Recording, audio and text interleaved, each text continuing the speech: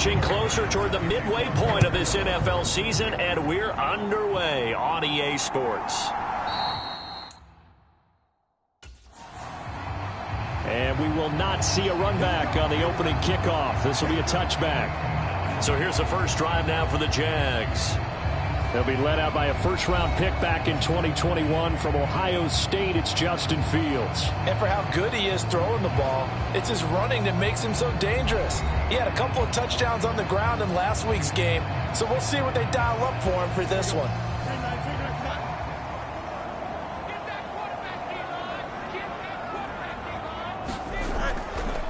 On the ground with Bigsby to start the drive. That one good for 10 yards. And it'll be second and very short.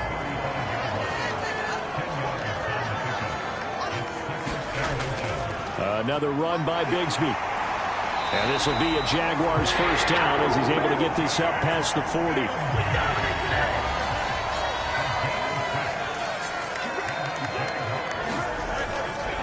First carry now for A.J. Dillon. Trying to find a lane, but instead he'll get back to the line of scrimmage and no more. Officially no gain on the play, and it's second down. And here, Charles, is a look at the inactive, some of the guys that are out today due to injury. Yeah, and this is where the preseason work comes into play for some of those backups. It's not just them getting some experience on the field, but preparing each week in practice as if they were going to play. And when you have guys like that on your team, you've got a chance for success when the injury bug hits. When this offense can get their tight ends involved, they can move the football. Here, a nice route, able to look it in, and picks up the first down.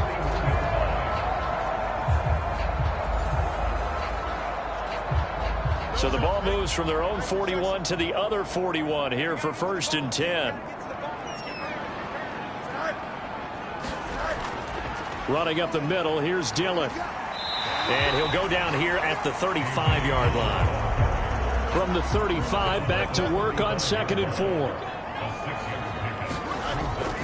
From the gun, Bigsby. And he'll work it inside the 30 to the 29-yard line.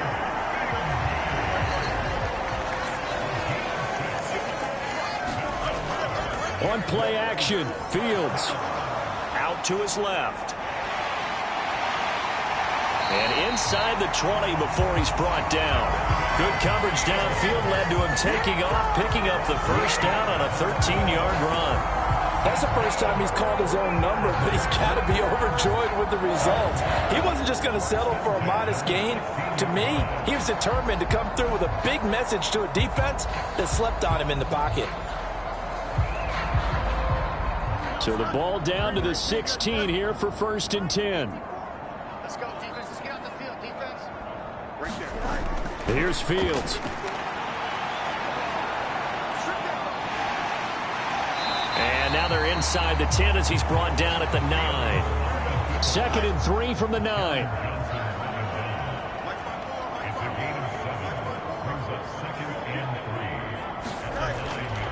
Up the middle they run. Here's Dillon. And the stop will come inside the 5 at the 4.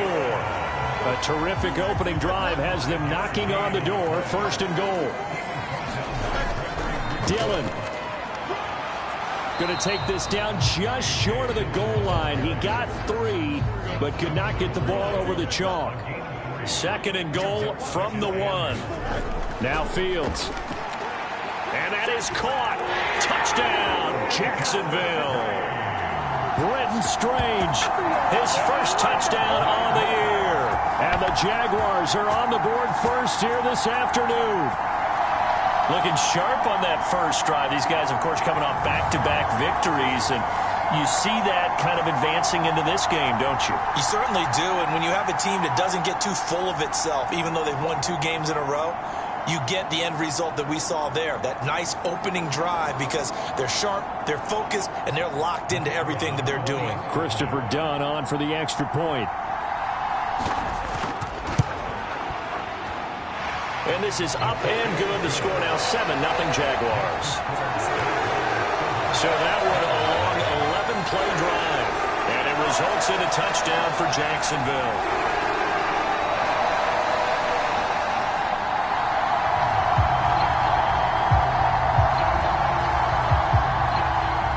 the Jaguar kick team now as they run up and send this one away.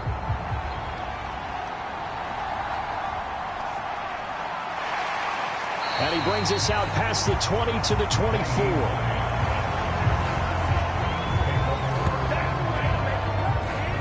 So here come the Bills on offense for the first time. And a glance here at the southpaw, who will be calling the plays under center. If you ask coaches at any level to design their ideal leader of a team, I think they're going to check every box with this guy. He's got the poise to handle responsibility. He stays calm under any kind of pressure. And he brings out the best of his teammates each and every week. They start the drive with Cook. And he gets this one just shy of the 40, down at the 39. 15 yards is the pickup there, and the drive starting very nicely. First down. Absolutely love the run right there. This guy's known for his quickness, but also for his speed, and he's able to get to the second level almost before you blink if you give him any type of blocking. Always talk about slot receivers, and they're usually known as quicker than fast. In this case, we've got a guy who's quick and fast, and he used it to great advantage.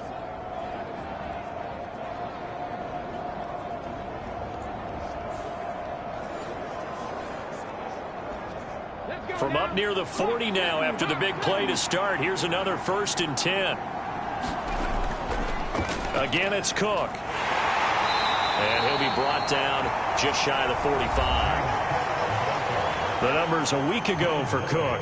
20 carries, 56 yards, and a touchdown. And he's been a touchdown machine for this season. He's #1 in the league in rushing touchdowns. So that has to help the entire offense as a whole. Play action passes, other people have a chance to touch the football because if you're a defense, you absolutely have to key on him. The quick throw knocked away. It's incomplete. Stephon Diggs, his intended receiver, and it's 3rd and 5. You look at this Jaguar defense. This unit coming into this one ranked number 20 against the pass in the NFL. And those are the kind of plays that this unit needs to make because they know that going against a team of this magnitude and the way that they're playing, they cannot afford to let them get on a roll early. Chip away at their timing. And he's going to get this down to the 35-yard line.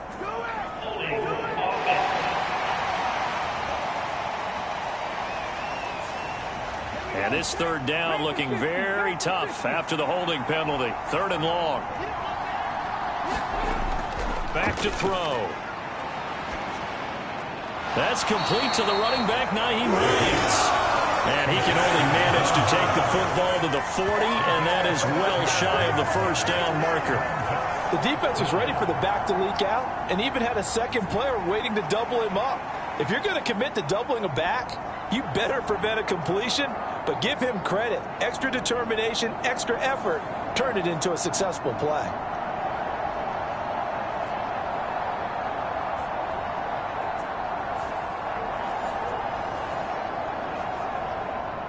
Here's Tyler Newsome now. They only punted twice in the win last week as he gets this one away. And that one hits at the 7, but bounds into the end zone, and that'll be a touchback. So time to see Jacksonville again on offense for the 2nd time here in this game. They've got the 7-0 lead. Now they've got the football back after their defense got the stop, CD. And you get the feeling if they could score here, they'd really have all the momentum on their side. And you just wonder right now, is the quarterback and the play caller totally in sync? Are they of one mind that, hey, what worked last time? Let's keep doing it until they stop us. Or do they go to a different section in the playbook, show them something different? Either way, they want a repeat of their first drive. They'll set up a screen for Dillon. And he'll go down at the 26 following a gain of 6. Here is 3rd down and 4. Back to throw. Fields. Able to find the open man. That's complete. And he's taken down, but able to slip across the 35. His first catch there, good for 10 yards and a 1st down. Someone sharp in this game. I mean, a touchdown pass on the first drive and comes right back, and he's flinging it around really well here. Really nice throw there to pick up the 1st down. You kind of just feel laser focus and confidence about him, and I think we saw that this week, didn't we? Talking to him and the coaches, they felt good about his performance coming up. Yeah, I was really impressed with that last practice we saw when they went through 2-minute drill, when they went through all the different situations. Ball hardly hit the ground, and I thought, Yeah, he might be locked in for this one. On first down, it's Fields.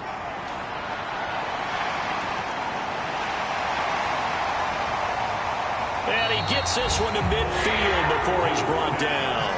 Opted to run for it. The decision a good one. Picking up the first, getting 14 yards on the scramble. He's been making himself a weapon as a runner, and the results, they've been welcomed by his offense. My question is about the defense we're watching right now, partner. Even after he got him with a scramble earlier this drive, they still aren't devoting enough attention to him. I would expect that after that carry, they'll do a much better job going forward, spying on him on passing downs. From the 50, here's Fields. And he's going to lose a yard or two, taken down behind the line. Grady Jarrett able to collapse the pocket, get to him, and drop him for a loss of a yard. Well, last game he had 2 sacks. Got another one here, picked up right where he left off. Brandon, he spent the entire offseason working on new moves, new techniques, trying to add to his arsenal of pass rush moves. Certainly paying dividends in what we've seen so far.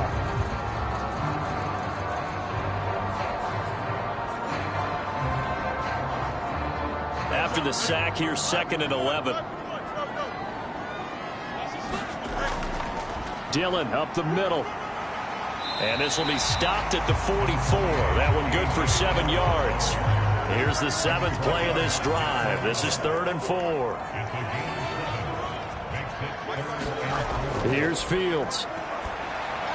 Work in the middle of the field, and he's got a man complete. And he's got a first down as a tackle made at the Bills' 30. A 3rd down conversion with a strong gain of 14. Well, as a coach, you absolutely love seeing your offense find their rhythm early, and that's exactly what we've seen so far. They had a touchdown on their opening drive, and now they connect here for another nice gain for a first down. This offense is moving the ball well, exactly as he drew it up in practice. So 1st and 10 now from the 30. Now a handoff to Bigsby, and he edges forward, but only gets a pair of yards out of it, and it's 2nd down. Well, this defense for the Bills, they were fantastic a week ago in that win over Houston. No matter what coverage was called, they were right in the hip pockets of the receivers all game long, step for step, running their routes with them. Turned out they were right there every time the ball was in the air, and they came away with 5 interceptions in that one. It'll be a gain of 5, but still about 3 yards shy of the first down marker, and now it's 3rd down. Coming up here looking for 3 yards to pick up the first. On 3rd down, here's Dillon. And he will have the first before he's brought down right on the chalk of the 20. A 3rd down gain of 3 yards, and that'll be enough.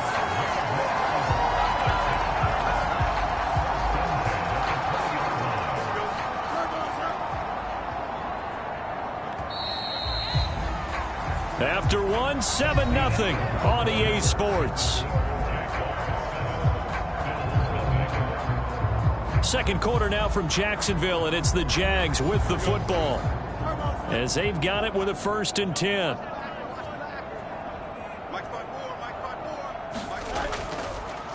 Here's a give to Bigsby. And just a couple yards there down to the 17. Here's a 2nd and 8.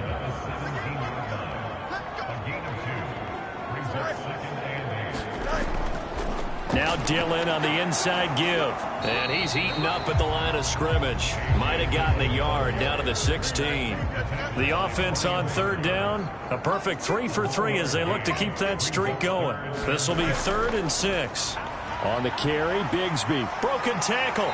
And he picks up the first as he's able to take it down to the 7-yard line. Got what they needed there. The drive continues with a 9-yard pickup. We use the word relentless a lot with guys who are aggressive on the field. In this case, it really fits, doesn't it? How about his ability to break tackles and his feet never stop moving?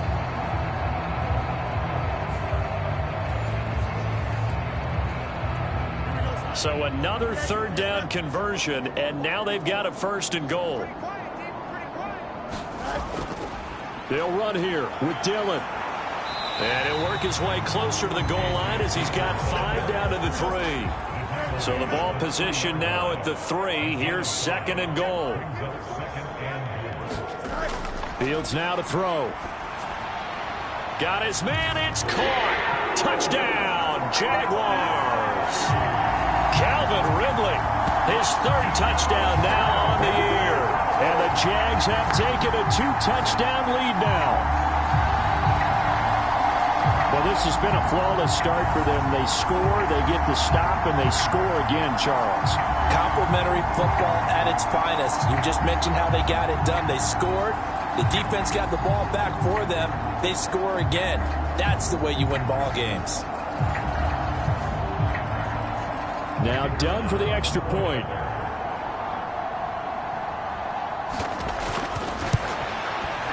And it's good to make it 14-0.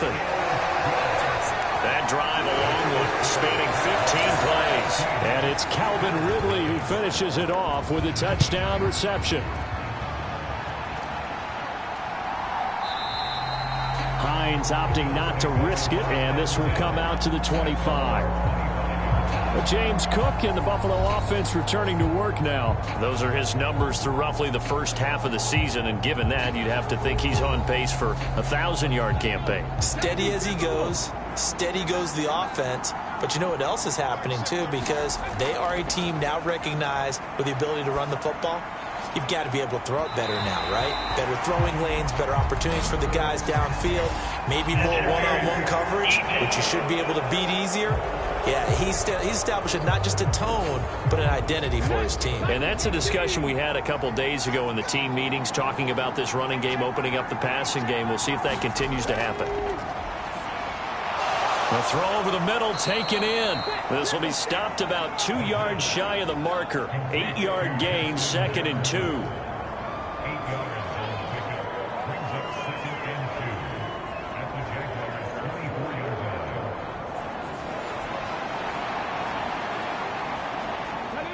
2 yards to go, 2nd down. Back to throw here.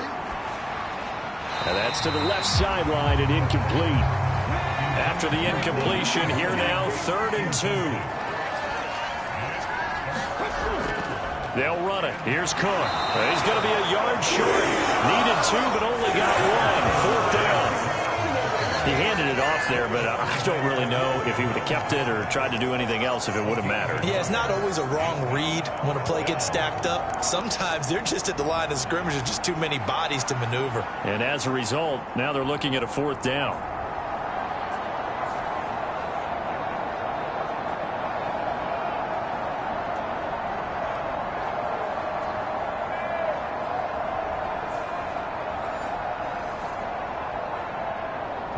So on 4th down, out is Tyler Bass in the Buffalo field goal unit. From the right hash, this from an even 40 yards out. The kick by Bass is good. And they will get themselves on the board here at 14-3.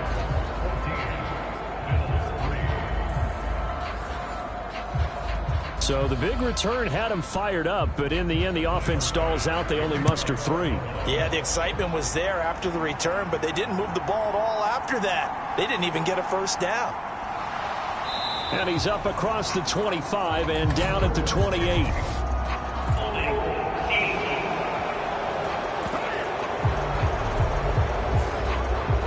Well, the holding penalty sets him back inside the 20 as they get going on this drive.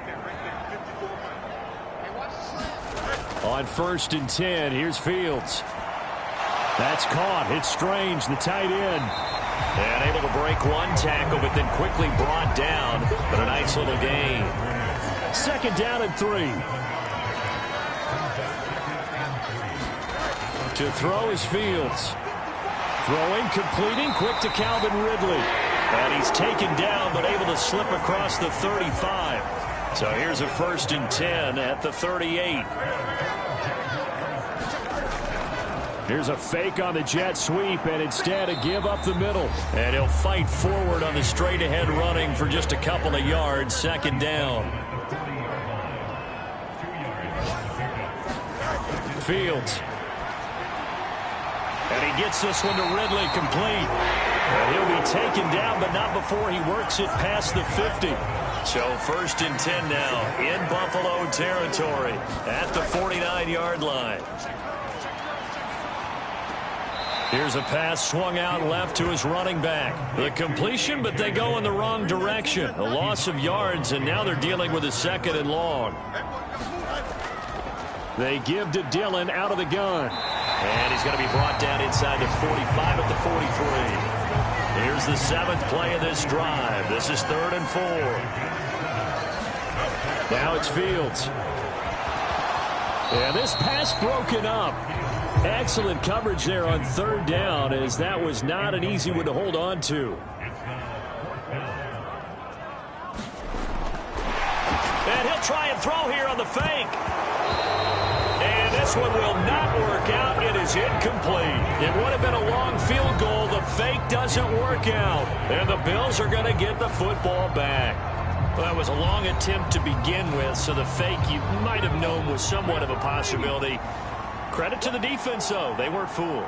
You're right, they weren't fooled. And they were in a position of having to play it both ways. Guard for the fake, but you still want to rush the kicker because it was a makeable kick. So they ended up getting the best out of the whole thing. Stuffed the fake, and they take over the ball. 2nd and 1. That's caught by his tight end, Dawson Knox. And he is tackled inside the 40, not quite to the 35. Back-to-back good plays have him on the move on 1st down. He'll look to throw. Going right back to Knox, and again a completion. And they're able to get this one past the 30 to the 25-yard line. 10 more for him on that one. He's been a busy man. It's a 1st down.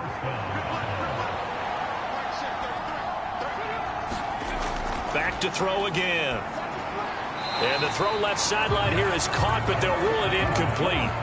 Couldn't keep his feet in. 2nd down. They'll look to throw again. Looking for the out route, and he's got more. And he's going to have another 1st down as the tackle's made at the Jaguars' 14. A nice pickup there of 11 yards, and it'll move the sticks. They'll stick with the passing game as he looks to throw. Works right side into the hands of the tight end, Knox. Only able to gain a couple there, and it'll be 2nd down. I know when you got a top tight end like this, you want to get him involved, but when you do, you're hoping for more than that. You certainly are. You've got to try and get him some space where he can make a play downfield, or at least an opportunity for some rack yardage, right? That run after catch.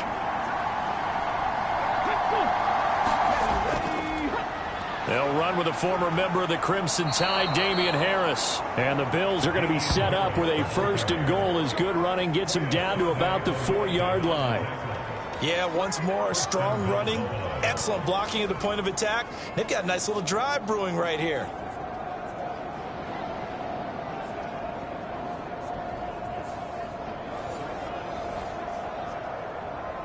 First and goal, and they got to be thinking a chance to get right back into this football game. Hines is in. Touchdown, Bills. A strong, determined run there, Charles, to get in for 6 points. This is why it's such a team game, isn't it? And I know that sounds really generic, and it sounds almost trite. But the blocks were made up front, offensive line, collective victory at the line of scrimmage and downfield. And how about the finish to the run all the way into the end zone?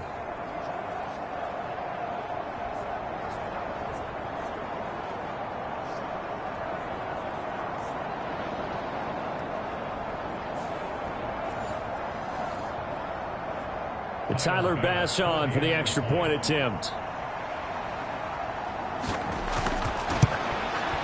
And he's got it. That cuts the lead. It's now 14-10.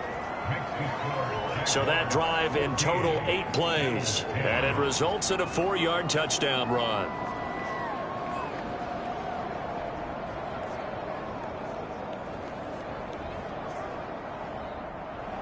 After the touchdown, Bass to kick it away.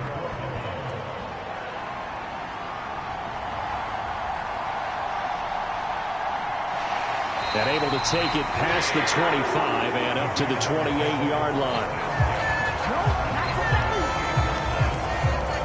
Here's A.J. Dillon, such a powerful runner, ready to lead this offense again on this next series. He's over 40 yards here in the second quarter. Been nice and effective for them, hasn't he? He has definitely been dependable, and really shouldn't underestimate what he's getting done here, because anytime you're on a pace that's going to approach 100 yards, you've really done some damage in an NFL game. And now he's looking just to add to his total. Fields hit and the ball is loose. Now this is picked up by the Bills.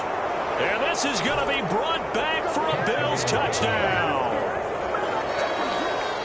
Huge play by the defense, not only to force the fumble, obviously, but to return it for a touchdown. And I know it's no fun for anyone who plays offense, but isn't it fun to see how a defense rallies when there's a fumble return and everyone tries to find someone to block and bring it all the way home? I always like their celebrations because they don't get there that often. No, they're not choreographed very well usually.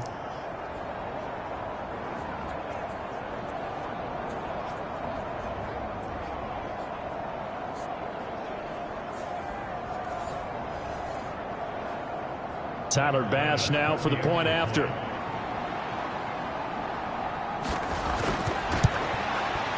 It's good, and they'll take a 17-14 lead. The scoop and score, always an exciting play in football, and we witnessed it there, grabbing it off the ground and then rumbling it into the end zone for 6. And you can bet they're preaching two hands on the ball here as the kicks away following that fumble return. And he returns this to the 22.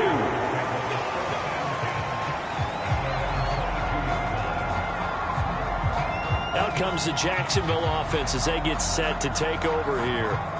And let's just say they're going to be looking to start over on this drive. A few moments ago, they were in the exact situation, but their first play led to a fumble that was returned for 6. Yeah, you definitely have to have a short memory to play in the NFL. You got to remember what you did wrong so you don't repeat it, but you can't dwell on it because then you will repeat it, and that's what you don't want to do. And this turns into a nice gain with a slide at the end. Second quarter action with 1:59 remaining. From the 34 now, here's 1st and 10. Looking to throw. Fields. A quick throw there going to be batted away and incomplete. Now a 2nd and 10. Throwing again. Fields. A short throw there to Strange. They get 6. That'll leave them with 3rd and 4. Now the Jags are moving quickly in the hurry-up. From the gun on 3rd down, Fields. He's going to get that to his running back out of the backfield. And he will have a Jaguars first down as they're able to get the 3rd down conversion. Now a stoppage here as we've got a Bill shaken up on the play. Well, hopefully, obviously nothing serious here. Medical staff, though, going to take a peek, and we'll take a break. 2 first downs have them up near midfield now on 1st and 10. Fields throwing again. And he can't get rid of it. He's taken down. Fields going to hurry his guys to the line. After the sack on 1st down, Fields, he dumps this off to Dillon underneath. They'll get to the line here, but remember, it's also 3rd down. Back to throw. Fields. And he's going to have to eat this one as down he goes. Now the Bills will use the 2nd of their timeouts, as the stoppage will come with a little under a minute to go in this first half. On 4th down, J.K. Scott ready to punt it away. He was only asked to punt once in the victory last week as he sends this one away.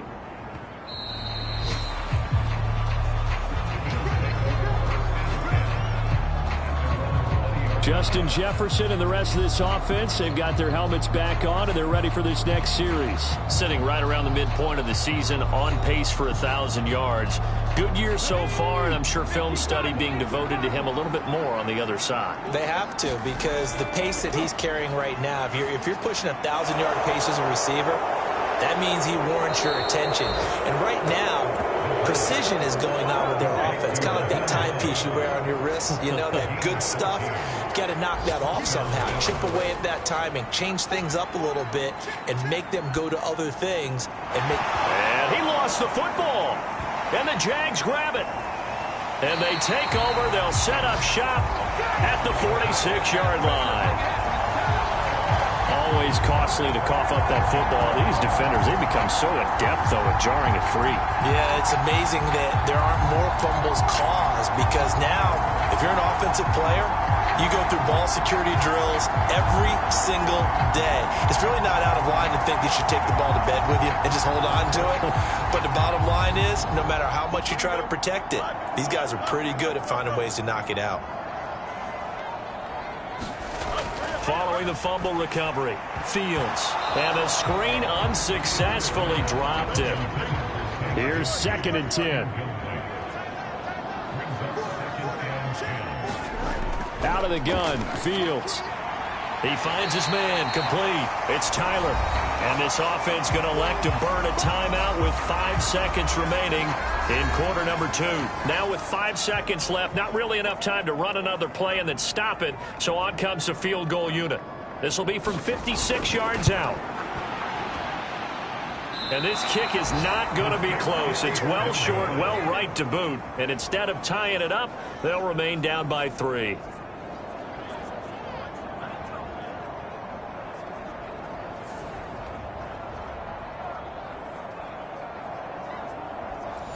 And anytime you see a kicker trot out to try one from 56 yards, you know everything's got to come off perfectly for it to have a chance. If the laces aren't quite right, if he doesn't hit the fat part of the ball just right, it's unlikely to go through, and that one winds up no good. And this a leaping effort, but it's knocked away and incomplete. So we've hit halftime, just a field goal separating these two teams at the break. As we send you a couple hours south of here to Orlando, that's where we check in with a coach at our EA Sports Halftime Report. All right, Brandon, thanks very much. Hi again, everybody. Let's get you caught up with what's going on around the league here in the unofficial midway point, Week 8 of the NFL season. We'll begin out in the windy city of Chicago, and it's the Bears who have the lead. Lamar Jackson has a touchdown pass. From there, let's stay in the Midwest and head down to Kansas City to check on the Chiefs at Arrowhead. And they've got the lead in that one over the visiting Atlanta Falcons. Patrick Mahomes, 4 touchdown passes. Lastly, let's head up to the Twin Cities to check in on the Vikings at home in Minneapolis. And at halftime, they trail the visiting Titans in that ball game. Trevor Lawrence with a couple of touchdown passes there.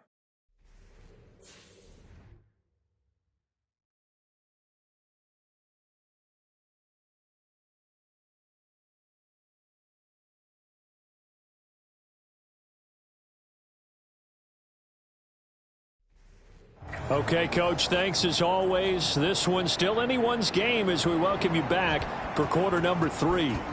A field goal the difference. 17-14 is the score. Back underway here now in this third quarter. And not willing to risk another fumble. He'll sit on this one. It's a touchback. So here are the Bills to take over. They're working on a 4-game winning streak, and they lead this one as well right now as they start 1st and 10.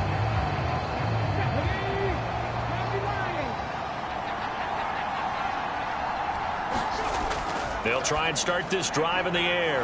Throw left side, taken in by Jefferson. And he's going to be dropped following a pickup of 7 past the 30 to the 32.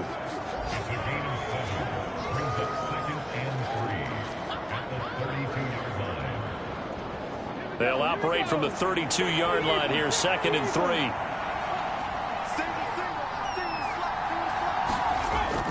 They'll set up to throw. That's caught by Gabriel Davis. And he will lose yardage here to the 31-yard line. It'll be a loss of a yard, and that's going to lead to a 3rd and 4 coming up. Well, if you're going to turn things around in a game like this, Charles, those are the kind of plays that you need. And I just love the way that defense rallied to the football on that one. They got the completion, but he was smothered behind the line of scrimmage. And when you make tackles like that, your whole defense is going to be fired up. Really nice play getting to the ball. This now a 3rd and 4. Now back to throw. That is caught. And they get him down, but not before he takes it across the 40-yard line. 11 yards and a Buffalo 1st down. I don't care how many times we see it. I still get a kick out of watching quarterbacks and receivers do the pass tree in pregame warm-up. But I always remember that when we go to practices, We see that after practices as well. They really tune it up, don't they? They tune it up. They know why they do it for these situations. First down. And they build that trust, and that's why they're able to find him in this type of a situation. Again, he'll drop to throw. Another one on this play for Justin Jefferson. And he'll work it across midfield inside the 45. Back-to-back receptions for him, and it's another first down. That's the third time on this drive that these two have connected with each other. They've got a real rapport going, and right now it's paying off with big chunks of yardage, as shown by that last play.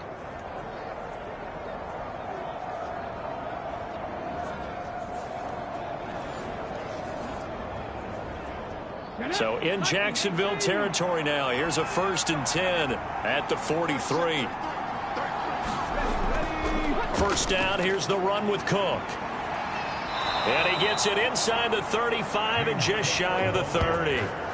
11 more yards that go around, a first down as well. Seemed like a couple sets of eyes were on the quarterback, so he decided, hey, I'm going to hand this off. Got a good gain out of it. And you know you need good blocking up front in order to gain yardage. But every one of these RPOs, if you do it right and they look the same, whether it's handed off inside or the quarterback keeps it, that allows you to fool the defense so often. And in this case, fooled them with the inside run. From the 32 now, here's 1st and 10. Looking to throw. Complete. Jefferson to target. Short completion, just 4 yards, and that'll make it second down. Timing is so important on a route like this because he's going to line up out right, then cut straight across the field. I think the ball might have come out a count or two too late because by the time he was able to secure it, not much of a chance to turn it upfield. Ball on the 28-yard line. Here's the 2nd down and 6. He'll look to throw. That one sailed a bit, but the catch is still made. 7 catches for him now, and this last one, a first down. I can't help but chuckle a little bit because at this point, it can't be a surprise to anyone in the building who's going to get the ball. They just keep feeding him over and over, and he just keeps on delivering.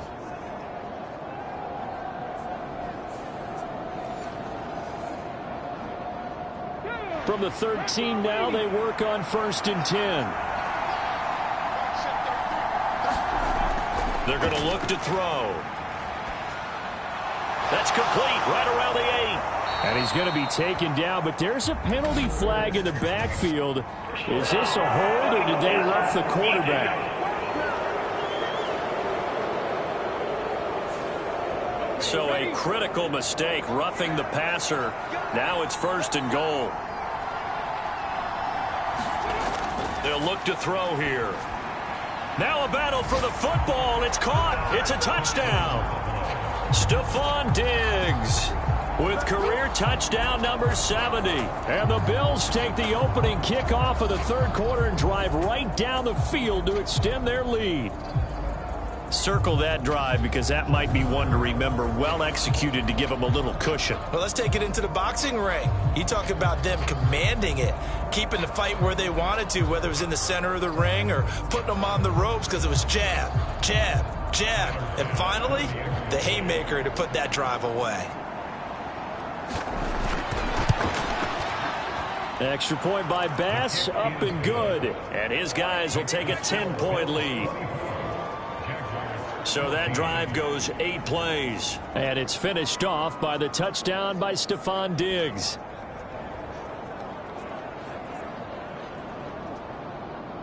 After the touchdown, Bass to kick it away. From a yard or two deep, here comes a return. And he'll be dropped at the 21-yard line. So bringing it out of the end zone proves not a good decision. Loses him about 4 yards. Here comes the Jags offense now. Time for their first possession of half number 2. And their deficit a little wider than it was at halftime. Does that touchdown a minute ago change the thinking here at all? I think it does, at least a little bit, because now urgency has to start setting in. You can't go out there and go 3 and out and run the risk of falling behind substantially, but you have to do it without pressing, because pressing, that'll lead you into bigger errors. On 2nd down, another run for Dillon. And he'll go down right at the 30-yard line. 53 yards rushing for him now to this point. Well, if you like the guys who run the ball, you're enjoying watching this. But the other guys, especially the defense coordinator, trying to figure out an answer on how to slow down the running game, I think maybe start... Oh, he tried to fit it in on the slant, and it's intercepted. Tre'Davious White with a pick. If you combine last week and this week, he's got a hat trick going because he had 2 interceptions a week ago. He's seeing the ball so well and understanding where receivers are and positioning. I mean, just watching him work with such great technique and paying it off by actually catching the ball when he has a chance, he's helping his team in a huge way. So here's a 1st and 10 at the 38. They run with Hines. And they'll get him down after a pickup of 8, 2nd and 2. Now that's the way you want to start a drive. Talk about a tone setter as well as a playbook opener. Now if you want to take a big shot over the top, you're all positioned to do so. The play-action fake. They'll look to throw. And Diggs has it. And he's down into the red zone at the 15 after a gain of 15. 1st and 10. And now we get into the psychology of the whole thing, because a lot of teams with a 2-score lead in the 3rd quarter, they almost become defensive with their offense, just playing not to lose. I think with this team, you got to figure at this point, this is a great spot for them to go into attack mode, really try and put the hammer down and finish this one off. Back-to-back good plays have them on the move on 1st down. Here's Hines. And stopped a few yards shy of the goal line at the 3. 12 more yards there and another 1st down. I don't know what this says about me, but I love successful runs up the middle when the blocking is so well executed like that. And it doesn't matter whether it's zone blocking, whether it's a power scheme. When you have a blocker on a defender and then the running back can read it, find the proper hole, and just go, it's sometimes a thing of beauty.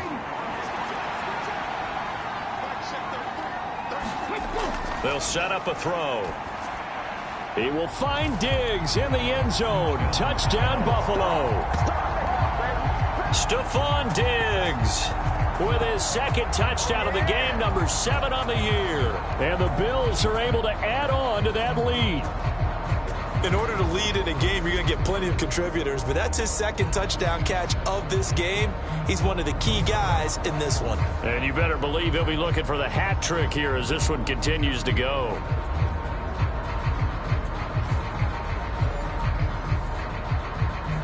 Here's Bass now for the extra point.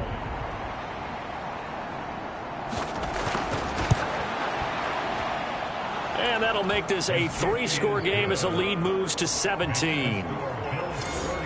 So that drive, 4 plays. And it's finished off by the touchdown by Stephon Diggs. After the touchdown, Bass to kick it away.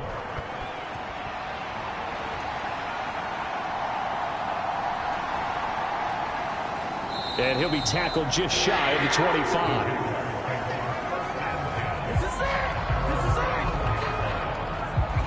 And out now comes Jacksonville as they get ready to go. I kind of feel like they've reached a do-or-die point in this game, Charles. If they're going to try to pull off an impressive comeback, it has to start right here, right now. Yeah, now they've got a final chance to get out of this situation, but they also understand they've got to move the ball and move it fast. In addition, they need to save as much time so they can get 2 more possessions. From the 33, here's 2nd and a yard. Running left is Dillon. They'll get 3 as the drive continues. It's a 1st down.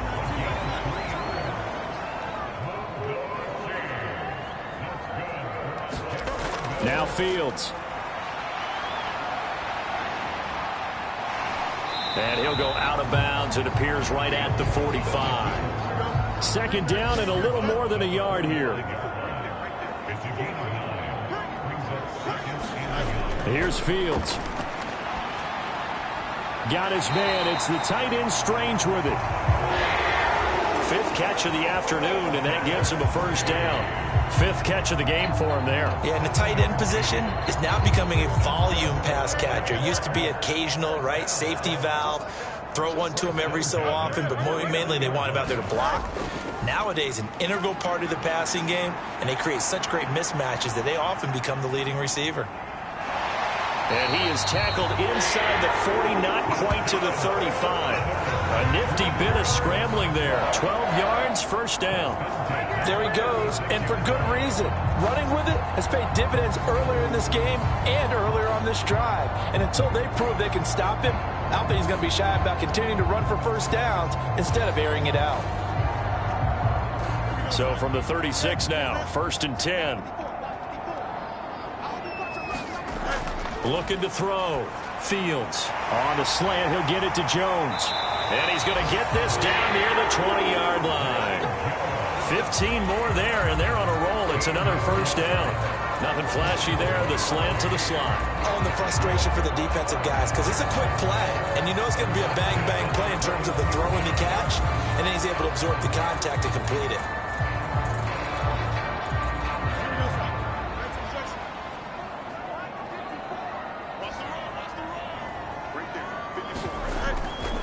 First and 10, it's Bigsby. And this will be a gain of 6 when it's all said and done. Down to the 15 from the 21. This second and 4. Draw play, Dillon. And this play gets blown up. They'll lose yardage. Back at the 17.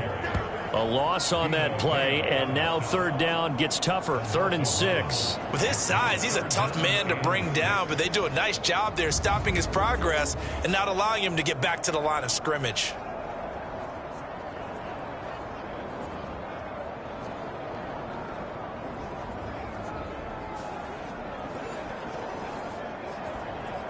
They'll be in search of 6 yards here on third down. This is now the 9th play of the drive.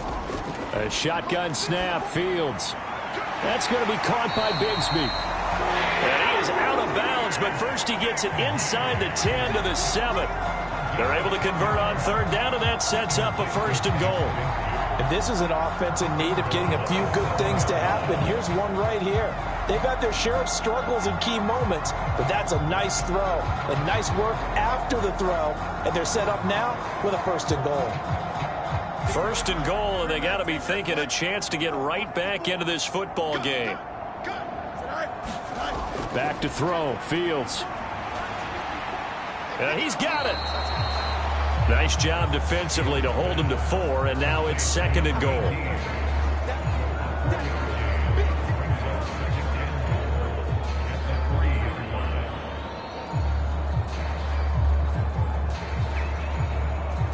Alone to the right is Jones. Here's Fields now on second down. And that is caught. Touchdown, Jacksonville. Zay Jones from 3 yards out. And the Jaguars are able to cut into this deficit here in the final minute of the third. And all about timing there on that short slant, Charles. Exactly right. That was timed up so well. The route, the throw, touchdown.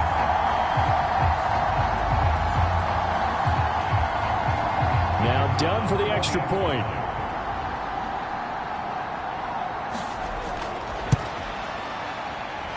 And the lead is trimmed down to 10. A pretty long drive that time. 11 plays all told. And it culminates in a Jags touchdown. So the lead back down to 10 as things get a little more interesting, and the kick is away. And not willing to risk another fumble. He'll sit on this one. It's a touchback. Here's the Buffalo offense now as they get set to take over here.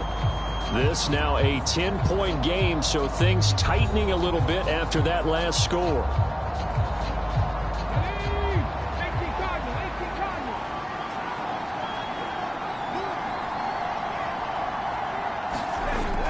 Here's Cook as they begin on the ground. Knifes his way forward here, but just 3 yards on the play. Second down.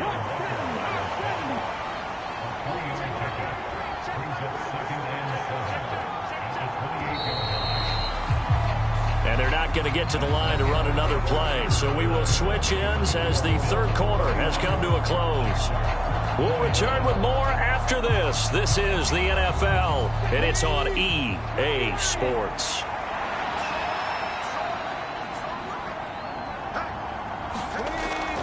This is Hines. And he'll push his way forward to about the 32. This offense so far on third down, just 1 for 3 thus far. This time it's 3rd and 3. They'll try the middle with Cook.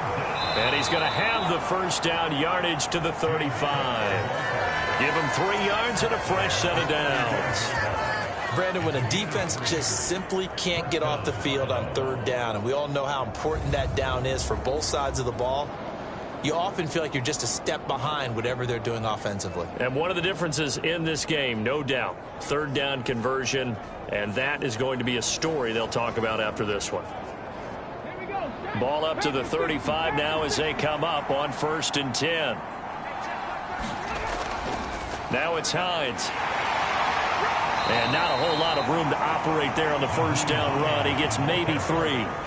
They'll come up 2nd and 7. Now they'll switch it up here and look to throw. And Davis has it over the middle.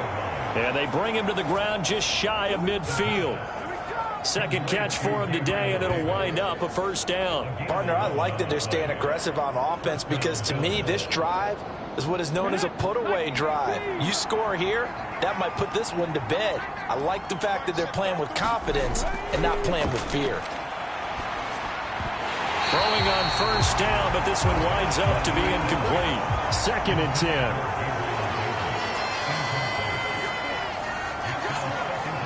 Diggs in motion left. Back to the ground, Cook. And he's going to take this across midfield into Jacksonville territory. So it's 3rd and 6, and this will be the 8th play of the drive. He'll drop to throw. And the Jags get to him as down he goes. Josh Allen in there to get him, and that is sack number 6 now for him on the year. And, partner, it's safe to say that the secondary really contributed to that sack. Yeah, nickel set, 5 defensive backs. They covered everything, nowhere to go with the football. But my question is, why didn't he throw it away?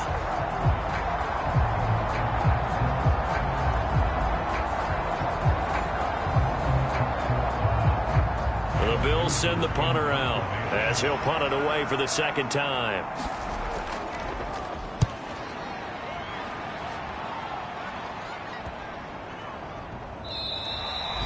And that'll hit at the 5 and go into the end zone for a touchback. Out comes the Jacksonville offense as they get set to take over here. Well, still a long way to go, but trending upward. They scored the last time out, you remember. Then their defense forced the punt. Now they try to inch closer, but still ultimately down 2 scores in the final quarter.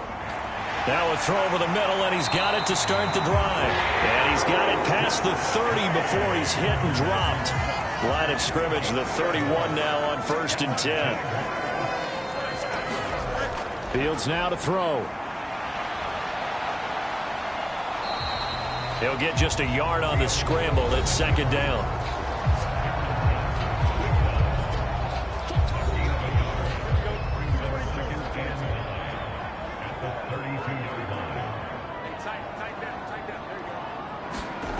Here's Fields. And getting this just shy of midfield. They'll spot it at the 49. 5th catch of the afternoon, and that gives him a first down. This possession means so much for them. They've got to focus on this drive and find a way to make this a one-possession game. Yes. Got to get a score. Yeah, so good with a field goal. Don't necessarily need a touchdown.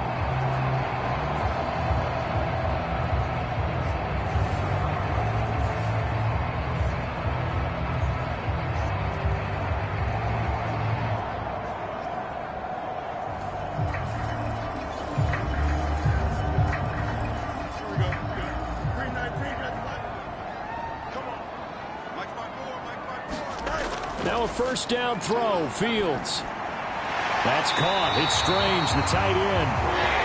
And he is tackled inside the 40, not quite to the 35. A good gain again. That's now 31 yards combined on those last two plays. You cannot write these guys off just yet, not with a quarterback like that under center. You mean it actually crossed your mind with him running the team that you could actually maybe write this game off?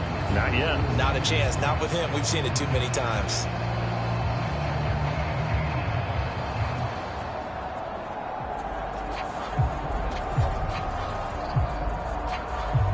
So 1st and 10 now in Buffalo territory at the 37-yard line.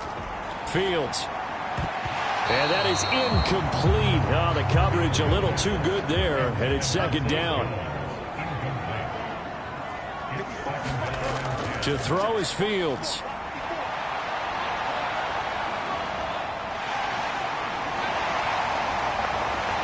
And he's got a 1st down as a tackle made at the Bills' 14. 23 yards on the tuck and run. So there you go. Save your best scramble of the day for a big-time situation in the 4th quarter, picking up the 1st. You don't want to use it up early, right? You want to make sure you save it for that exact moment, that key time. And that's what he did, although you and I both know it wasn't planned that way. But what a nice job using his eyes, scanning the field, and realizing when it was time to exit the pocket and go. Here's a 1st and 10 at the 14-yard line. Back to throw. Fields throws a quick hitter on the slant. That's complete. And the Jags are looking at 1st and goal as he's tackled all the way down at the 2-yard line. Well, every drive from here out is definitely crucial and critical. They know that they need to get at least 3 here to get it back to a one-score game. But I can't imagine that in their huddle that they're thinking at all about getting a field goal. And he will get this into the end zone for a Jaguar touchdown. Stephen Carter, his 2nd rushing touchdown on the year. And the Jaguars have made it a one-score game again here in the 4th. And, boy, that was a heavy set. I think they had 3 tight ends out there. The fullback, you knew what they were going to do. Yeah, they weren't trying to fool anybody at all, were they? There was none of this show-you heavy set, bootleg it out. Nah. Big guys up front, hand it to the big guy in the backfield. Now done for the extra point.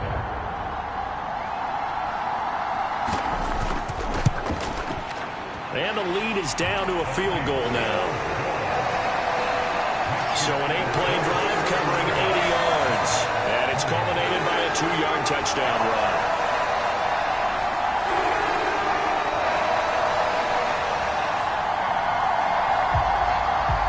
The kickoff unit is out on the field, and they will send this one away.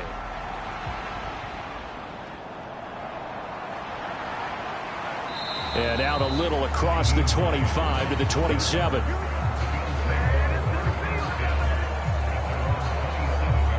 And here come the Bills.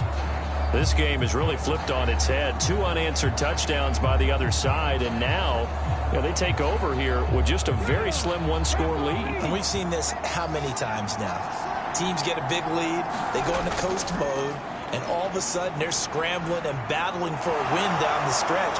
They've got to put something together right here, otherwise they're in danger of doing the old snatching defeat from the jaws of victory. A good pickup there at 22.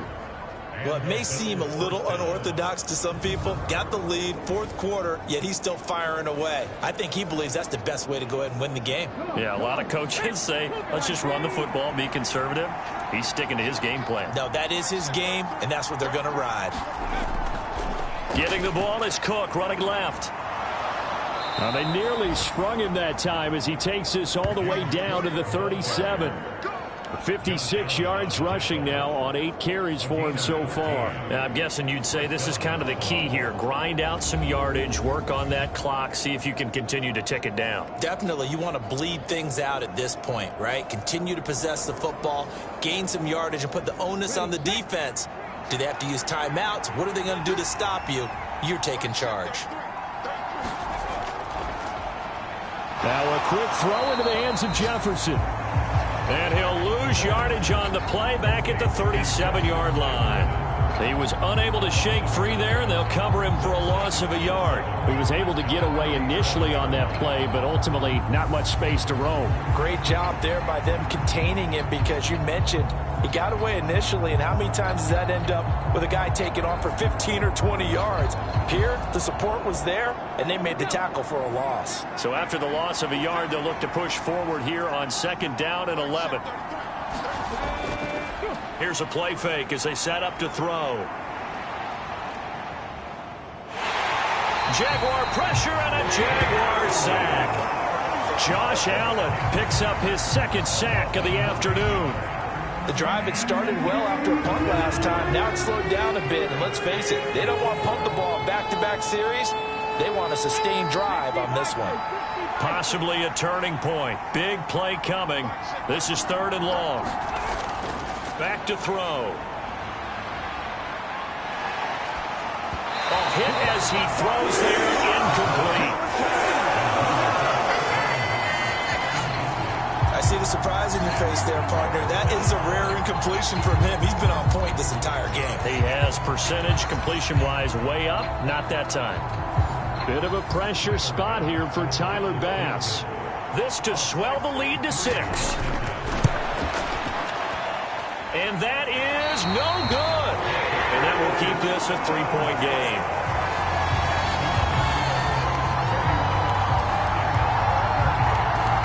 The Jaguars getting set to go. Well, they didn't fall behind any further thanks to that missed field goal, but still staring at this 4th quarter deficit. Maybe an important 4th quarter miss as this stays a 3-point game. Yeah, now overtime is very much in the equation here. Just what you mentioned, a 3-point game. They get a drive, put it through the post. We could have some free football, couldn't we? So they'll come up 1st and 10 now from the 33. Now it's Fields. A short throw there to Strange. Give him a gain of 5 on the completion, and that will bring up 2nd down.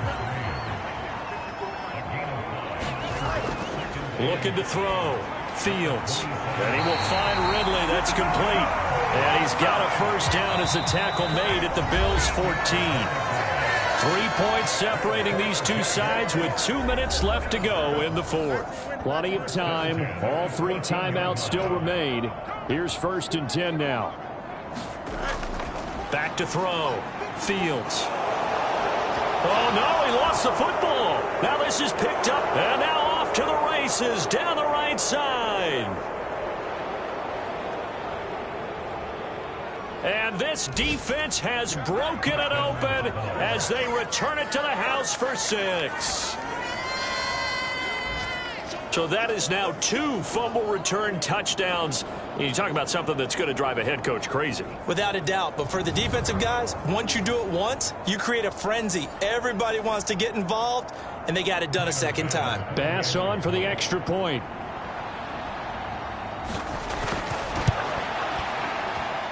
And he's been a busy man, 5 for 5 now as he knocks another one through to extend the lead. So not only the cough up, but then the pickup on the other side, the scoop, and the score the other way, the fumble return for a touchdown. So here's the kickoff now as they'll get it again following that fumble return for a score. No run back here, down to a knee, and this drive will start at the 25. So now the Jags down by 10, a minute 46 to go. They've won 3 in a row, but they've got work to do if they want to get a 4th in a row as they come up on 1st down. Back to throw, Fields. He finds his man, complete. It's Tyler. And he's going to get a good gain of 9 here up to the 34. All eyes on Fields. And time finally runs out. He can't get rid of the football, and he's taken down. The Jaguars going to go ahead and use their first timeout as they'll talk it over here before what will be an important 3rd down. And this is intercepted, and that should do it. With the points that we've seen scored, neither defense has been at their best, but these guys have been a little bit better, Charles, and a nice interception there. Yeah, you're right about that, Brandon. Let's face it. It's not always how you start, it's how you finish, right? So maybe you have a rough game all the way along, but if you make a big play like that at the right time, it can make everything turn out just okay. We've got to have two hands on the football here as they run on first down. Now the Jags will use the second of their timeouts as the clock will stop with just 70 seconds left to go in the game. Now a 2nd and 6. Back to the ground, this time Cook. And a 5-yard gain gets him to the 42. The Jaguars now will use the last of their timeouts. It'll be their 3rd and final timeout, so as they talk things over, we'll step aside. On play action, they'll throw. It's incomplete. Took a shot, couldn't connect. And with things looking pretty good on the scoreboard, they're going to keep the offense out there and go for it here on 4th. They'll run for it. Cook. And he will have a Bills first down, and that should be that.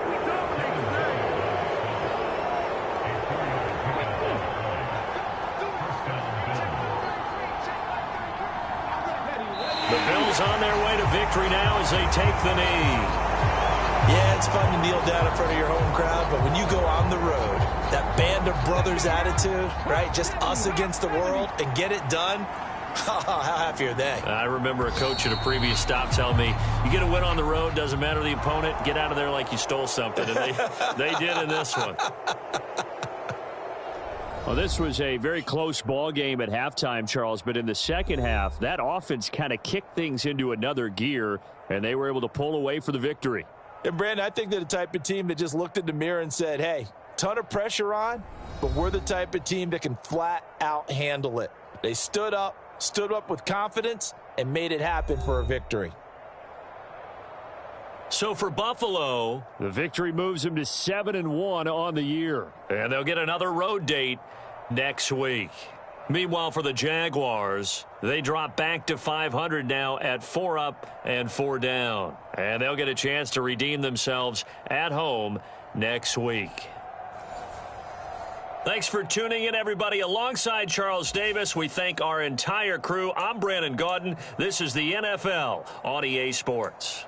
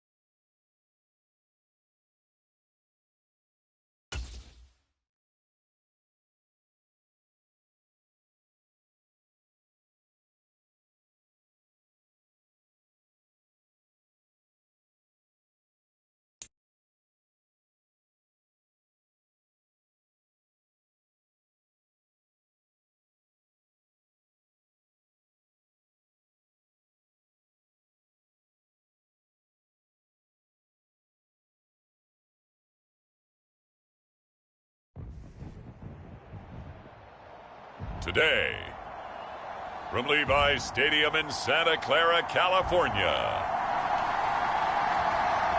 it's Week 8 of the NFL on EA Sports.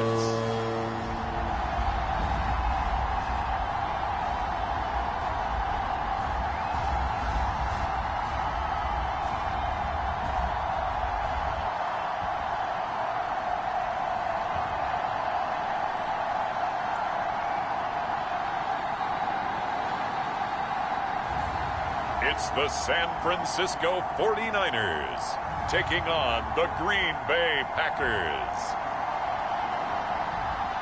Well, the onset of fall weather, certainly a welcome occurrence for folks in Silicon Valley, and we've got football on a gorgeous day here in Santa Clara as we are situated at Levi's Stadium.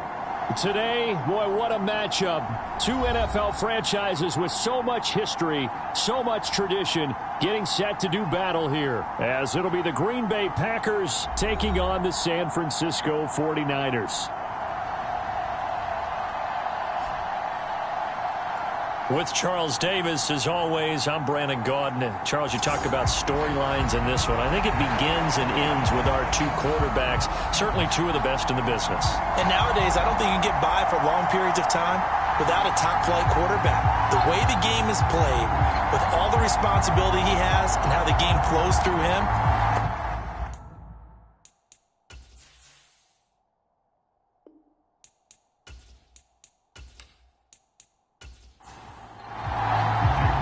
Lurching closer toward the midway point of this NFL season, and we're underway on EA Sports. And this will go as a touchback, and they will begin things at the 25. So here comes the Packers offense now onto the field. And at quarterback from the University of Oregon, it's Justin Herbert. would you say that last week's performance by him, workmanlike in terms of numbers? One touchdown, one pick, but obviously a loss. Yeah, and that's the bottom line for him. All he cares about is how do we find a way to win the game. Maybe leans on a few other parts of the offense, and hopefully springs a receiver or two free.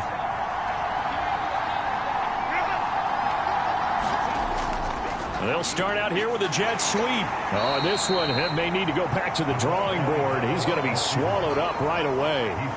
4 yards the result on the first play from scrimmage. Second down. You look at this Niner defense. They were terrific a week ago in the win over the Lions. And the big difference in the game,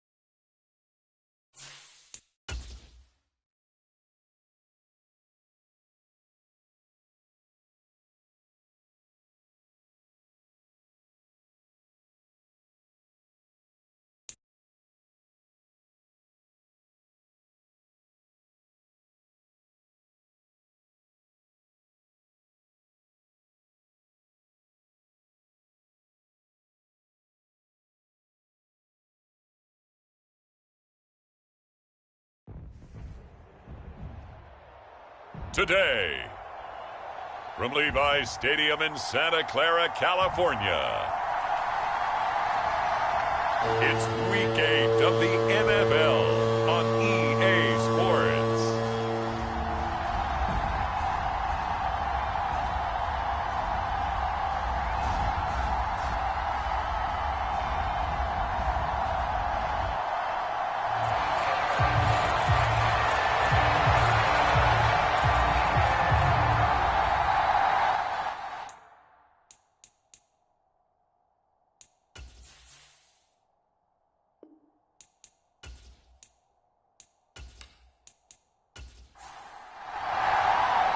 Lurching closer toward the midway point of this NFL season, and we're underway on EA Sports. And look at this. Right away, a loose football. And now this... And he will bring this one back. It's a fumble return for the 49er touchdown. Well, how's that for an early storyline? Some people are asking the ushers where their seat is, and boom, we've got a score on the board, a fumble return on the opening kickoff. And this is where all the tailgating groups are looking at each other saying, maybe we need to get to the stadium just a little bit earlier next time. But, man, those bratwursts, they're good, Charles. They're good.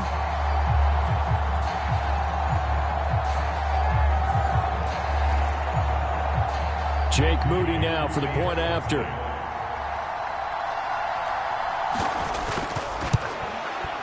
And the 49ers grab a 7-0 lead. The scoop and score, always an exciting play in football, and we witnessed it there, grabbing it off the ground and then rumbling it into the end zone for 6. And you can bet they're preaching two hands on the ball here as the kick's away following that fumble return. From a couple yards deep, he'll bring it out of the end zone. And he's able to get this across the 20, but not by much, as he's marked down officially at the 21. So here comes the Packers offense now onto the field. And at quarterback from the University of Oregon, it's Justin Herbert. It hasn't taken Herbert long to earn this status as one of the league's best and most entertaining passers. He's locked and loaded on every snap, and the second he sees an opening, the ball's soaring downfield. You've got to be on your A game at all times against him. The second you slip up, he's liable to burn you. Now the man from UTEP, this is Aaron Jones. And they'll get to him quickly here as he'll get a yard, just a yard to the 22. The numbers on the ground for Jones last week. 14 carries, 62 yards. Sitting 10th in the league in rushing isn't bad, but it's also not as high as where he knows he should be with how talented he is. There's definitely another gear there, and hopefully their game plan gives him an opportunity to hit it and put together one of his best performances of the season. And that is incomplete. A lot of force bearing down on him there. He could not hang on. It's third down. You look at this Niner defense. It's quite a unit. Number 1 in the NFL against the pass. And since this is such a good unit at covering passes downfield, I think that last play is typical of what we might see. A lot of short passes, see if they can generate some run after the catch, but nothing doing on that one. That's taken in by Watson. And they're able to get this one across the 35. Catch number 40 for him on the year. It's a first down. That's a play that may get lost in the grand scheme of things, but one thing's for sure. You certainly don't want to go 3 and out to start the game. So that's a nice job of finding the right play call and coming up with a first down.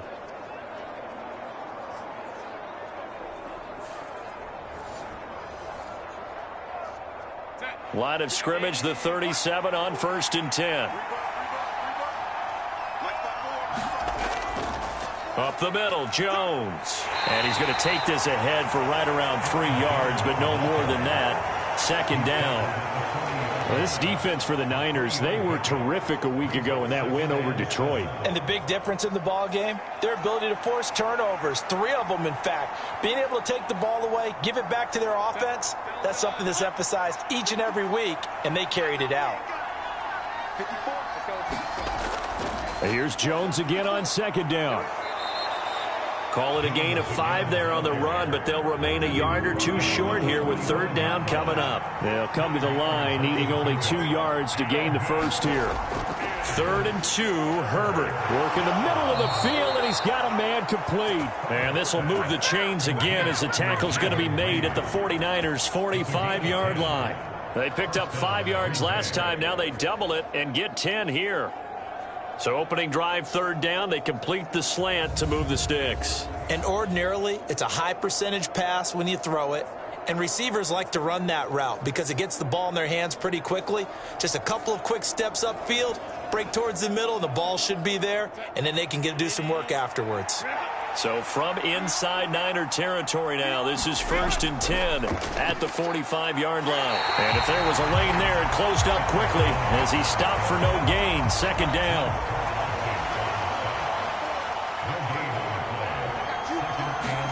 Here's Herbert. And to the left side here, Wilson. And he'll go out of bounds after taking it a little further down inside the 40. That's good. The completion there for 7 yards. And now we've got a 3rd and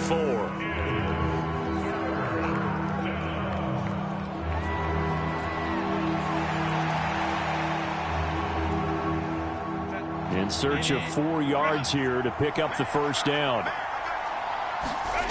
Here's Herbert. He's got his target. That's complete. And this will move the chains again as the tackle's going to be made at the 49ers' 28. Back-to-back receptions for him, and it's another 1st down. Solid opening drive so far, Charles. They've moved this football into field goal range, but you know that they want to cap this off with 6 and not 3. Absolutely. As one of the better coaches in the league always tells me, on offense, I want to throw body blows all game long and finish it with uppercuts. Well, here are the body blows right now. He's hoping in one uppercut will take care of the end of this drive. And he works his way forward to pick up 4 yards there. 2nd down.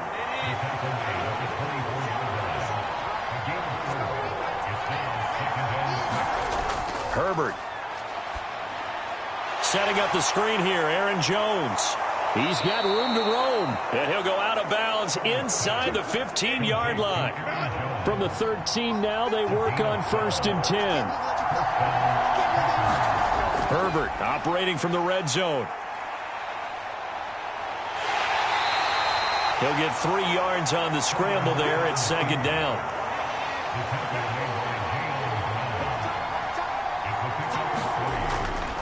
An inside give to Jones. And a short pickup there down to about the 9. Now they'll work with 4 receivers here on 3rd and 6. From the shotgun, here's Herbert. And he's going to be taken down, sacked back around the 18-yard line. That's George Karlaftis, who fought his way through the line to bury him. Well, it's about how teams are so competitively matched, and you just want to make those plays that give you an advantage. How about right here? The difference between letting them score a touchdown versus holding them to a field goal, that's absolutely huge with the play he just made. And you know he hated taking the loss there on 3rd down.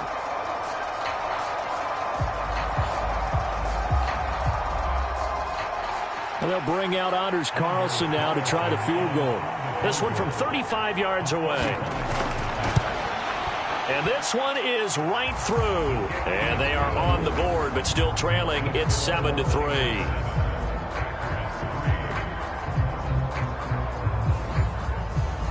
So both teams come away with points on their opening drives. Now they still trail. They answered the touchdown with a field goal, but at least able to break that goose egg here early.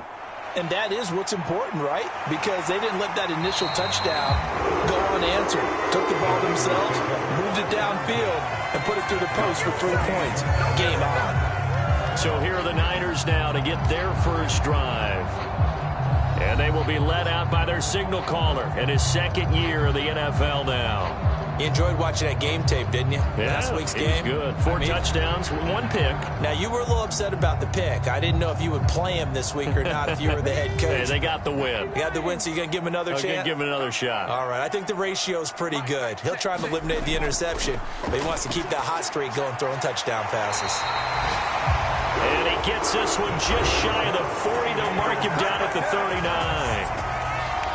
There are the numbers for Samuel from that game last week. 5 catches, 77 yards. And the competition gets a little bit tougher here because he's got to go against the #1 ranked defense in the NFL against the pass, the latest incarnation of the no-fly zone. And now a throw on first down there, but it's incomplete. After the incomplete pass, here now is 2nd and 10. Back to throw here. That's complete. It's Brandon Ayuk. They get 7 out of that, so they're left with a 3rd and 3. I think defensively you're okay with that. Here in the first quarter, he's going to get some catches, but they rallied to him quickly. And that's what you count on, and I like what you just said. First quarter, can you do it all game long? They catch it, you tackle them, they go down on the spot. Because when you're able to do that and you don't give up big chunks of yardage after the catch, now you put the offense in a position where every series they have to work hard to pick up first downs, and you tend to stall them out when you do that. And he'll slide down to avoid the tackle. Give him 10 that time, escaping the danger, running with it, and picking up a first down. Certainly not a positive sign if you're the D coordinator and you see your guys give up that space so early in the game. 3rd down, that's when the clamps are supposed to come out, but his ability to create things with his legs makes things difficult.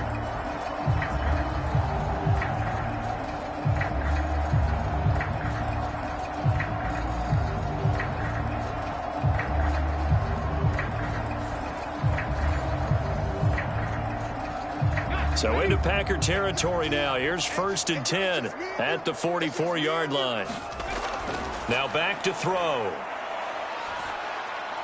Got a man. That's Ayuk. And he's going to get this inside the 30. Another big hitter there. This one good for 18.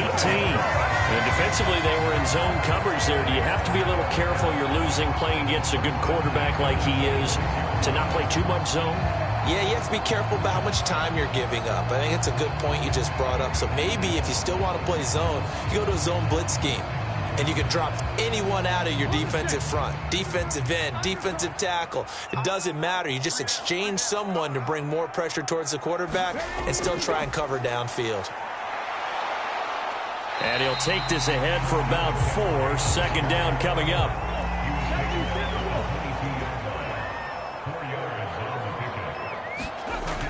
They stay on the ground. McCaffrey again. And he's taken down after a gain of 3 as they move it from the 22 to the 19. The 8th play of the drive coming up. It's 3rd and 3. They'll try and pick it up with McCaffrey. And he'll be tackled about 2 yards shy of the line to gain. A 1-yard pickup leads to 4th down. Ladies and gentlemen, that is a force of nature at the defensive tackle position. Yes, he's as big as they come, but still plenty agile. He's able to make a nice play there to swallow up the ball carrier.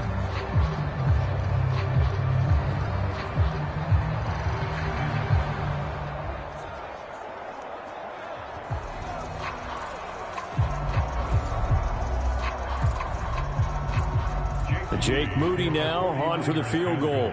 From the right hash, it's a 35-yard attempt. And his kick is good. And they push the lead up to a touchdown now at 10-3.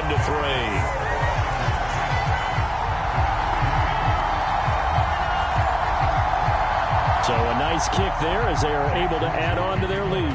And that's exactly what you're looking to do. Maneuver yourself into range. That way, if your drive stalls out, you're able to get something out of it. And they do so right there.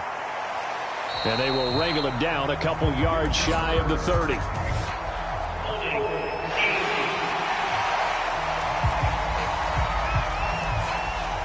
So the special teams penalty cost some yardage there as they come out on 1st and 10.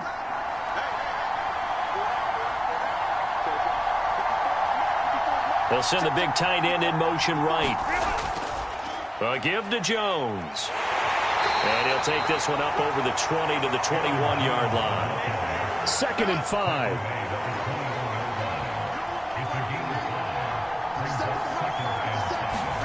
Now it's Herbert. A short throw. This is caught by Cox.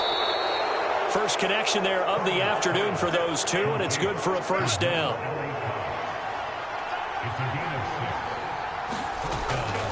Out of the shotgun, it's Jones. And he'll take this up near the 35, maybe the 34.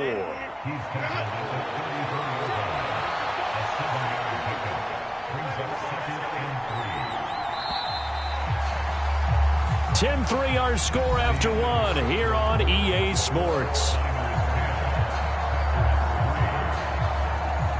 The The Packers with the football here to begin the second quarter. Now 2nd and 3. As they've got it as we resume action. Second down, another shot for Jones. And this will be a Packers first down as the tackle made just shy of the 40. Well, you know they had a third down play on standby just in case, but he says no need with that carry. Runs like that will continually earn him more work in this and future contests. On 1st and 10, Herbert. He finds his man, complete. It's Reed. And he'll be taken down, but not before he gets into enemy territory.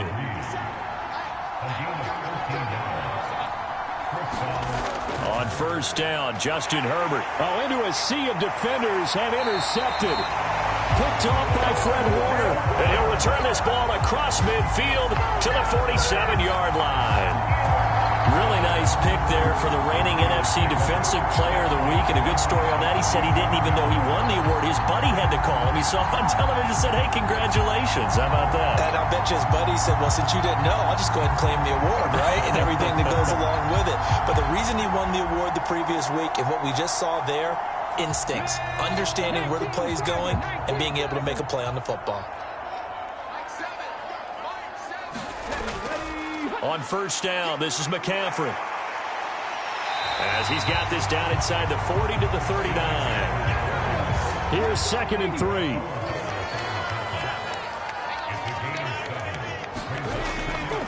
Again, they run. Again, it's McCaffrey. And they will only muster a yard here to the 38. This is 3rd and 1. Very likely 4-down territory, even if they don't get it, though. Looking to throw. Pass taken in by his big tight end. And he is going to have the 49ers first down as they're able to convert by plenty there on 3rd and 1. The Niners sitting at a very solid 4-2 record through the first 6 weeks. They come in playing pretty good football, winners of 4 of their last 6 games. And I thought that they played pretty well last week. Their execution, their discipline, their resilience, all on display in that victory.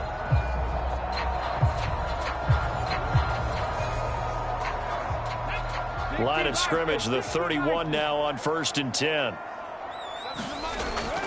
Up the gut, McCaffrey.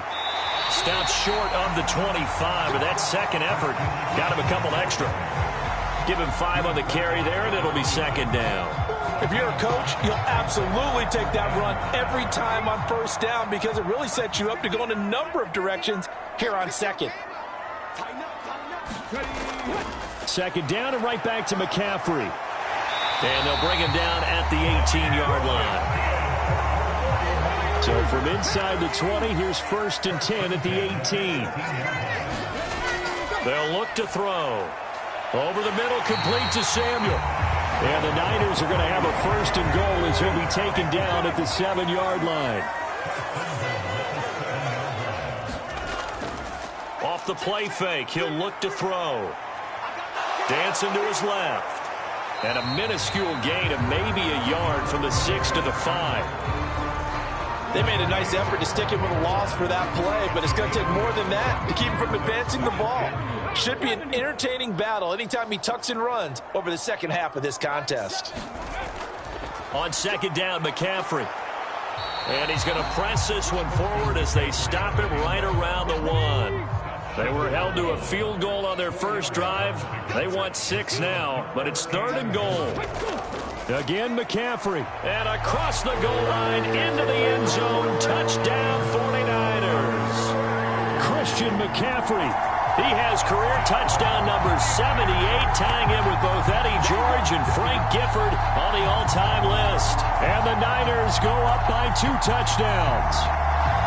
Well, we talk a lot about Christian McCaffrey and what he can do in the open field, and it's easy to gloss over how tough he can be to stop near the goal line. And he shows you just how tough he is on that carry as he takes it into the end zone. Now Moody for the PAT.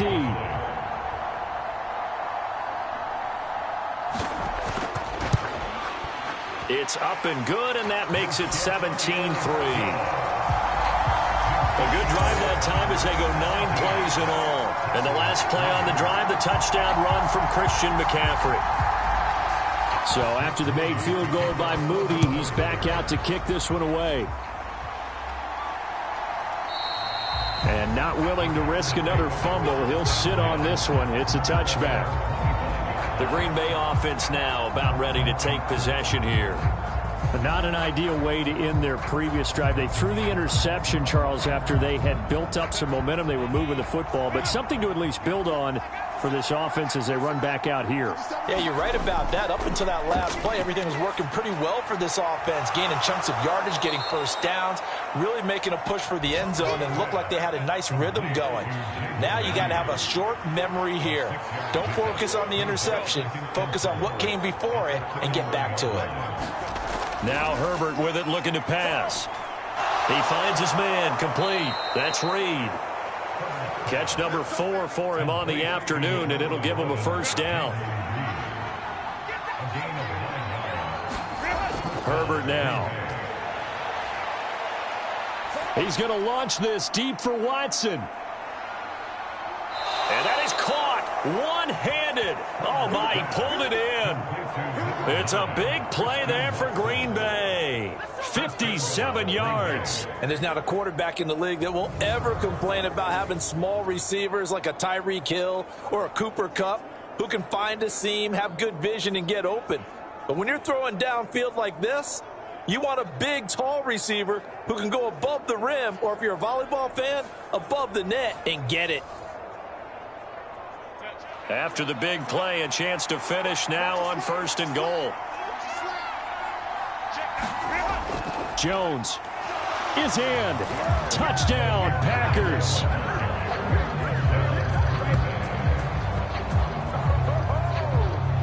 Well, they move the ball down the field through the air, Charles, and then finally they get the running game involved, and it works to perfection. Touchdown. And, partner, I kept waiting for that running game to come into play, and actually saved it until the very end. Touchdown goes on his stat sheet, but you and I both know, and he knows as well, his teammates airing it out made this a successful drive. Anders Carlson now for the point after. And it's up through the goalposts. It's 17-10. The drive summary, 4 plays, 75 yards. And the last play in the drive was a touchdown run by Aaron Jones. Sanchez now, he'll kick it away following the touchdown.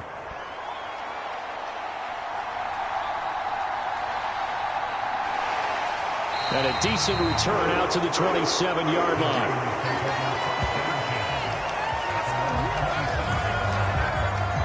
So here are the Niners to take over on offense. They've won 2 straight, and they lead this one as well as they come up on 1st and 10.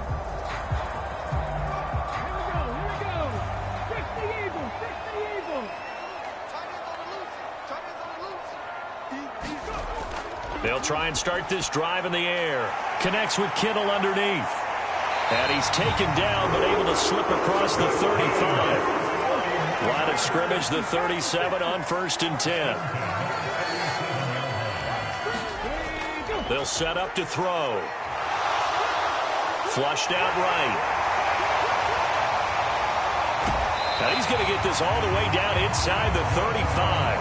Big yardage there on the scramble. It gets him a first down. This guy's proven himself to be one of the best in the NFL. He brings an added dimension to their offense with his ability to read defenses and know when he's able to pull it down and take off and go.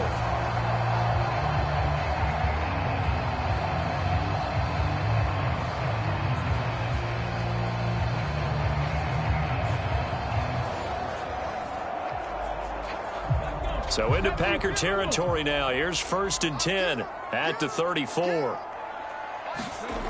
He'll look to throw. This one caught by Kittle. And all the way inside the 15 before they drop it. That's back-to-back plays of over 20 yards. And he has now hit number 500. Charles, that is his 500th NFL career catch. Definitely worthy of applause, but I remember when 500 meant you were going to the Hall of Fame. Nowadays, in today's football, 500 puts you on the path, a significant number. From the 13 now, they work on 1st and 10. McCaffrey running up the middle. And stopped a few yards shy of the goal line at the 3. 44 yards rushing for him now on what was his 10th carry of the ball game. We both know it's difficult, but they've made it look effortless out there. Through the air, on the ground, they've moved the ball with relative ease.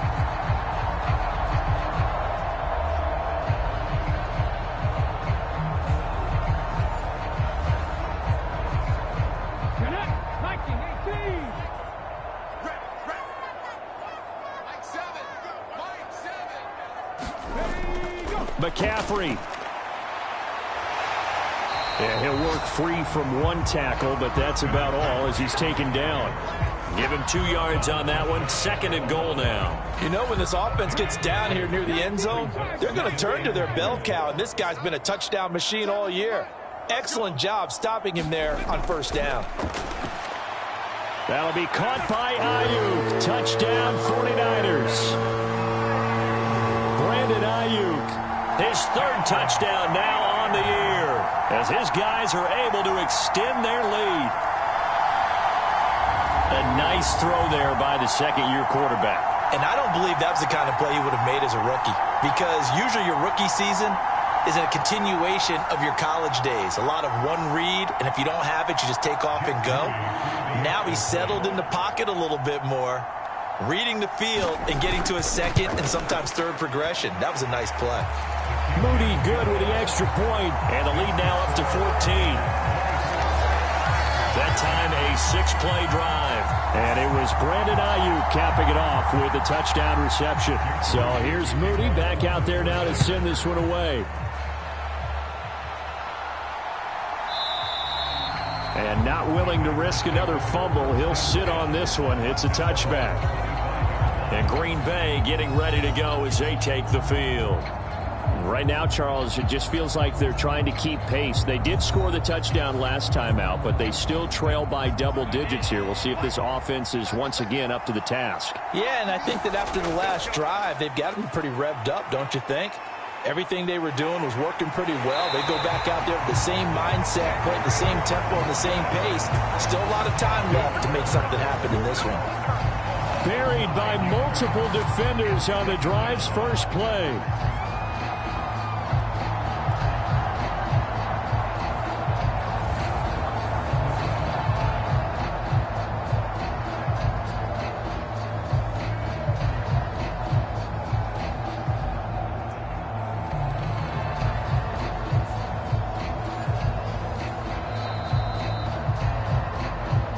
And we've hit the 2-minute mark in this first half of action. And they need to work to at least get some of this yardage back after the sack. 2nd and 19. Justin Herbert looking to pass. A short throw. This is caught by Cox. The 49ers now going to use the first of their timeouts. So as they talk it over, we step aside. Going to throw on 3rd down with Herbert. And he's just going to be short here, barely. Maybe by a half a foot. It'll be 4th and inches. To punt on 4th down, here's Rigoberto Sanchez. And he punted 3 times in the loss last week as he sends this one away. With it is Brown. A nice return that time, gets 12 yards back. And the Niners will go on offense. 1st and 10. Out comes Christian McCaffrey with the rest of the offense. He's been good. His guys are winning. So far, the recipe working here in the 2nd quarter. He doesn't like to just tote the rock. He wants to carry his team on his back. And that's what he's done throughout this game. Yeah, he's done that. He'll be hoping to continue that trend. A nice-looking play to start the drive down the middle and complete. And they'll get this well past midfield before being stopped just before the 35. Getting it to him in space pays off big time. That winds up going for 31. There's no doubt in my mind that not many guys in this league have had the impact that he's had here in the first half of the season. He's been a big play guy from the word go and continues to be one with another one right there. So how about that for a chain mover? They're all the way down inside the 40 now for 1st and 10. The throw over the middle taken in. And the result here, a pickup of 8. Leaves them with 2 to go on 2nd down.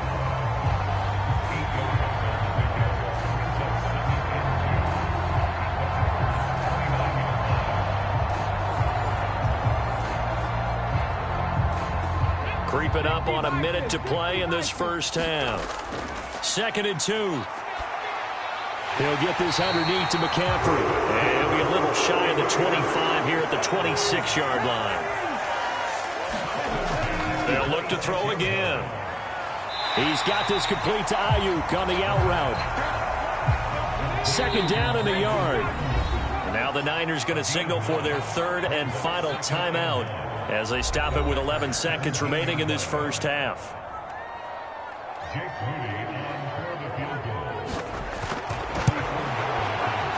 And his kick here is good. And that will extend their lead even further.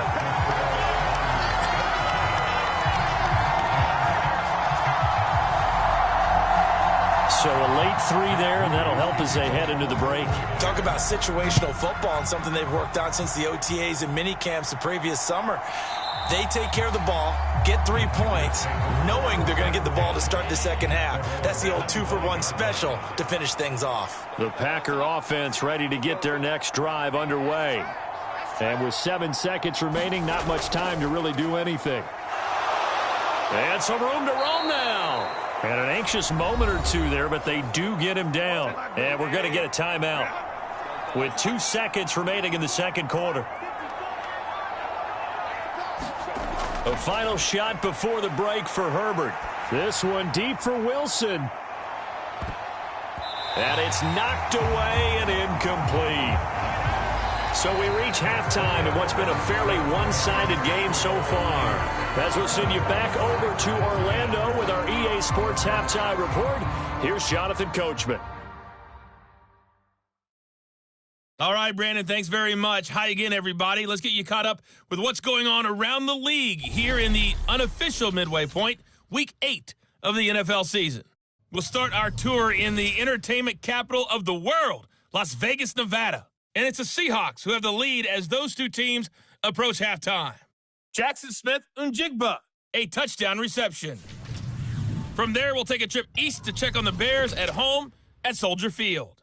And they were winners in that game over the visiting Detroit Lions. Lamar Jackson leading the way with a couple of touchdown passes in the victory. Lastly, we're off to the Rocky Mountains, Denver, Colorado. See what's happening with the Broncos. As you can see, the score there in the second quarter. Austin Eckler with a touchdown run.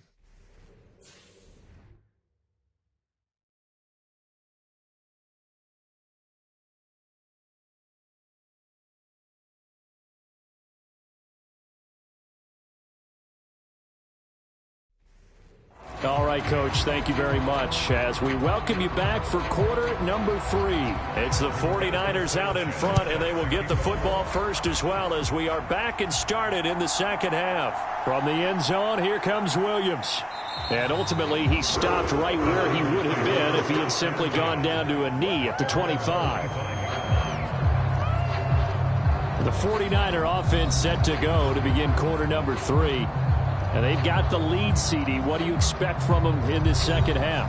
Well, I like what they were able to do on the ground in the first half because they had a lot of success running the ball, and I certainly think we'll see more of that. But I'd keep an eye on that defense, and I think their coaches up in the box will do the exact same thing.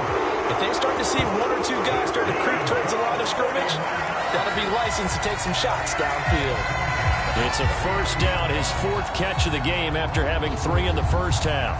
That's another beautiful throw right there. Gets it to his man right in stride. And I think that throw kind of exemplifies what we've seen from this offense throughout this game. They've been in rhythm. They've been sharp.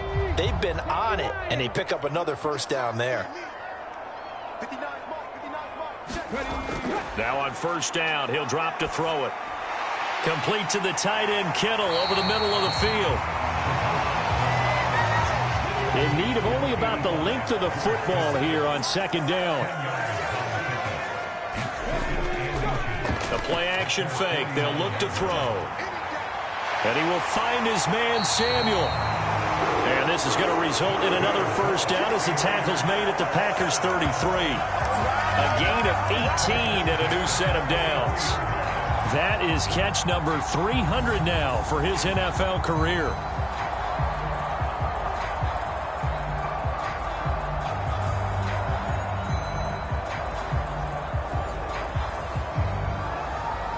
So into Packer territory now. Here's 1st and 10. Down at the 33. Now whistles here, and I think one of the big boys for the 49ers might have jumped. That's on the tackle, Penei Sewell. A full start backs him up 5. 1st and 15.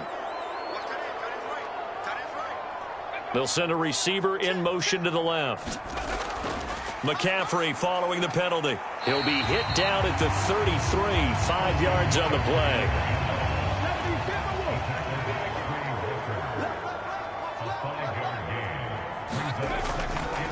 Now a give, right side McCaffrey. And he is going to be stopped cold behind the line of scrimmage. It'll go as a loss of a yard, so now they deal with 3rd and 11. The defense was ready for the run-pass option, diagnosed it perfectly. Not only did they stack him up at the point of attack, but he was met by a host of light-colored jerseys.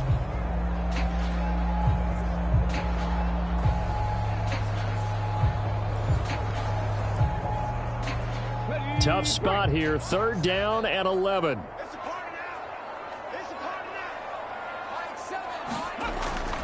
They'll look to throw here. And that's going to wind up incomplete. Nearly their first pick of the game, but it does bring up 4th down. Jake Moody now on for the field goal. On the right hash, officially this will be a 51-yard attempt. And this is good. It was running out of gas there at the end, but he winds up getting just enough on it. And that will extend their lead even further. Well, they picked up right where they left off in the first half. First drive after the break, they come away with 3 and increase that lead. Yeah, and you just want to keep building on that lead, don't you? Whether it's 6 points or 3 points, take everything you can get, keep maneuvering, keep adding to it, keep making it difficult for them to come back. So here are the Packers now. They get set for their first possession of half number 2.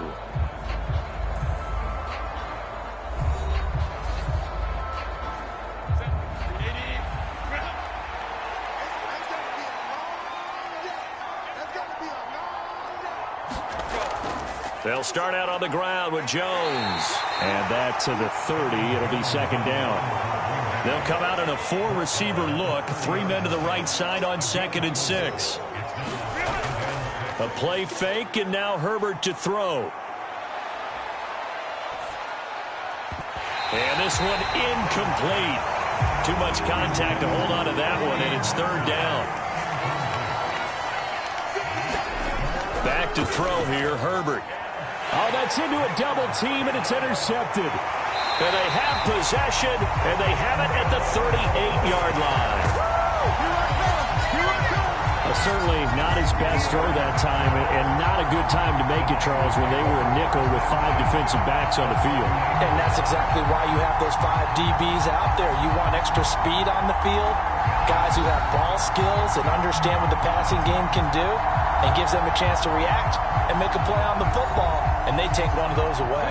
So 1st and 10, and if they score on this drive, might have to start digging into our second half blowout material. Out of the pistol, McCaffrey, and not a whole lot of room to operate there on the 1st down run. He gets maybe 3.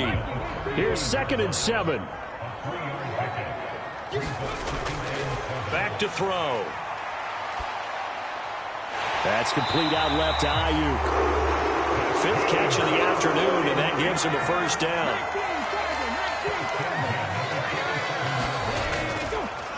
This is McCaffrey on the give. Oh, fighting off the defender and taking it to the 15-yard line before he's brought down.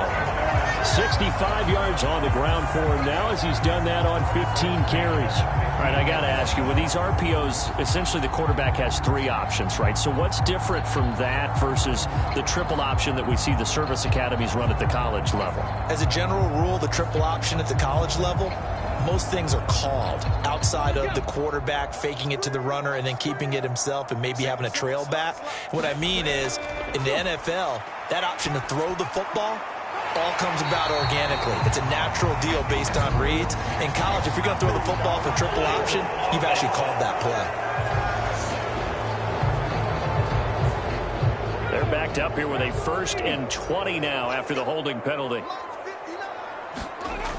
They'll set up a throw. Over the middle, that's complete to McCaffrey. And he's able to work it here to the 8-yard line. It's a big play, yet amazingly, because of how far they had to go, they're still looking at a 2nd down here. We can talk all we want about football being a game of strength and brawn. It's also a game of mismatches, and they're trying to create one there, getting it to their back out of the backfield to make a bigger play. As we often say, get it to him in space, let him use his leg. Yeah, if he can get a matchup against a linebacker or maybe a defensive end dropping out in a zone blitz, he's going to win that battle just about every time. To the sideline and incomplete. So the incomplete pass on the last play, and that leads us to a 3rd and 3. They're going to look to throw. That'll be caught by Ayuk. Touchdown 49ers. Brandon Ayuk with his 2nd touchdown of the game, 4th of the year. And the Niners are able to extend their lead. Well, Charles, he's still a young signal caller in this league, 2nd year in the NFL. I don't know if last year as a rookie if he would have worked through his progressions like he did on that touchdown pass. I think you're right about that. We're seeing him grow up right in front of our eyes because when he went to his primary read, he recognized that they were all over that, so he continued to survey the field, picked up another target, delivered a pass exactly where it needed to be. A very mature play for the 2nd-year quarterback.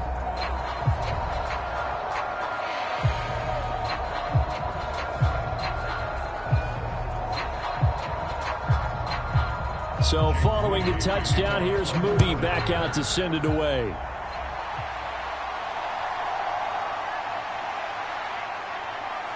And the tackle going to be made right there at the 25-yard line. The Green Bay offense ready to take over.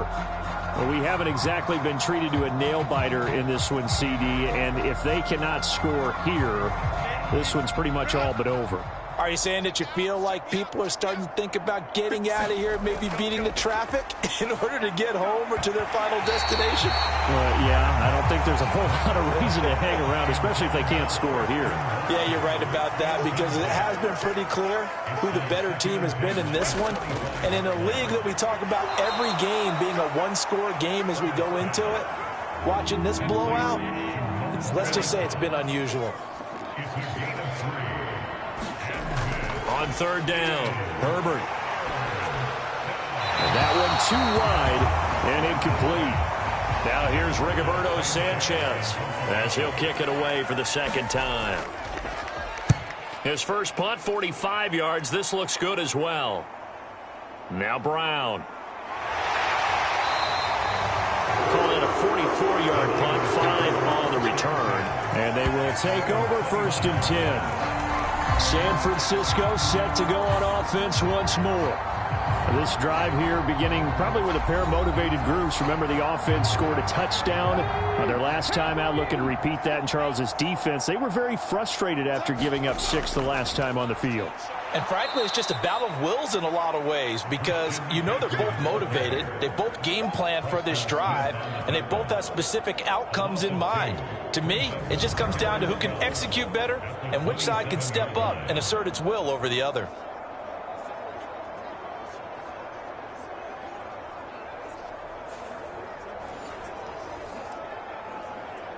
So the opening play of the drive goes backwards. Now they'll come up on 2nd and 12. On play action, they'll throw.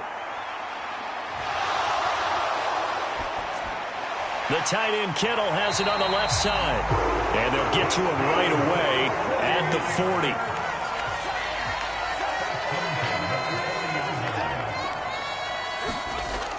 They'll look to throw here on 1st down. He's airing it out for Williams. And this is caught. Touchdown. Jamison Williams, 60 yards. And the 49ers are pouring it on. Charles, there aren't really any slow receivers, but there's fast and then really fast. He's really fast, and he showed off the afterburners there. And that he is because when he took off, I I was thinking there's no chance that he can actually reach him with that pass. Yet he did, and he's still sprinting. And just think about what that does for everyone else on his team, because his ability to stretch a field opens things up for the rest of the receivers on the team.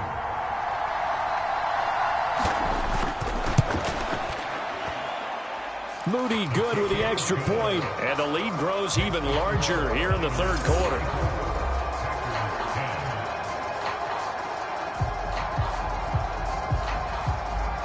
So after the made field goal by Moody, he's back out to kick this one away.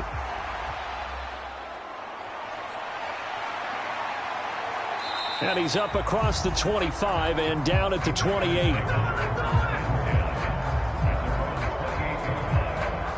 Green Bay's offense ready to go again.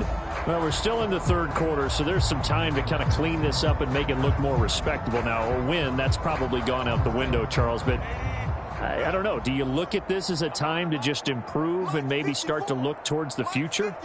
I think you have to find something to play for, something to grasp onto until the clock runs out. But, Brandon, we've been around this game a long time. This is an outlier. You don't get many blowouts like this no matter how the game looks on paper going in. This one has turned out to be everyone's worst nightmare realized.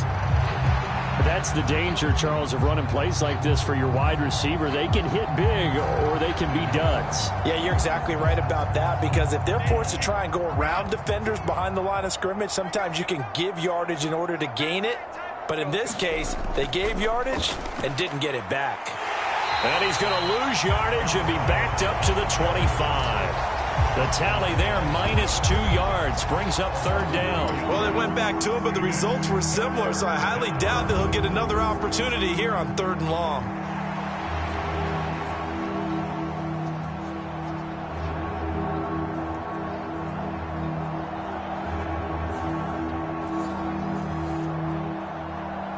So time to start going in the other direction as they come up now 3rd and long. Here's Herbert. Throwing left side, and Watson has it. And he will get him down a couple yards shy of the first down marker. A nice tackle coming up from his free safety spot. They'll get 11, but still a little short. 4th down. On 3rd down, you'll give them that. You just want to make sure that you play the first down line. And they were able to get him down and force the punt.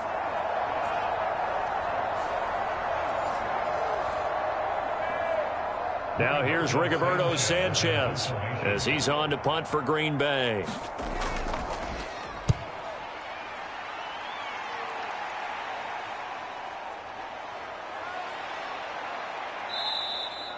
A very nice punt that time, but they get 11 back on the return. And it will be 1st and 10 as they take over. Now the 49ers settling in for their next drive. And they'll just simply be looking to build off the confidence of the last time out where they scored a touchdown. And confidence is powerful, isn't it? When you've scored once, you feel like you can go back out there and get it done again. Doesn't matter what the defense throws at them. They feel like they're in a groove right now, and they want to get out there and show. And he's into the clear. Christian McCaffrey. Touchdown, 49ers. Christian McCaffrey with his 9th rushing touchdown on the year. And the 49ers get another third-quarter touchdown to add on to that lead. And that run massively increased his production in this game, and now he's over 100 yards. And break out your calculator, partner, because his yards per carry went up significantly, right? Big-time jaunt all the way to the end zone.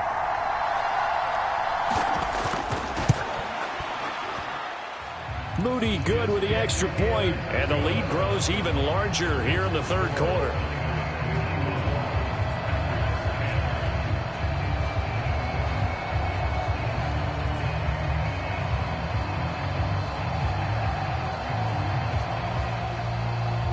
So here's Moody back out there now to send this one away.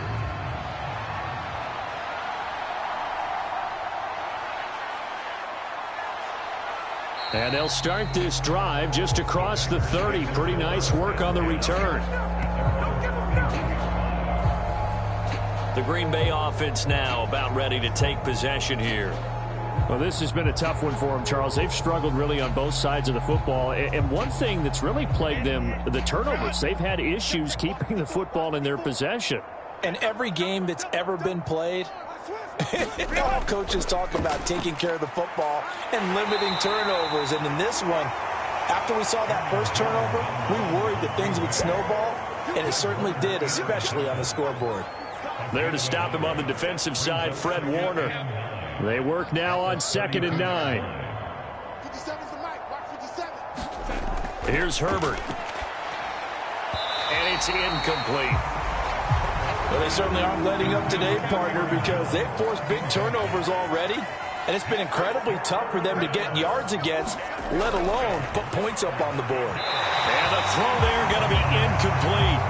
Now here's Rigoberto Sanchez as he'll punt it away for the 4th time today.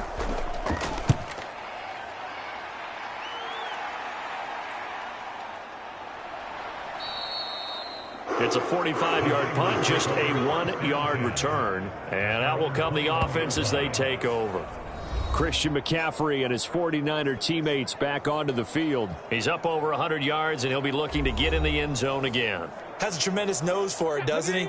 The ability to pile up yardage and find the end zone, that's the combination you want in your runner. That's a combination any coach wants, and we'll see if he can find that end zone once more. And he'll be stopped right there at the 31. Give him 10 yards there, and about by the nose of the football, he's going to have a first down.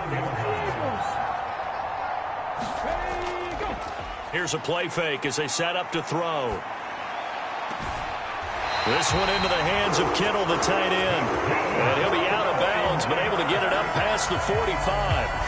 15 for the Niners there and a first down. Good work here by the tight end. It's a crossing route off of play action. They're going to let the slot receiver run a post to hopefully let the defense think they're taking a shot. And then they bring the tight end underneath, and it winds up a first down. Back-to-back good plays have him on the move on first down. He'll drop to throw. He'll get this into the hands of Ayuk. And taking it across midfield and inside the 45. 10 more there and another first down. And if anyone thinks they're just going to tuck their horns in and pull back off the throttle a little bit, you can forget it. Even with this big third-quarter lead, I think this team's going to continue to take their shots downfield, and there's another completion.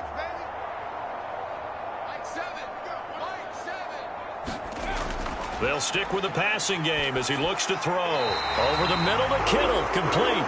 And he gets this inside the 35-yard line. And as they come to the line, they will not be able to get off another play as time has run out on this third quarter. We'll return with more after this break. You're watching the NFL on EA Sports.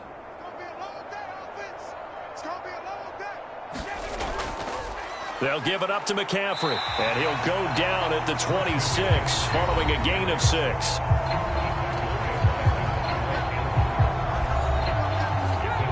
So from the 26-yard line, here's a 2nd and 4. They'll run with McCaffrey. And he's brought down, but not before a gain of 13, down to the 13. 1st and 10 in the red zone. Well, that's a carry they have to be satisfied with, and throughout this game, they've been satisfied with what he's given them. Whenever they've needed a big run, a first down, he's the guy they've turned to. And it doesn't matter what the defense thinks. They feel like they've got the confidence to keep handing it to him and keep picking up good yardage. From the 13 now, they work on 1st and 10.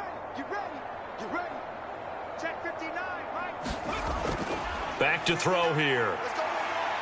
Buying time to his left. And he slides and covers up at the end as he's going to be able to pick up decent yardage. From the 5, here's 2nd and 2.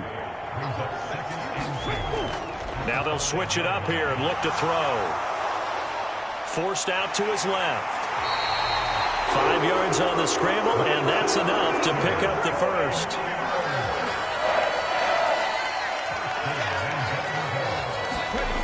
Now back to throw.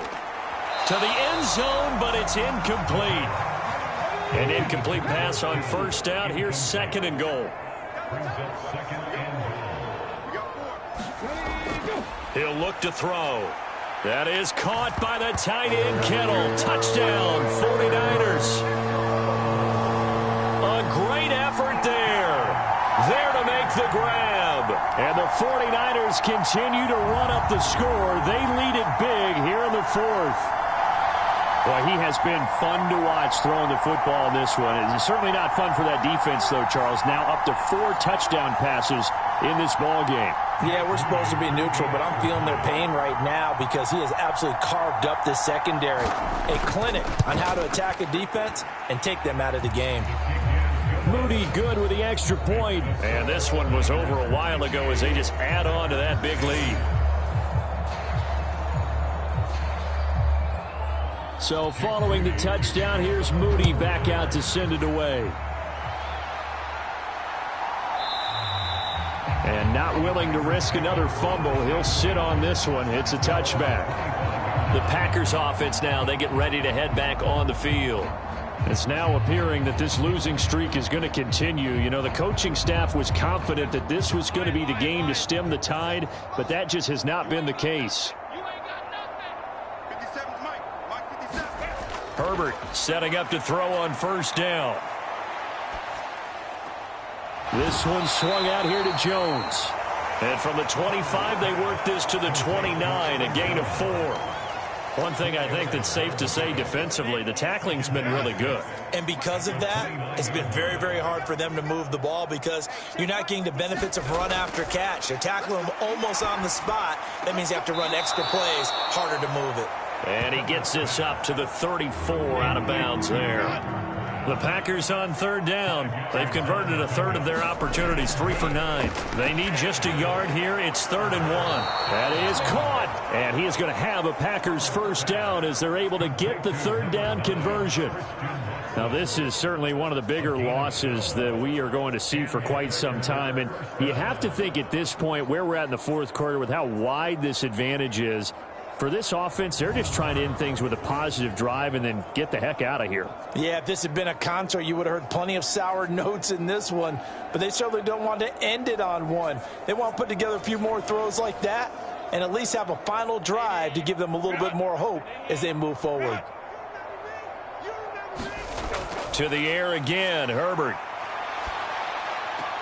Looking left side, and he's got a man. That's Reed. Here's a 2nd and 5.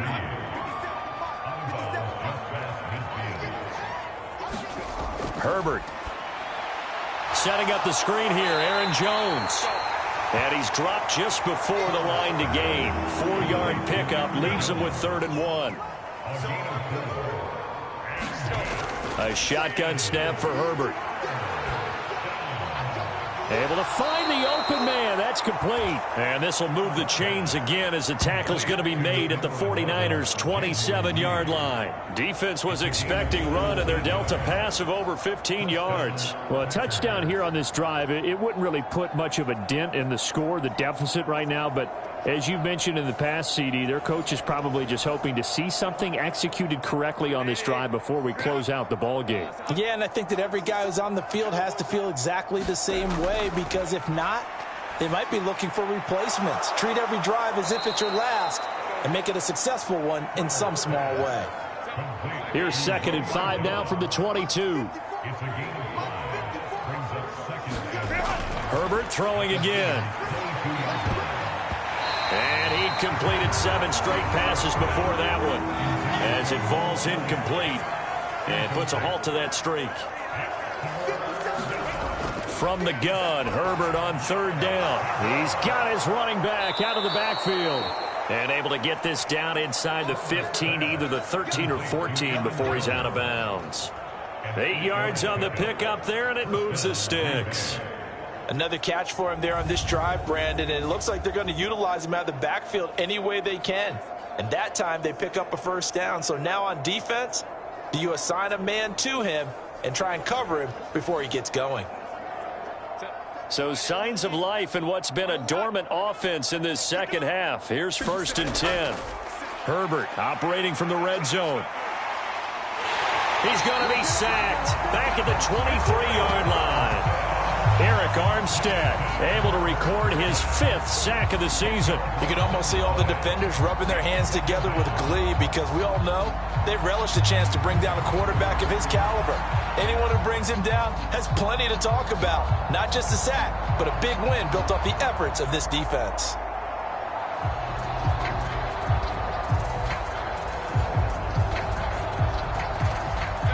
So now 20 yards to go on 2nd down after the sack. Work to be done. From the shotgun, here's Herbert. Quick slant to Watson. And on this one, he'll get to the 15, right at the 15-yard line. We're backed up here. Tough spot, needing 11 yards to pick up the first. And he's going to go down. Back at the 27-yard line. He's sacked. That's Drake Jackson burying him and finishing the play. We all know he's one of the better quarterbacks in the league, but definitely not today. His team trailed by multiple touchdowns and a late sack. Just a parting gift from the defense for him to take back to the locker room with him.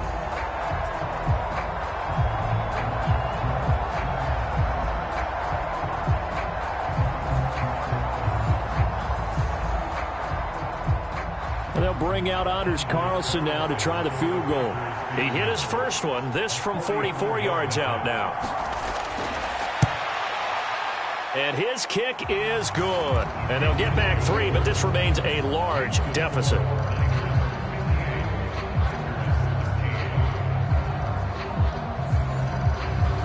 Well, in the grand scheme of things, those 3 points likely not going to matter much, but I guess they get a little closer, a little more respectability. Yeah, you're exactly right. They've been outplayed all game long, but like my mom used to tell me all the time before I went out, dress up a little bit, son. Make yourself respectable. And that's what they're doing here. They're just dressing up the final score. They're the 49ers getting set to trot out there. Well, they don't really need the points here, Charles, given what we're looking at on the scoreboard, but they've scored on 3 consecutive possessions, 3 consecutive drives, and I'm sure that they would like to keep that streak going here and continuing to pour it on. And things have gotten that way in the NFL, haven't they, partner? Because in the old days, people would have, they'd get off the gas a little bit, right? But now, people continue to accelerate, but we'll see what they decide to do as they come out for this one. But the way that this game has gone, they've got to be awfully happy with their execution overall. And he'll get it out near the 40 to the 39. 168 yards rushing for him now as he has been tremendous all day long. No doubt those are the types of carries they're looking for here, Charles. The lead in the 4th quarter. This is when coaches that have a reliable running game, they breathe a little easier on the sideline. Yeah, they love the idea that they can take the air out of the football at this point of the game. That means they're really counting on that offensive line, counting on the runners, taking care of the football. Because you're going to tell your quarterback, hey, no time to be a hero. We're not going to throw it here. Just eat up that clock. And if you have the ball, they can't score. And he'll work this forward for about 3 at 2nd down. Brandon, I've got to think this offensive line has got some smiles on its faces. And I know it sounds crazy, but they practiced for this back in training camp. They knew they'd be in situations where it'd be extra defenders in the box coming after them, trying to keep them from locking down a game. Right now, they want to show the world they're up to the challenge. And not much there at all. Maybe a yard up to the 43. So it's 49er football here as we get you reset. They've got a 3rd down now as they look for one more first down to help salt this one away. And that one to the right side and incomplete. Here comes the 49ers punter now. Always a good sign when your first punt comes in the 4th quarter.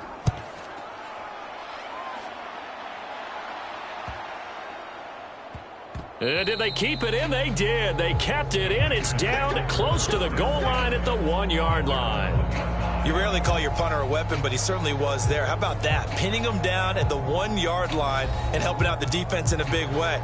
I'm telling you what, if I'm a defensive coordinator, I might be thinking safety right now. Packers all set to go again. That means we'll see Christian Watson. And I know that they've double-teamed him a couple times, but not a ton. Whatever they're doing isn't working. He's up over 100 yards. We'll see how they adjust. And when they do that, they weaken their defense in other places as well. And how many times have we done games where we've seen a guy have a big game like this, but it's usually not by himself, is it? Right. Usually it opens it up for other people to have big games as well.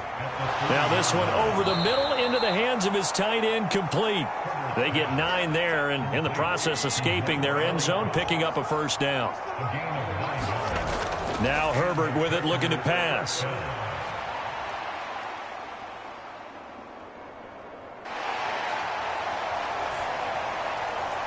That's going to be caught by Allie Cox. And he'll be corralled well upfield right around the 40-yard line.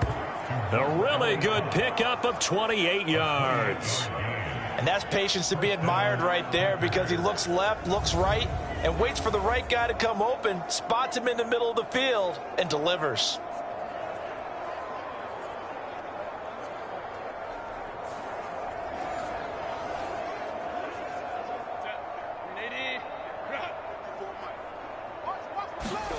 Herbert back to the air. Got Dobbs over the middle. And he'll be taken down, but not before he works it past the 50. This gain not quite as good as the last, but still over 40 yards between the two. Boy, everything clicking on this drive. He's 4 for 4 now, and that throw, maybe the best of the bunch. This offense is really humming, and they pick up another first down. Short throw, he's got Kraft. And he'll take this for a short gain on what will prove to be the final play of this ball game. So the victory here for San Francisco, and we talk so much about the turnover battle, determining who wins, who loses. This game, no exception. Error-free football, no turnovers at all, and they win it. So this is one you don't have to convince your team that what you're saying is accurate. And you know what I'm talking about. Head coach always stands up in front of the team and says, guys, if we do this, this, and this, we'll win. And usually they say if we win the turnover battle, we'll win. Well, here's the proof right there. Win the turnover battle, go on to victory. Now the guys believe. You move on to the next lesson where you have to convince them. This one is now planted. So for the Niners, the win moves them up to 5-2 now on the year. And they'll hit the road next week to take on the Chicago Bears. Meanwhile, for the Packers, they fall 2 games under 500 now at 3-5. And they'll get a chance to redeem themselves at home next week. So that'll do it for us. For my partner, Charles Davis, and all the hard-working men and women on our crew, I'm Brandon Gaudin. You've been watching the NFL right here on EA Sports. The 49ers get the win here at home as we say so long from Santa Clara.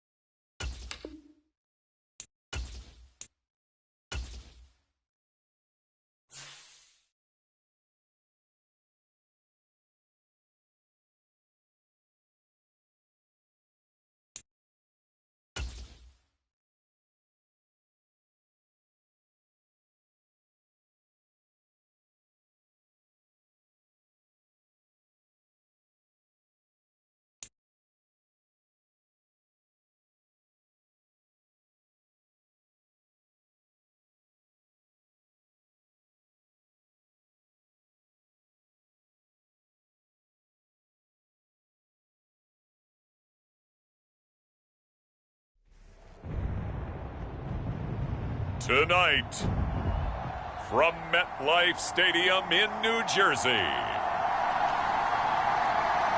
it's a special prime time edition of the NFL on EA Sports.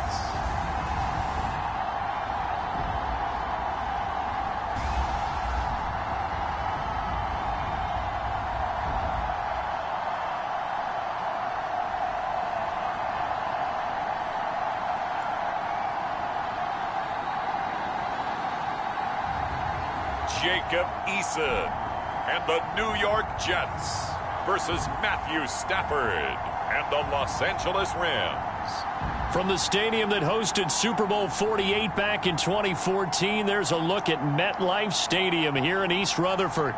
Tonight, we reach the unofficial midway point of the season with a good Monday night battle, as it'll be the Los Angeles Rams taking on the New York Jets.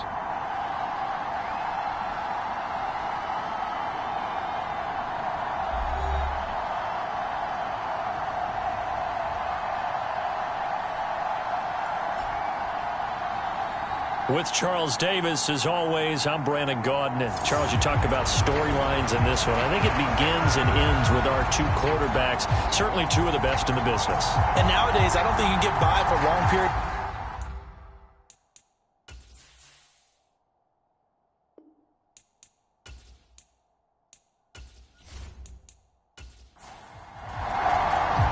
Lurching closer toward the midway point of this NFL season, and we're underway on EA Sports. This taken in right around the goal line. And he won't quite make it to the 25.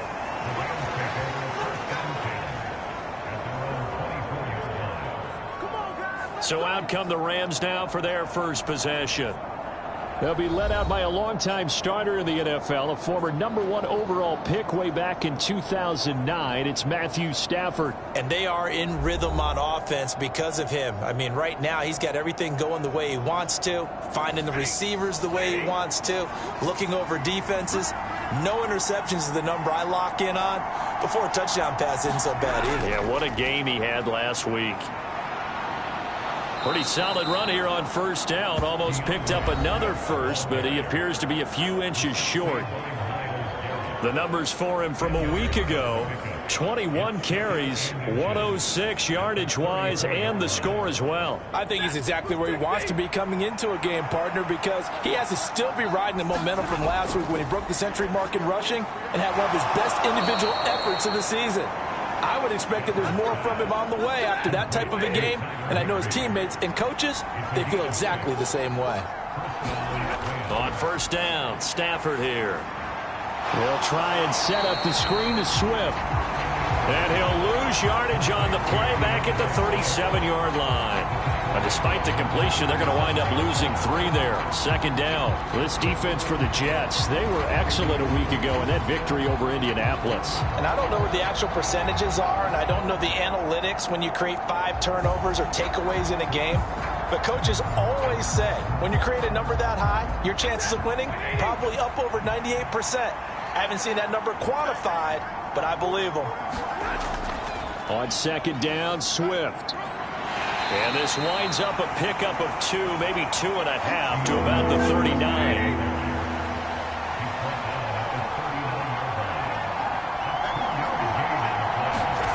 Throwing on third down, Stafford. And this pass broken up. The contact well timed there, and now fourth down. And the win last week punted 4 times as this one's away. And that hits at the 6 and carries into the end zone for a touchback. So now here comes the Jet offense as they get ready to take over. They'll be led out by the man from the University of Washington. This is Jacob Eason. A bit of a winding road to the NFL for Jacob Eason, included being only the 5th true freshman starter in Georgia Bulldogs history before finishing at the University of Washington. Plenty of potential with 6'6" height and a big arm to air it out well downfield. Has to show he can take some steps forward, going from reading college defenses and taking on the speed of the NFL and rise to the challenges that those defenses present. And he's going to get 7 out of this before being taken down at the 27. But taking a look at Hall's numbers from a week ago, 23 carries, 84 yards. And their success running the ball in the previous game has to give them a lot of confidence, but they also understand going against a top-5 rush defense means you have to have a lot of offense in your game plan. Misdirection, counters, power game, maybe even some quarterback run to take the heat off of the running back. 4 yards the pickup, first down. The Jets at 6-1 now through 7 weeks of the season. And they come in riding high, just 1 loss in their last 7 games. And I like the way that this team is winning football games because they're doing it the way that coaches love to preach. Penalties at a minimum because they've been very disciplined, very focused in their business. And they bring him to the ground just shy of midfield. That good for 19 and a first down. They had 3 tight ends in on that set, and they were really good at blocking for their running back. And give them a lot of credit because in football nowadays, tight ends coming out of college often don't block very often. These guys have really developed into superior blockers, and that's why they use them in this formation so often.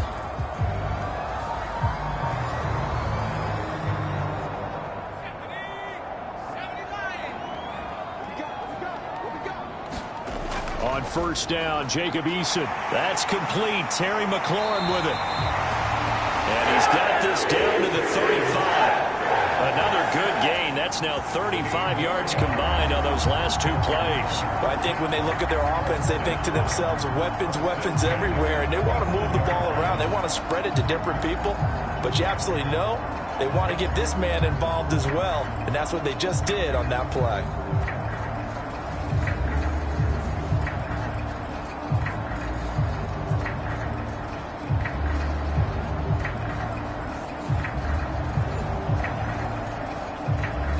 So from Rams territory now, it's 1st and 10 at the 35-yard line. On 1st and 10, it's Hall. And maybe a little over pursuit there as he's able to take this down to the 25-yard line. They get 10 more there, and I believe that'll be enough for another first down. It will. You were telling me this yesterday. This is exactly what they want to do on the opening drive, establish the ground game. Yeah, remember our conversation we were talking about what one of the GMs in the league has told me repeatedly. It's a big man's game, and it's not necessarily size. He's talking about playing some big boy football. Line up, get leverage, knock people back, and establish the run early.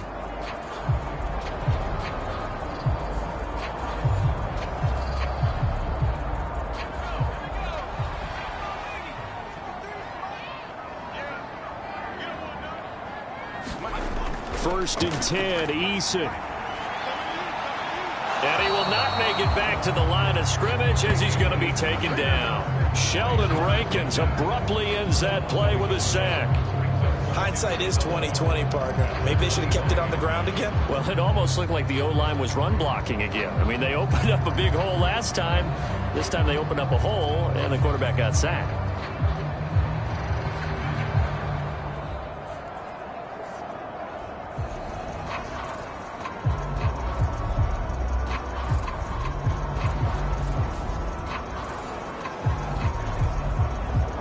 The sack cost him only a yard. It's 2nd and 11.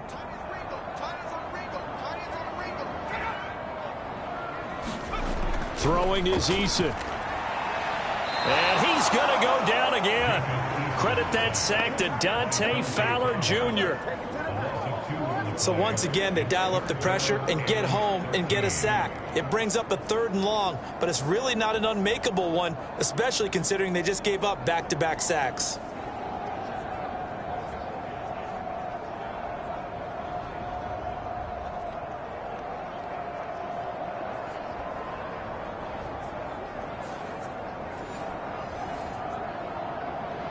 So 1st and 2nd down went in the wrong direction. They'll try to do better here on 3rd and 13.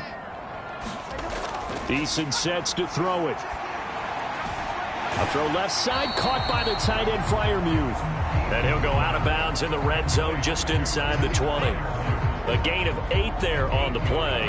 And it'll be 4th down. And there's a completion to the tight end. And look at the size of these players nowadays. At that spot, 6'4", 6'5", and up. A lot of guys used to be basketball players, somehow came back to football. And that's really good for the game of football. You're getting better athleticism, great hand-eye coordination, guys who know how to control their bodies when they run their routes. Koo knocks this one through the post. And the Jets hit the board first. It's 3-0.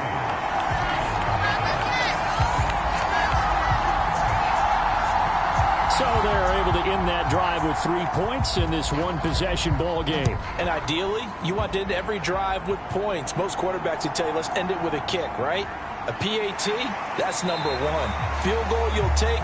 Punts, you really don't want to do that. In this case, they'll take the field goal and get prepared for the rest of the game. So the Rams coming back onto the field, their second drive of the game. The last series for them, a little disappointing, forced to punt. And now they'll try to do better here and come away with some points as they begin this drive, 1st and 10. Off of play action, here's Stafford. They'll find Swift out of the backfield. The completion, but they go in the wrong direction. A loss of yards, and now they're dealing with a 2nd and long. When you talk about this Jets defense, they were excellent a week ago in that victory over the Colts. No matter what coverage was called, they were in the hip pockets of the receivers all game long. I mean, they were run down. They were right there.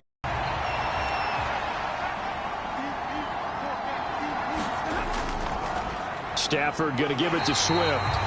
And the window closes quickly. He'll only get up to the 22-yard line. The threat of a second straight punt to start the game is looming as they come up 3rd and 10. He had a man open, but he missed him, and it's incomplete. On 4th down, Matt Araiza sent on to punt.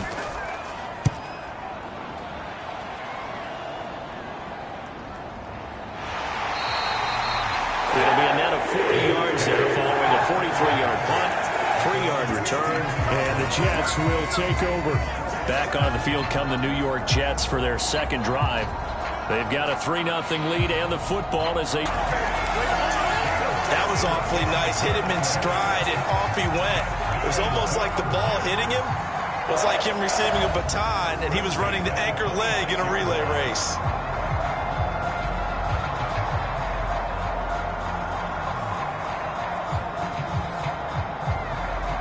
So now then, the big play has them all the way inside the 30 now, 1st and 10. Out of the gun, they run it with Hall. Gets by him at the 25. They had the huge play last time. Here it is a much smaller gain of 2. From the 24 now, here's a 2nd and 8.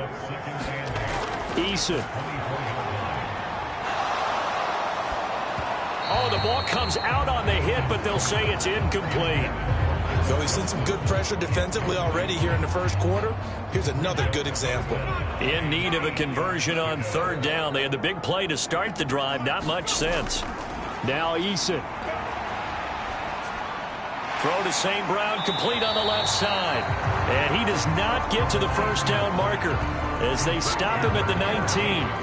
So 5 yards here, 5 on the play. And that's going to bring up a 4th down. Well, we hear so often how tackling has become almost a lost art in the NFL game. But it's so important to tackle well on these receivers, especially in a play like this one. 3rd down, they gave him the underneath stuff. You got to go and make the tackle right away. The offense is not leaving the field. They're going to stay out and go for it on 4th and 3. Looking to throw. Eason working the middle of the field, and he's got a man complete. And the Jets are going to have 1st and goal as they try to finish off this drive with 6 points. What an excellent end result for them. But let's go back to the decision, first of all, to go for it all on 4th down. A lot of pressure on the quarterback's shoulders, but they knew he could handle it. Makes the right read there, gets the ball to his receiver. They get the 1st down. It's now 1st and goal.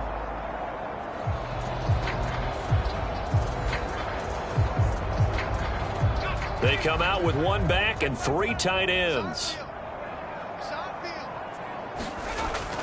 They'll run with Hall. And he'll be stopped about a yard shy of the goal line after a pickup of about 3. Well, he did get a taste the previous week. He got into the end zone, trying his best to get there in this game. So far, he's been denied. 2nd and goal from the 1. Hunt is going backwards here. Now they come in and drop him all the way back at the 4-yard line. That's a big loss of 3, and it brings up 3rd down. This defense is a difficult one to prepare for, one of the best in the league. They'll come at you from all angles, and they did a nice job there stopping him for a loss.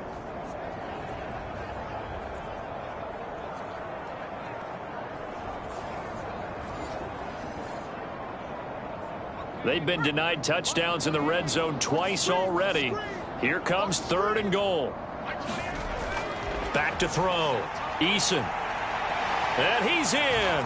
Touchdown, Jets. Jacob Eason. Touchdown number 18 on the year. And they are able to add on to their advantage. They were looking to pass the ball there, but they forgot to account for the man with the football. Yeah, I can hear people right now saying, well, why don't you have a spy in your defense, someone who will dance with him and go where he goes? Well, oftentimes if you utilize a spy, you've taken away someone in coverage as well. And oftentimes, the spy, not as athletic as the guy he's trying to keep up with, so he gets defeated anyway. And he turns 3rd and goal into a touchdown.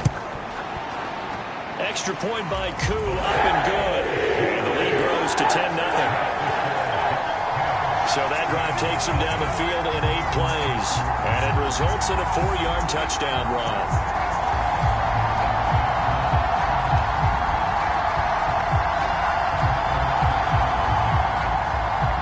So an early 10-0 lead for them now as they kick it away.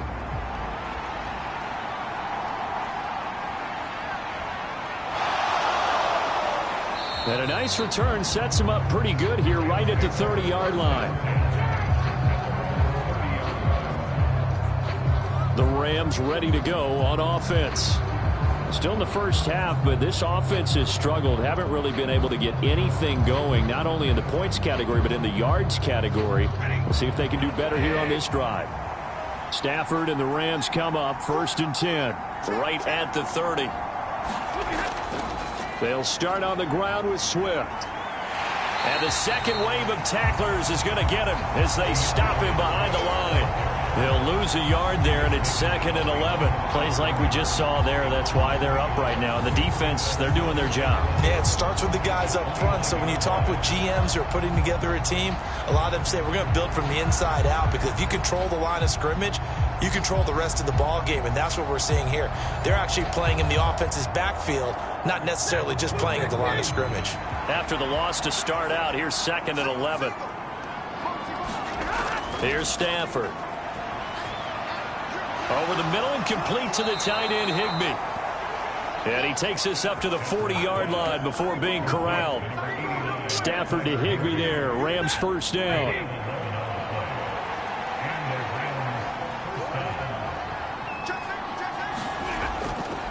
The play-action fake. They'll look to throw. He'll get this into the hands of Van Jefferson. And he's going to be out of bounds, but not before he takes it inside the 40. 23 yards, the final tally. You can almost hear the sigh of relief coming from their sideline and from their point on the field, because this has been a tough start for them thus far. A much-needed 1st down there. They needed something good to happen. Plays like that will continue to help them dig out of this hole. So in Jet territory now. Here's 1st and 10 at the 36. They will run straight ahead with Swift. And he is going to wind up losing yardage here, as that will take us to the end of the 1st quarter of play. The Rams with the football here to begin the 2nd quarter, as they've got it 2nd down and 11.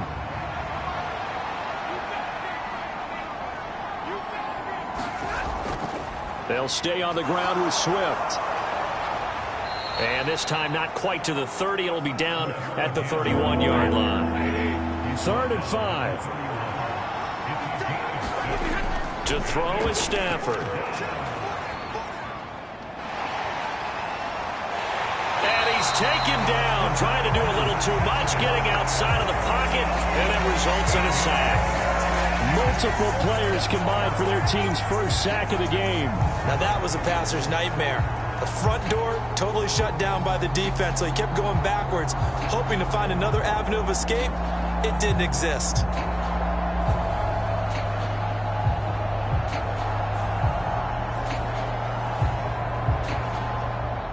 Matt Horizon now on to punt this one away.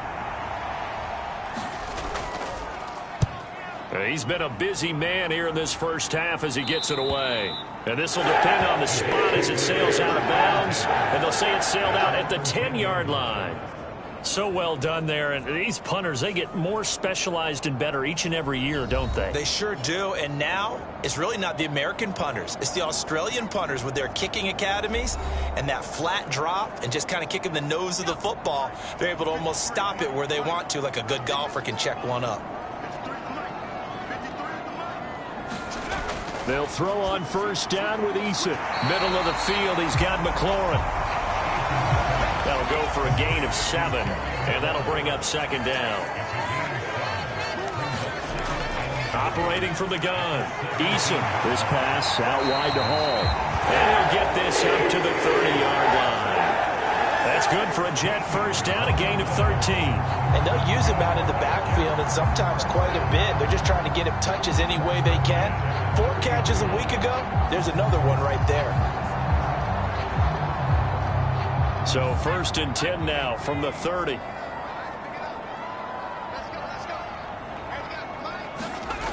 Looking to throw. Eason.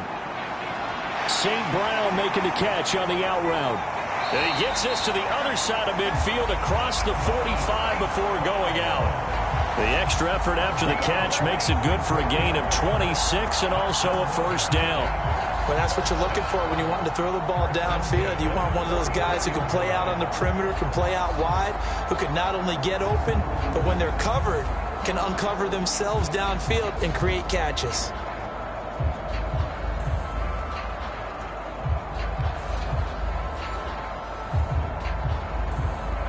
So from Rams territory now, it's first and 10 at the 44-yard line. Again, he'll drop to throw. They'll set up the screen for Hall. Gets around him. And to the 36-yard line, taken down there after getting 8 yards. Now a second and 2.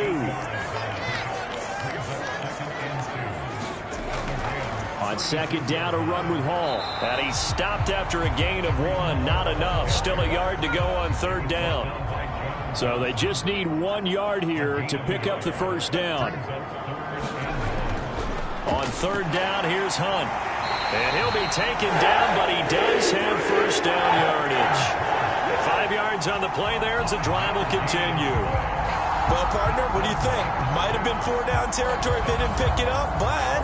Yeah, it's a moot point now. I was curious, so if they didn't get it there, would they have gone for it? I guess we'll never know. Yeah, we didn't have to make that call, but I have a feeling both of us would have said, go for it.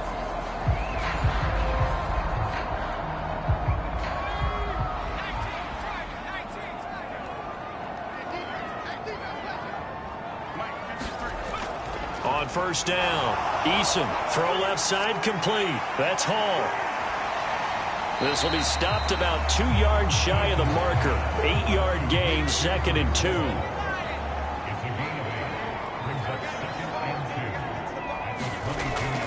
They'll give to Hall. And he'll be taken down at the 20 after a gain of just 1. The offense on third down tonight, they've hit 2 for 4 thus far. They're up against a 3rd and 1 situation. They'll try to run for the first down with Hunt. And they'll bring him down at the 18-yard line. A 3-yard gain and enough for the first down. That's a tremendous group effort there, because when you talk about offensive lines, the best ones, you talk about guys that play in harmony, in sync, and getting things done, and they did that on that play. Yeah, especially on 3rd and 1. Got to be in sync, and they were.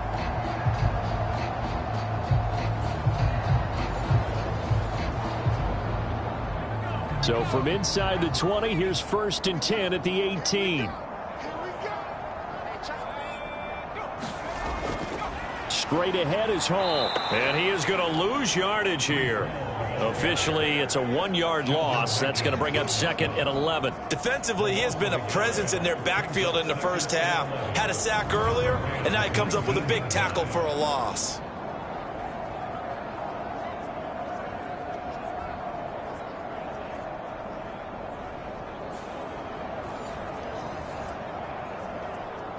Maybe just a slight detour on what's been a strong drive. Here's second and 11.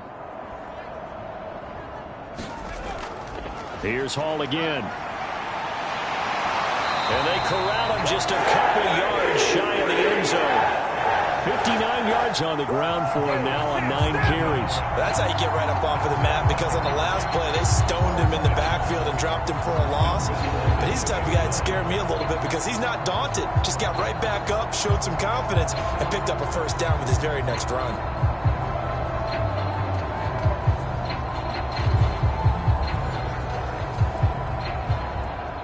And they've got 3 tight ends here on 1st and goal to add some extra mass.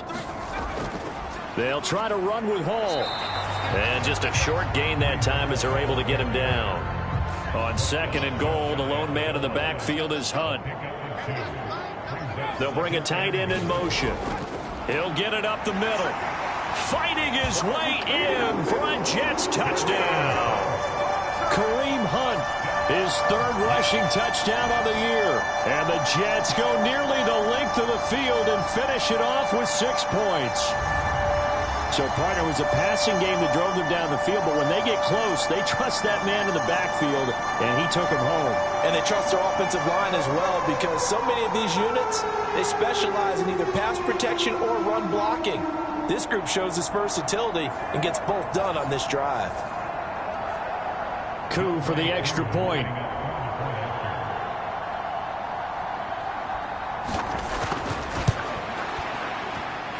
He's got it, and it's 17-0.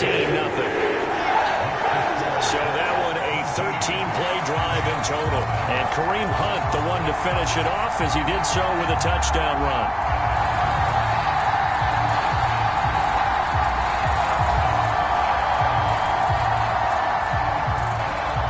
Set now to kick this one away, and off it goes.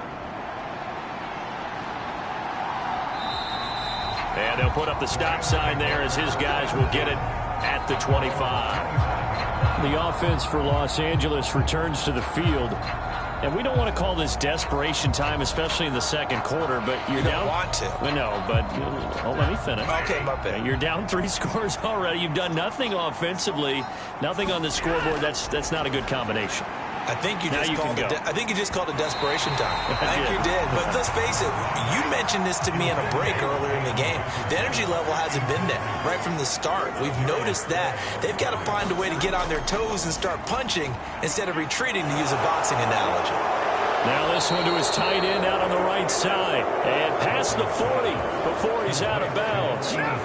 18 yards on his first catch of the game. It's a first down. It's been a very one-sided game so far. They got to change what they're doing right now, don't they? You can't wait till the halftime speech to make an adjustment. No, you can't, because if you're doing it right, you're adjusting from series to series, and they need a big adjustment here to try and put some points on the board.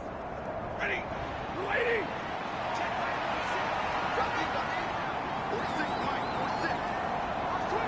Shepard goes in motion. He's going to get it on the jet sweep. And he'll get this up past the 45 to the 47. From the 47, it's 2nd and 5. Now it's Stafford. Oh, he tries to force it in, and it's intercepted. Darius Slay with a pick. And the Jets are in great shape here as they take over at their 46-yard line. Well, we've seen a lot of mistakes here in this first half, and another there on the interception.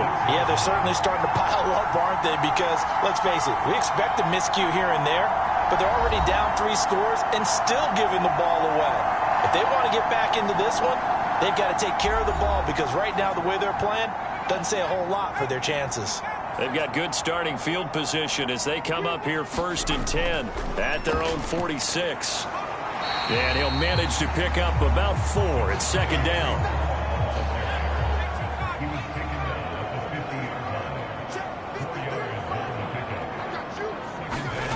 From the midfield stripe, they'll look to throw. And they'll work this down to the 40-yard line. Tackled there. A first catch there for Wilson and a first down.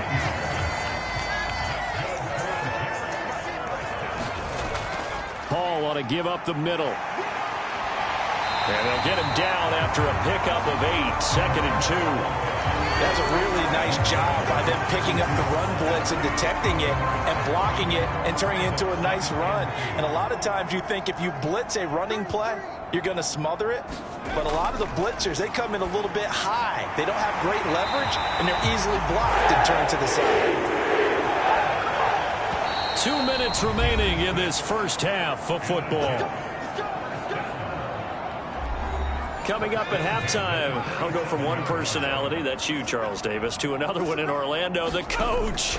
He'll have stats and scores from around the NFL. You and Jonathan Coachman both larger than life. No doubt about it. But you're stuck with me in this booth, yes, and he's miles away and smiling. And happy. Opted to run for it. The decision a good one, picking up the first, getting 14 yards on the scramble. No surprise to see him running again here. It's something he's done throughout this season. And that run puts him over 500 yards on the ground for the year. He's got to be thinking to himself, if I'm already at 500, what's to stop me from going for 1,000? From the 13 now, they work on 1st and 10. Operating from the gun, Eason. And a check down, complete to Hall. So give him 2 yards there on the completion, and it'll be 2nd down. From the gun is Eason. Over the middle and complete to Wilson. Touchdown, Jets. Garrett Wilson, an 11-yard touchdown. And the Jets are able to widen their lead here in this first half. Man, he just ran a terrific route. Extremely hard to defend when it's run that precisely and the ball's delivered that accurately.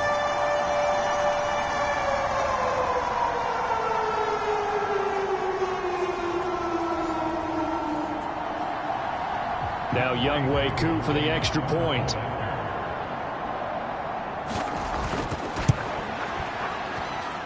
And the lead is now 24. So this drive spans 7 plays. And Garrett Wilson capped things off with a touchdown grab.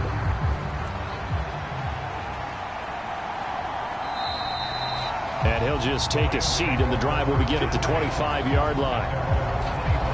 The Rams offense now making their way out to take over.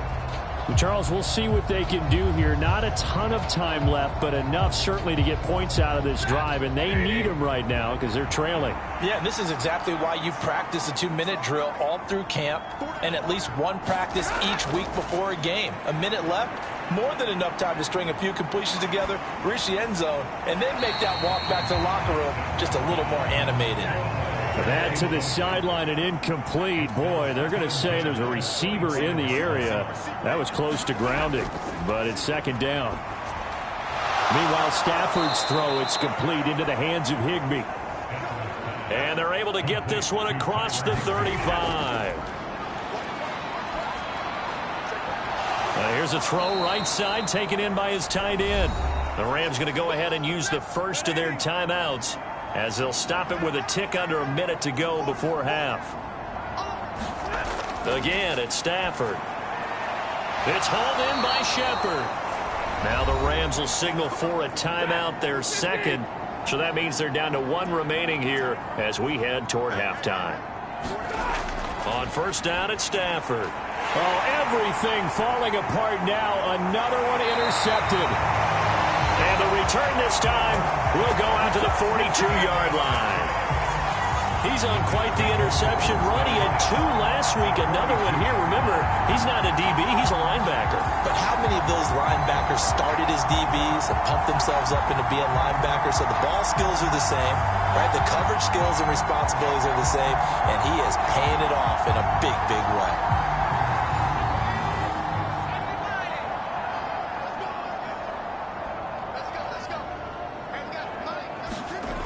Eason going to throw it out of the shotgun. A short one there to Freiermuth. The Jets are going to use the first of their timeouts as the clock stops here with 46 seconds remaining in the first half. 2nd down and 3. Back to throw. Eason.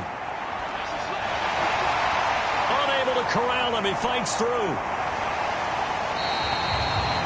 Now the Jets going to use the second of their 3 timeouts. So that means they're down to 1 remaining here as we head toward halftime. So the ball down to the 16 here for 1st and 10.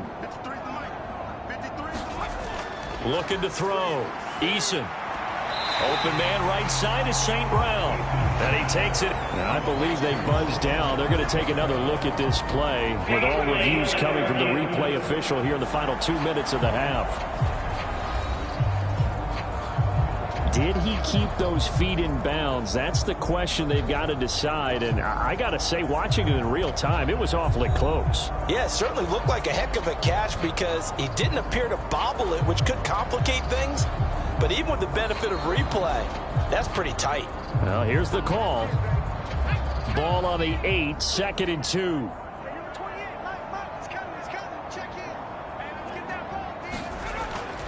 Back to throw. Eason. And he will slide to a stop. He does have the first down. The Jets going to go ahead and use their final timeout as it'll come with 15 seconds to play in the first half. A chance to really cap off a big first half here as they come up on 1st and goal. Looking to throw. Eason. He's got Wilson, and that's a Jets touchdown. A great play there as the first half is winding down. And the Jets will extend their lead here just before halftime.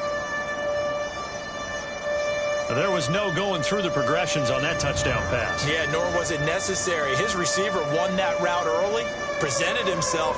No reason to wait. Go ahead and put it on him and score a touchdown.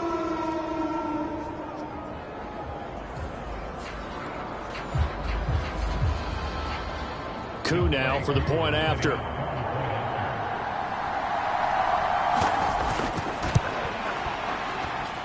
And the route is on here this first half. The drive summary that time, 5 plays. And Garrett Wilson capped things off with a touchdown grab.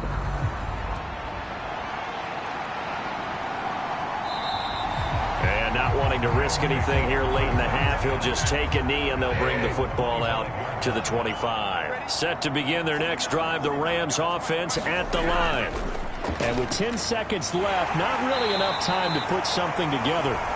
Now a timeout. 7 seconds left in the first half. Ball on the 30. They'll come up with a 2nd and 5.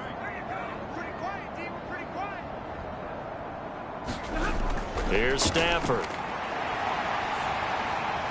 And that'll be off the mark, too far out in front, and it's incomplete. And they line up now for what will likely be the last play of the first half. The final shot before the break, Stafford. Oh, going for Jefferson downfield.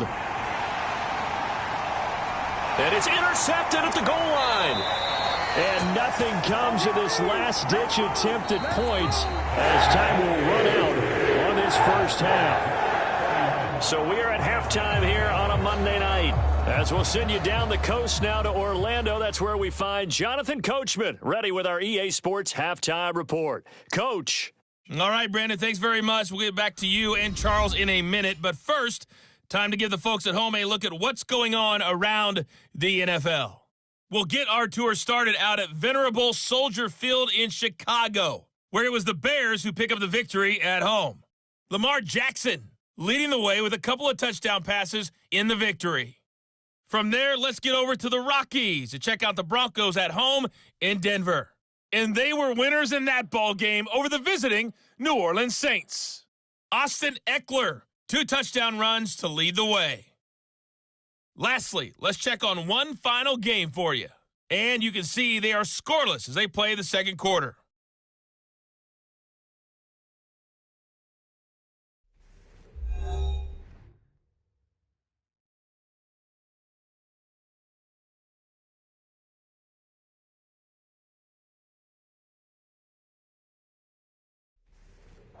All right, Coach, thank you, and we welcome everyone back for quarter number 3. And the Jets set to receive this third quarter kickoff, and they have the lead as well as we are underway in the second half.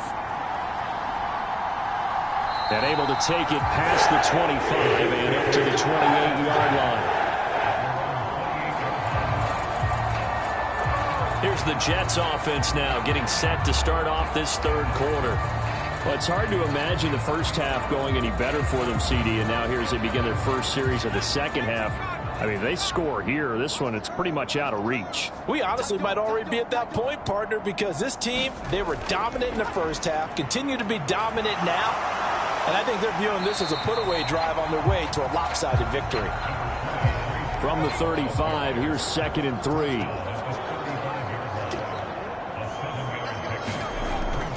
They'll go again with Hall. And he'll bring it up here to right at the 40-yard line.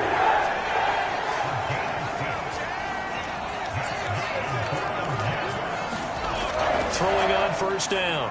Eason, they'll try and set up the screen. It's complete.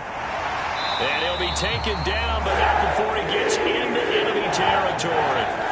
It'll go as a gain of 11 and a Jets first down. And when you have success throwing the football, the old cliche becomes true. The playbook opens up wide, and these screen passes, they become even more difficult to stop.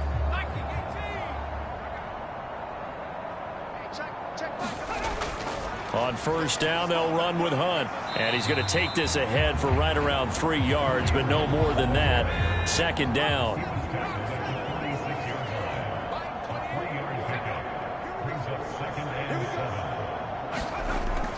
Play action. It's Eason. And he'll slide to a halt here, still a little shy of the first down marker. A yard all they need, but it's 3rd down. Back to throw. Eason able to find the open man. That's complete. And this is going to be another first down as the tackle is going to be made at the Rams' 31-yard line. They only needed 1 yard on 3rd down. They get 10 instead by going to the air. Whatever the discussions were at halftime to try to slow down this offense, it has not worked to this point. Yeah, I have a vision right now of everything that was discussed at the half just being torn in shreds or being erased off of the Microsoft Surface tablets because none of it is working. They are really locked in on offense. Here's a give to Hall. And he's got it down to the 28. If you're looking for glory, looking to get your name in the headlines, you do not want to play nose tackle. But how about what we just saw there? The ability to hold people up, take on extra blocks, and actually slip them and make a tackle on that play. That's big time. Good work by Eason that time, and it'll be a first down. Well, this has certainly turned into a showcase game for what he can do on the ground because they're just continuing to give him chances to run it, and he's earning every additional carry by putting up positive yardage on each run.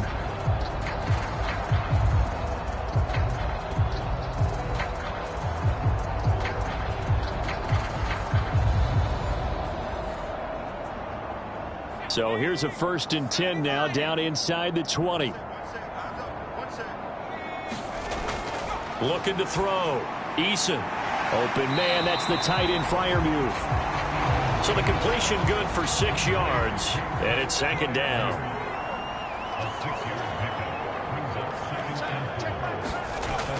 Back to throw.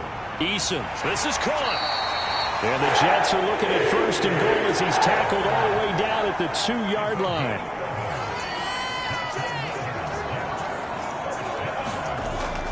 They'll look to run with Hall. Nothing doing there. They're going to wind up holding him at the 2. No gain there, and it's going to set up 2nd and goal. So stuff from the 2. Now what? You know me pretty well. What do you think I want here? Play action? Definitely. Let him get outside and create. And if he has to run it, he has a little bit more.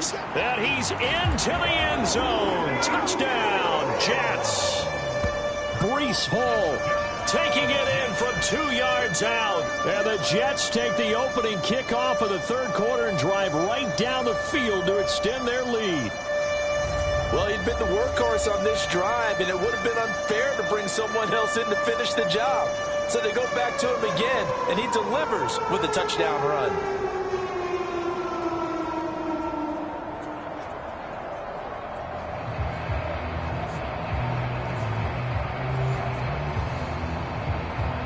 Coup for the extra point.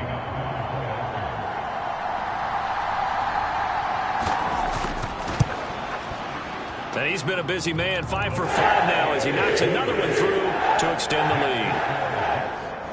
So that drive, 12 plays in length. And it was capped off by a Breece Hall touchdown run.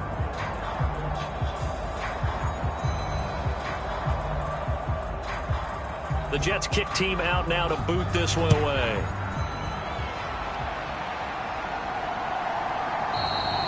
And it'll come out to the 25 as he will not attempt to return. Now the attention turns back to the Rams offense as they get ready for their first possession of the second half. They are looking to make a bit of a 180. They are sputtering right now. And frankly, I think it's time to call your playmakers together and say, all right, guys, we're going to lean on you through this patch. We need you to get us back on track and get us going in the right direction. So you're calling plays geared to them. Not necessarily that you look at your plays, oh, this hurts the defense. I want the ball in the hands of X, Y, and Z and see if we can move forward. So don't get too cute. Go to the playmakers. And they get him down, but not before he takes it across the 40-yard line. 16 yards is the pickup there and a first down for L.A. Well, still in the third quarter here. Now, you look at the scoreboard, that deficit probably a little too much to overcome, but completions like that may be something to build on for future weeks. Yeah, it's all about ending things on a strong note here, isn't it? Because my mindset is it's a new ball game from here to the end. Make sure it's a good one and close it out. On 1st and 10, it's Swift. And he'll lose yardage here, back at the 41. He'll lose a yard there, and it's 2nd and 11. I think it's pretty evident. We can say what a difference a week makes. Last week, he ran pretty much wild, didn't he? Did pretty much what he wanted to do. But this one, they've stopped him cold. That, to me, that's good scouting and even better execution. Yeah, and they stopped him behind the line right there. They obviously watched the tape a few times and made some adjustments.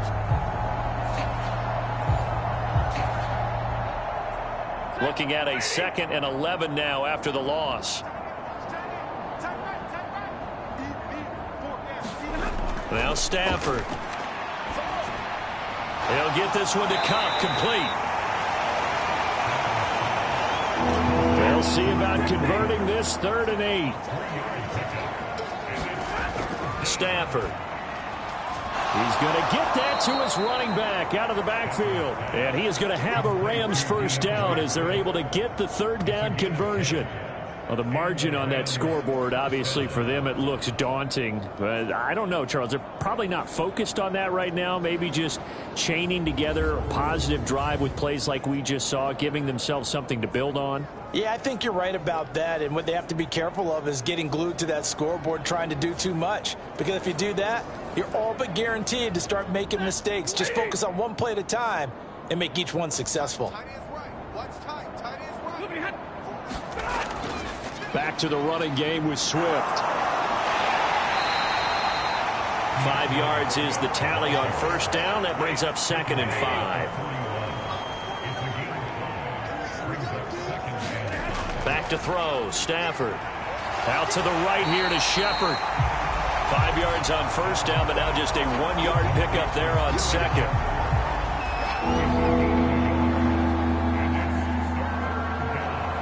This will be the 8th play of the drive here. 3rd and 4.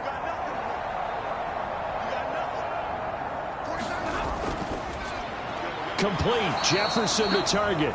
And I don't think he got there. No. He's short by maybe a foot. Maybe. Call it 4th and inches. Great job of tackling there to prevent the first down. One of the toughest skills in football, open field tackling. A lot of times one-on-one against a shifty receiver. He got it done in a nice way that time.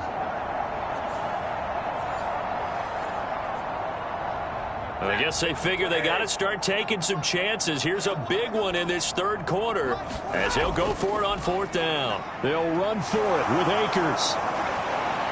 And a good-looking run there as he'll take this inside the 20 and down to the 18-yard line. Facing a 4th down, they come away with 18 yards and the first down conversion. 4th and inches in plus territory. That seemed like a prime spot to go for it. It certainly did, and there's so many things that go into it. Are you too far away for a field goal, but not far away to punt it? Do you just feel like your offense is better?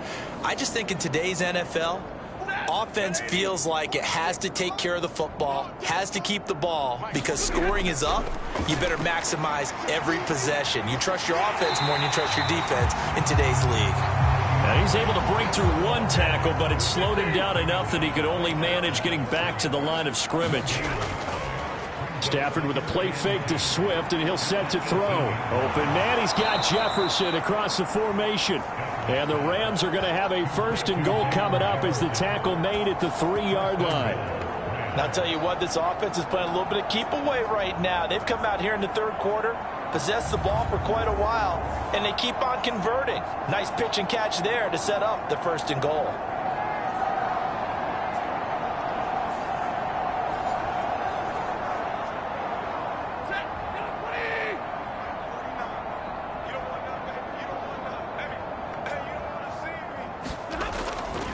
Akers going to be stopped before he can get moving forward as he'll lose a couple back to the 5-yard line. A loss of 2 there, 2nd down. This defense is just flat getting after it. They have not given up much of anything in the run game. Case in point right there.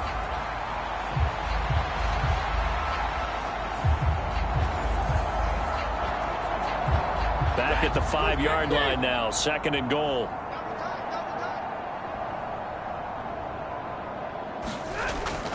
Again, it'll be Akers. And he'll get this one back to the 5-yard line, but no further than that.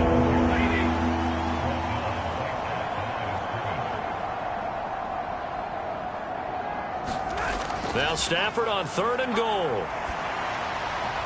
And it's complete. He's got it in the end zone. Touchdown, Rams. Van Jefferson, a 5-yard touchdown. And the Rams are able to claw one back. Extra point try good by Gano. So they do get one score back, but still a long way to go here in the 3rd quarter. 1 quarter remains here as we wrap up the week on a Monday night. You are watching the NFL on EA Sports. Gano out to kick this one away.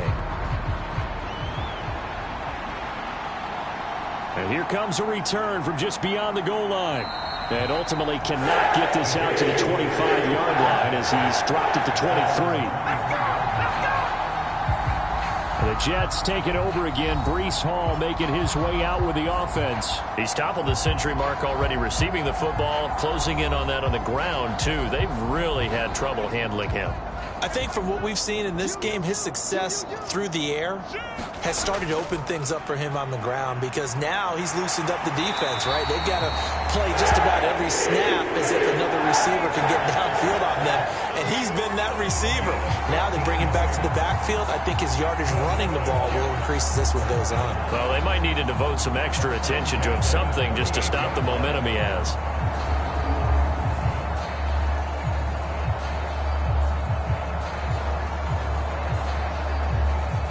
From all the way up at the 38 now after a good start to the drive.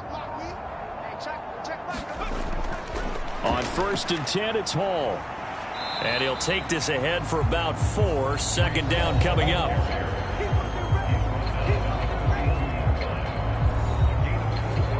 Second down at 6 now from the 42.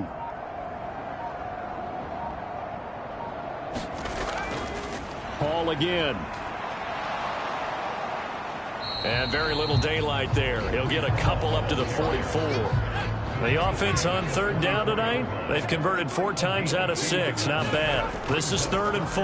Out of the gun, they run it with Hall. And he is going to have a Jets 1st down, although it doesn't appear to be by much. He needed 4, and he got 4 on 3rd down. Hate to be blunt, but it is just continuing to prove to be the case that this O-line is manhandling this D-line right now. They deserve to roll up their sleeves and show up their biceps, because they're doing exactly what you just described, manhandling the defensive front. They've got the leverage, they're powering through, and they're controlling this game. 2 first downs have them up near midfield now on 1st and 10. And now a run with McBride. And he's going to take this one across midfield and into Ram territory. It's a 7-yard carry to set them up with a 2nd and 3.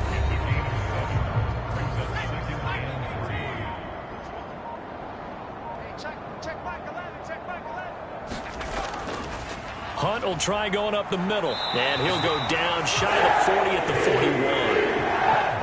All runs on this drive so far. It's 1st and 10.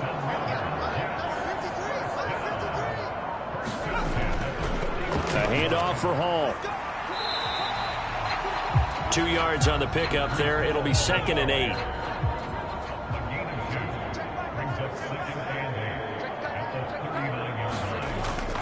On 2nd down, a run with Hall. Oh, he put it on the carpet, a fumble. And now the Rams have got it, going the other way.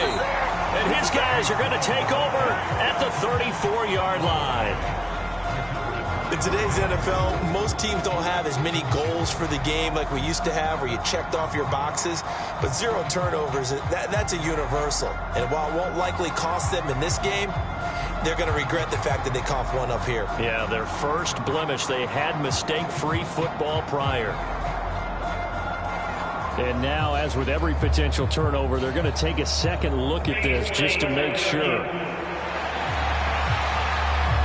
Now the question, was the knee in fact down before this ball comes loose? And is the video convincing enough to overturn it? A lot of factors here. Remember, you also need clear possession of the football afterwards. This is a tough one to overturn.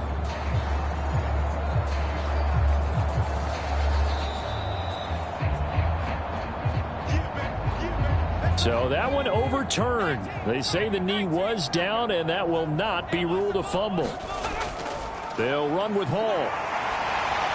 And he's able to pick up the first before he's taken down at the 27th. 124 yards rushing for him so far as his terrific season continues here. And carries like that, that's how they're going to continue to salt this thing away here, Charles, in the 4th quarter. Yeah, how about that? A new set of downs. Clock continues to move. No better way to close out a game than to tap those mastodons you have up front and say, guys, keep pounding them. Let's keep the ball, keep their offense on the sidelines, and let's close this one out.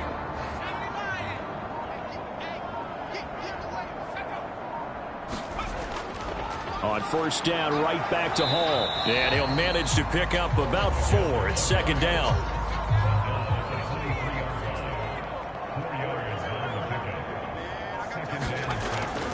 Handoff up the middle, Hunt.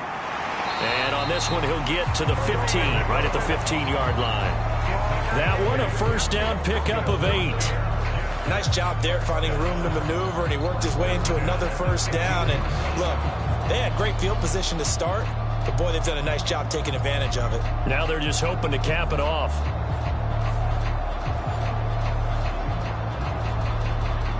Line of scrimmage, the 15. It's 1st and 10. They'll give to Hall. And the result here, a pickup of 8. Leaves him with 2 to go on 2nd down.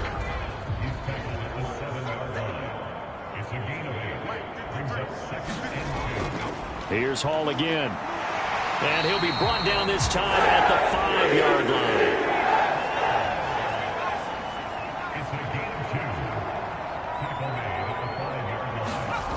Now they'll switch it up here and look to throw. Now they go screen. It's complete. No gain on the screen there at 2nd down. Well, that was a simple throw and catch, but even with that completion, 0 yards gained, so they're behind schedule on down and distance. I think they were hoping to get it to him. He could make a man or two miss, but that window closed quickly. He's got Wilson, and that's a Jets touchdown. A great effort there. His 3rd touchdown of the game and 5th on the year. And the Jets add another 6 points to what's going to be a blowout victory. When coaches come into a game preaching total team effort, CD, I think this is the type of ball game that they're dreaming of. It was pretty apparent early on that they were clicking in all 3 phases. It's been fun to watch. Yeah, sometimes in the NFL you end up with matchups like we've been watching here. And now, of course, all scoring plays are reviewed, and I think they're going to take an extra long look at this one. They're taking a peek at whether or not those feet were in bounds, and obviously a big call here in the end zone. And not just the feet. How about the hands? How is the ball possessed while the feet are hopefully getting down in bounds? That's what they're trying to look at to see if it all comes together.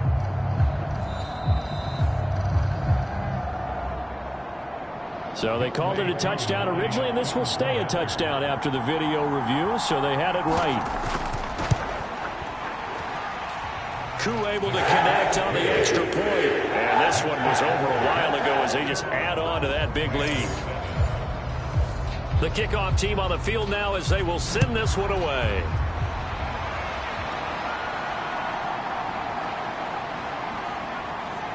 And he brings us out past the 20 to the 24.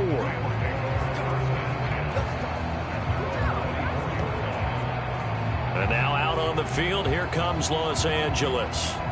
Remember, they have won 3 straight, but getting to 4 straight does not appear to be in the cards as they are in a big fourth quarter hole. Stafford and the Rams come up 1st and 10 at their own 24. They'll come out throwing here to start the drive. That'll be caught. Oh, now he's stripped. He lost the football. And it's scooped up by the Jets. And he is going to get this one back to the 20-yard line. You've had to put up with me in this booth. I'm going to try and be simple this time and succinct. It simply has not been their night. No, I think that fumble's kind of indicative of how this whole evening's gone, isn't it? Without a doubt. I mean, they've tried, but nothing has ever really taken throughout the game. That's why they're down so big. And he'll protect himself at the end here as he winds up getting pretty decent yardage. Now 2nd and 3.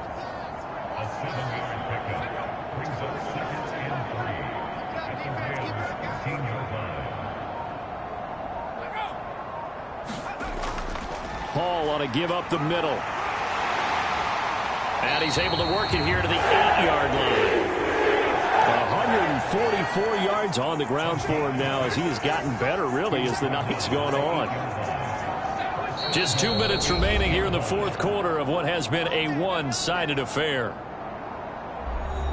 So it's Jets football as we get you reset here. They've got it 1st and goal in a game that appears to have already been decided. They'll run with Hall.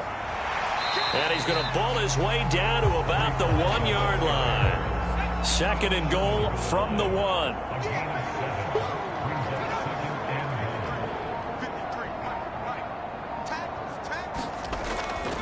They'll try to run with Hall.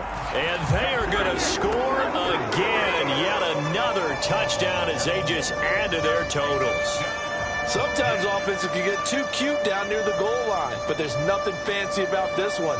As Coach Lombardi would say, we get a seal here, and we get a seal here, and we run this play in the alley. And that's good work to hit the hole hard and finish in the end zone.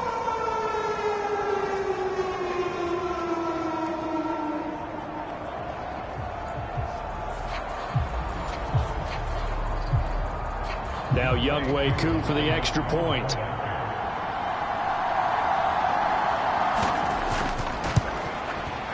Now this one was over a while ago as they just add on to their big lead. Just a 4-play drive that time. And it was capped off by a Breece Hall touchdown run.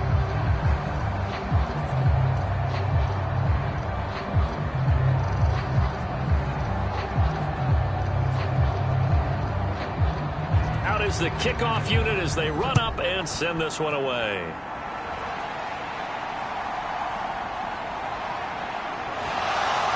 And he'll go down as this drive will start at the 25-yard line. L.A. readies for its next possession.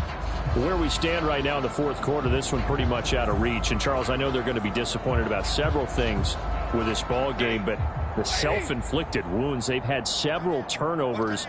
You would have to think that's going to be something they're going to discuss heavily in the film session in the coming days. You're absolutely right about that, partner, because they're going to have to sit in that film room and watch every error that they made and figure out how to not do it in the future. And mentally, I think a lot of the guys are already starting to think about, okay, how do we put this behind us and get better? Oh, a hit. He lost the football. Stafford puts it on the ground. And now this ball picked up by the offense. But here in the final 2 minutes of the game, this will be blown dead. Only the fumbler can advance the football. So this will go back to the spot of the fumble itself. Much like a running back going through the line, quarterbacks have to be aware of protecting the football as well. He left it exposed that time, wound up having it knocked free, but fortunately, had an alert teammate who was able to get it. So possession still theirs, but now they face a third down. Stafford now to throw. And now look at this. Big gain, but a fumble. But it looks like one of the DBs has it. And he will return this one to the 30-yard line. And I don't know that that fumble is going to matter a whole lot. You look at the deficit here in the fourth. It doesn't matter. The coach on the sideline still scratching his head. Yeah, not only scratching his head, but probably writing a note or two about we're going to address this come practice next week because maybe that's the reason we're down this far. Doesn't matter at this point, but being sloppy throughout the game, not going to help him improve. So 1st and 10 now from the 30. Straight ahead is home. And he can only manage to get a couple. 2nd and 8 coming up.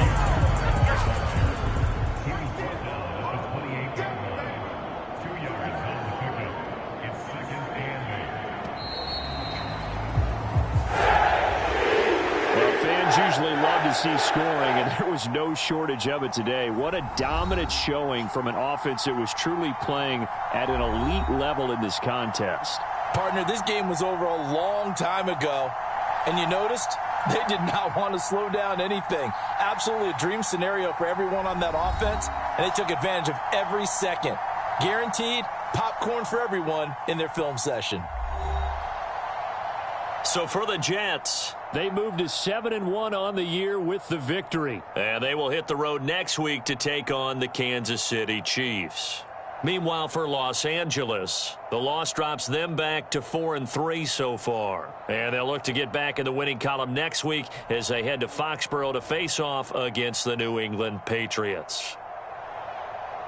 So that'll just about do it for Charles Davis. I'm Brandon Gaudin. You've been watching the NFL on EA Sports. For more, log on to easports.com. It's a win for the Jets as we say so long from MetLife Stadium.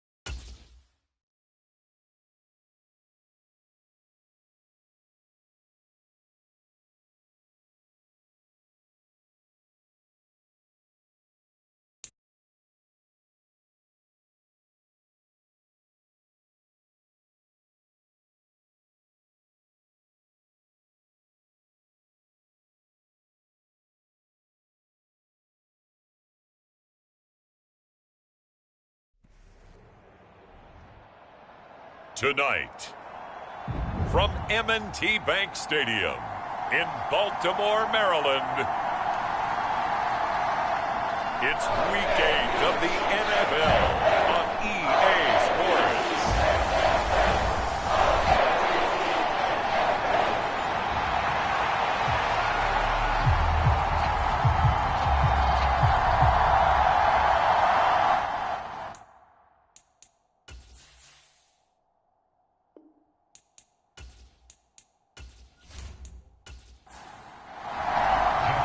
Lurching closer toward the midway point of this NFL season, and we're underway on EA Sports. And this will not be returnable. It's out of the back of the end zone for a touchback.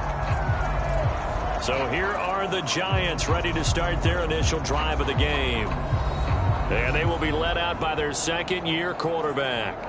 I tell you what, when he's on schedule for that week, secondaries take notice because you've got to stay alert back there on every snap.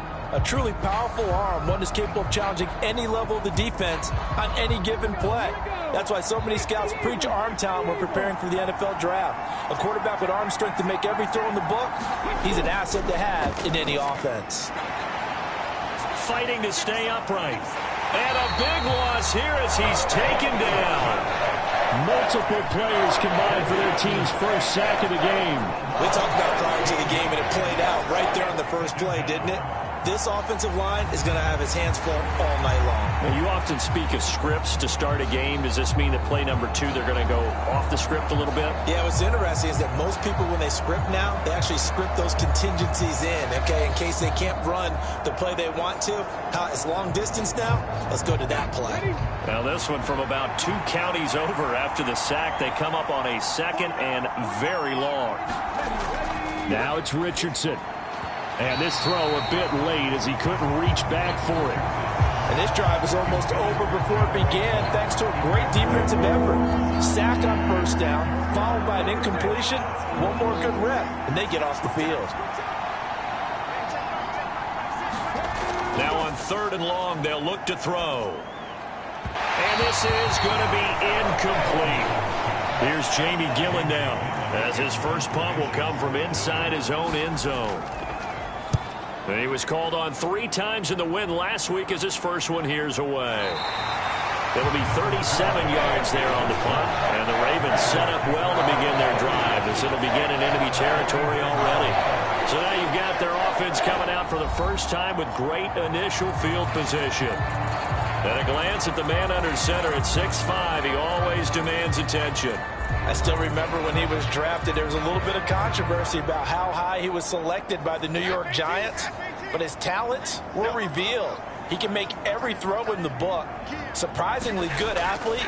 As long as he takes care of the football, doesn't turn it over, he can really make plays. And that'll be complete to Dobbins. And he'll go down inside the 45 before going out of bounds. They'll wind up getting 7 on the play, and it's 2nd down. Charles, Thursday night game, I think a lot of teams probably say shrink the playbook somewhat. Is that correct? I think you're right about that because you just don't have the amount of time that you have in a normal week to put in a full playbook. So, as you said, you shrink the playbook, pick out the plays that work best for you. And you know what else you're looking for? What's that? Who are the freshest guys coming off the last game to play on a Thursday night? Guys have a little extra pep in their step. You go to them early and often. You talk about this Giant defense. This crew against the pass, issues at times, ranked number 24, Charles, in the NFL. They'll take that play right there each and every snap because throughout this season, they've given up some big plays. To be able to hold someone to no gain, oh, yeah, they'll take that one all game long. Now Jones. That is caught. And he'll be taken down, but he does have first down yardage. And that gain of 9 buys them a new set of downs. The Ravens at 3-4 on the year coming into play. And they were winners their last time out, so they'll be looking to make it 2 in a row. And so much about football, partner, comes down to mindset. Being in the right frame of mind, and the best way to get in that good frame of mind, winning. So they come in feeling good. They've got the home crowd behind them. I think they're going to be tough to beat in this one. And he is going to lose yardage here. Officially, it's a 1-yard loss. That's going to bring up 2nd and 11. Well, this defense for the Giants, they were very strong last week in the win over Carolina. And no matter what's done throughout a ball game, it always comes back to blocking and tackling. That's the essence of football.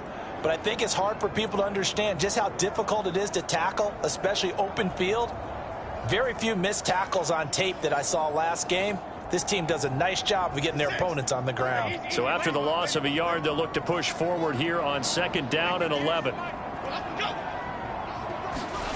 Throwing, Jones. A short throw caught by Andrews. And able to use his stiff arm for a little bit of leverage before he's taken down. A pretty good gain. Looking to throw. Jones. And that is incomplete. So on 4th down, here's the Ravens Pro Bowl kicker Justin Tucker out onto the field. Spotted at the left hash, this from 45. Tucker's kick is good. And the Ravens strike first at 3-zip.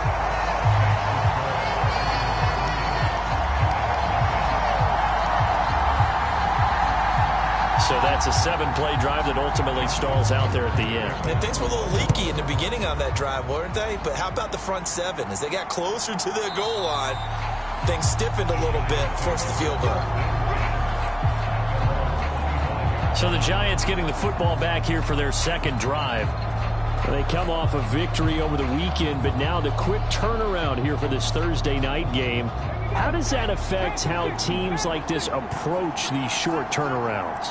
Well, wins and losses always factor into, how you're getting ready for the next game.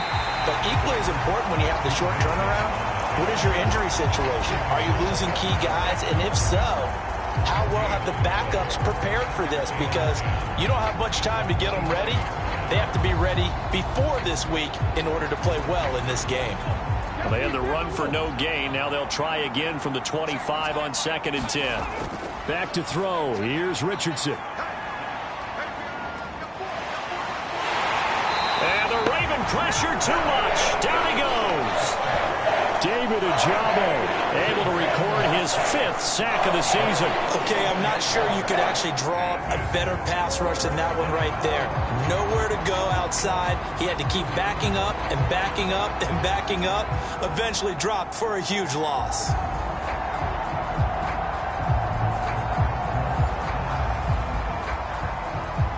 The Ravens bring out an extra defensive back here on 3rd.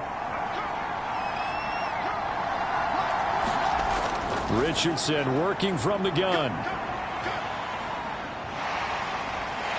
Under pressure, and they got to him again. Looks like a 9-yard loss, and it also brings up 4th. And that is the 3rd sack this offensive line has allowed this first quarter. Yeah, that puts him on pace. Let me do the rudimentary math here. To be sacked 12 times in a game, I know he's not going to go for that. I wonder if it's going to reshape what they decide to do on offense in terms of play calling. Well, I can tell you what, when he popped up, shaking his head, frustrated right now behind center. Here's Jamie Gillen down as the drive goes backwards, so he's on to punt it away. And he'll just punch it out of there, and it's not a great kick. 37 yards on the punt with no return. And this offense, they're going to have excellent field position. They take over with a 1st and 10 on the short side of the field. Baltimore set to take over here for their 2nd possession of the game. And they split the uprights last time for 3. They've got the lead. They're not going to play this conservative. They're not hoping for another field goal. They're hoping for a touchdown. I'm with you on that one. I like where your head is. I like the way you're thinking because you're exactly right. Trying to sit on a lead and play that way, that doesn't work too well for most teams. Run your offense. Run what you do best. Exactly. Put it all the way down and try to increase your lead in a big way. And the best way to do it, touchdowns. Give him 4 on the carry, and it'll make this a 3rd and about 2.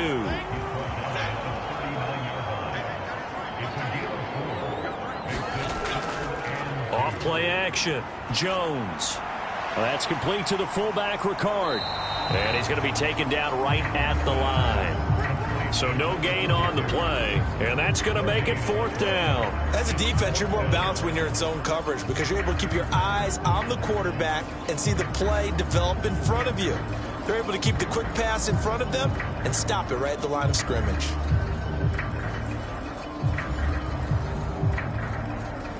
Too long for a field goal, too short to punt. That in-between range, and they'll go for it on 4th down. They're going for it with Dobbins. Oh, that's just not fair, and now room to run. And he gets it all the way down inside the 10 and mark him at the 5. Wow, 1st and goal, and defensively all they can do is shake their heads. Not only did they allow the conversion, but a big play as well. 4th and short got a whole lot more than he bargained for. He almost scored. Yeah, how about that? Because you know how it is when you get all those bodies near the line of scrimmage. You often get engaged by blockers, and you can't get your hands on the ball carrier. And he breaks free, and he goes almost the distance. They'll run with Dobbins. He gets him a little bit closer. He takes it from the 6 inside the 5 to the 4. 2nd and goal from inside the 5. Dobbins. And he'll get it down close to the goal line, but not quite in. They were held to a field goal on their first drive. They want 6 now, but it's 3rd and goal. They'll send one of those 2 tight ends in motion. Edwards will take this into the end zone. It's a Ravens touchdown. And you can bet when they were in that huddle, there's definitely some urgency because I'm sure they were saying to each other, we got to push this one in right now so we don't have to run this on 4th down, and there'll be extra bodies in the hole. That's excellent work there at the point of attack. All it takes is one little crease as he fights his way into the end zone.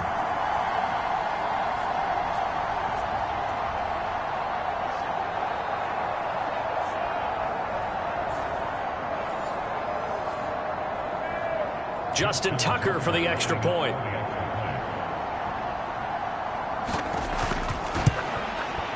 He's got it, and now it's a 10-0 lead here in the opening quarter. So that drives 7 plays in length. And it was polished off by the Gus Edwards touchdown run. So an early 10-0 lead for them now as they kick it away. And they will not get a chance to return this one as it's through the end zone for a touchback. And the Giants ready to come out now. And they are over 500 for the season, 4-3. They got back above 500 with a victory last week. And, Charles, you think this is a very important week for them, do you not? I certainly do, because when you start to do the math, and yes, I'm using my fingers to count. If you're 4-4 at the midway point, let's say you're saying 10 wins is your cutoff line for a playoff berth. It's usually right around that number. A loss here, all of a sudden you got to go 6-2 down the stretch just to reach 10 wins. That means this game is vital. The throw over the middle, taken in. And he'll be taken down, but not before he works it past the 50. 19 yards to pick up there. Move the chains. And now at this point in the first half, you've got to realize as an offense, you're not going to get it all back in one fell swoop. This is going to be about sustained drives and making sure you finish with points. And that's a good throw there for a first down. So in Raven territory now, here's a 1st and 10 at the 49-yard line. Here's Richardson to throw. And he goes down. The Ravens able to get to him. It looks like a 12-yard loss there on the first down sack. He continues, Charles, to be under constant pressure. These sacks, they're starting to pile up. And if they want to have a realistic chance in this one, they've got to change their blocking assignments. They've got to do a better job to keep him upright. If he's going to be on the deck constantly, they've got no chance to win this game. Pass protection has been a problem all night long as they come up facing 2nd and a bundle. Richardson looking to throw. They'll set up the screen here to Mixon. And he'll be brought down just shy of midfield at the 49-yard line. They need 12 here. It's 3rd down. And Richardson back to throw it. He's going to loft one deep left side here. Touchdown, Giants! Jalen Hyatt, his 4th touchdown on the year. And the Giants are back within a score. Well, you know he can be explosive, and he's ultra explosive there on the fly route. And you know how many times we've talked to coaches and we've had quoted back to us, well, you know something? When you execute really well, it doesn't matter if they know it's coming or not. Well, sometimes athleticism beats you as well. He just took off and went. And that's almost like one of your Turkey Bowl games, isn't it? Just go long, Backyard. man. I'll hit you. And it worked really well for them. Now Greg Zuerlein on for the extra point.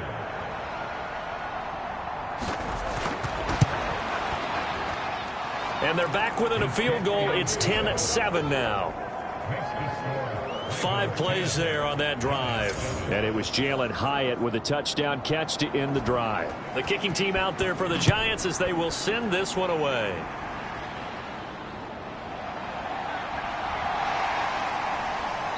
And they will wrangle him down a couple yards shy of the 30.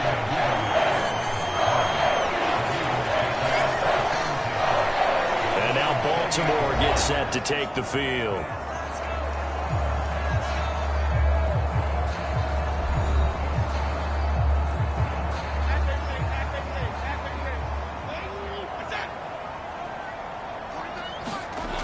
Jones throwing on first down. Open man is Duvernay. And to the 36-yard line, taken down there after getting 8 yards.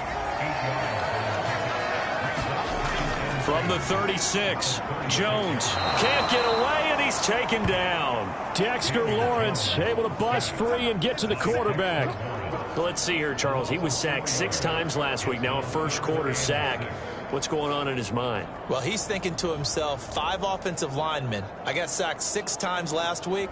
Let's start thinking about keeping extra people in. Tight end stays in. If I have a fullback or the running back, they stay in and help me block. Maybe not as many receivers in a pattern. Anything to try and slow down that pass rush. Now Jones to throw on third down. Work in the middle of the field, and he's got a man complete. And he will have a Ravens first down as they're able to get the third down conversion. We've seen quite a bit of the short passing game here early on first quarter, haven't we? We have, and I think it works a couple of ways for this team because, number one, you throw the short game until they stop it. And if they're not going to stop it, you keep throwing it, and occasionally you'll break a tackle and turn it into a bigger gain. Also, if they start to creep up, start to pressure receivers, now you go over the top, take it deep, and now you get some of those big shots downfield.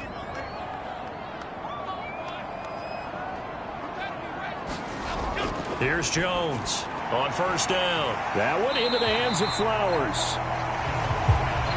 These are his numbers from last week's contest. 6 catches, 119 yards, and the score. And aren't we approaching the halfway point of the season? I mean, we're midway through this one, and we're seeing big numbers from him just about every week, and that's why he's leading the league. Looking to throw again on second down. Jones. Looking left side, that's caught by Moore.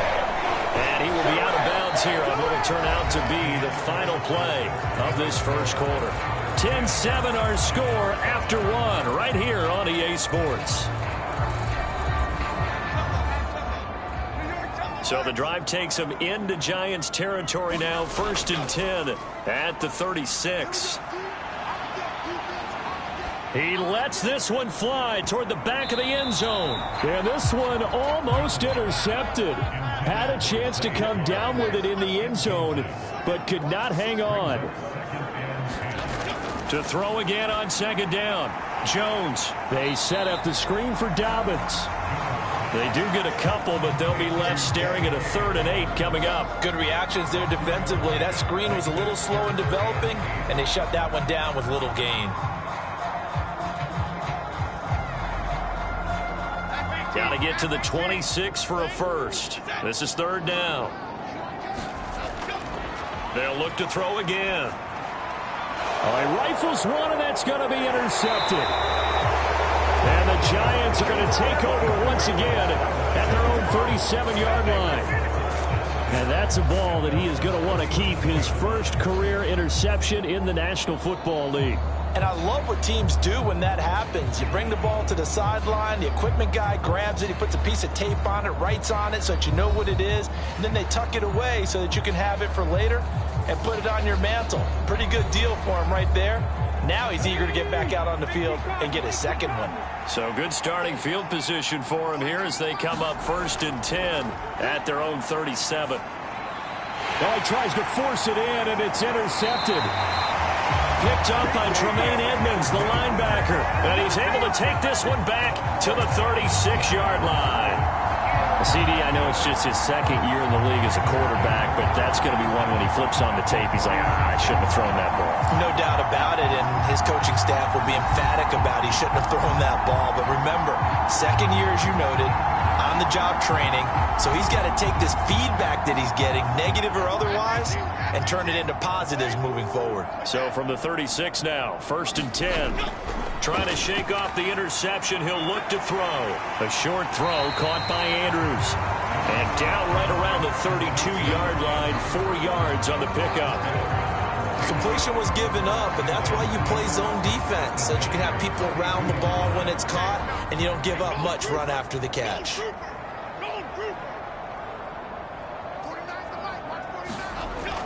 On 2nd down, a run with Dobbins. And he'll get about 3 as he's brought down to the 28. I do know from experience that when you slow down someone's running game, you're now doing the dictating on defense. And guess what? Now you're getting ready to tee off on their quarterback because they have to throw it all the time. But you still have to be alert for the draws and other plays of that nature to make sure you don't get hurt. The offense on 3rd down tonight, they've hit it 50%, 3 of 6 to this point. This time they face a 3rd and 2. Over the middle and into the hands of his receiver, Moore. And he will have a Ravens 1st down as they're able to get the 3rd down conversion. That's a play that will likely be forgotten when you talk about big moments in this game. But plays like this are critical to keep drives going. And if points result, we'll call this play significant.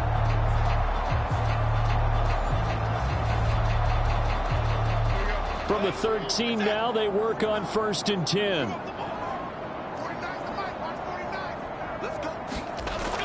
Back to throw.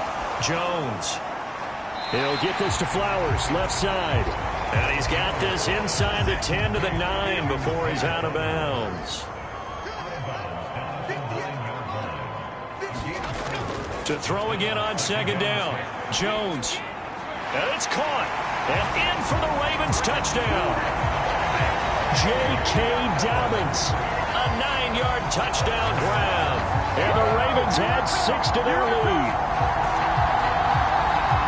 CD, it seemed like they were so focused on the guys out wide, they forgot about him out of the backfield. That's a really good point because you've got to communicate, and oftentimes when you start counting receivers, that's exactly what you do. You start from the widest receiver, work your way inside. Who gets lost sometimes? The back in the backfield. That's exactly what happened there. And he got into the end zone. Tucker now for the extra point.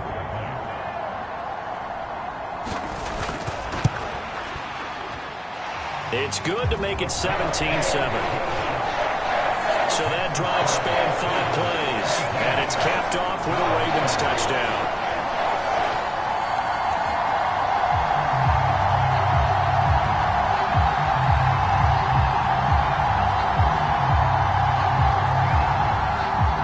Tucker now to kick it away following the touchdown.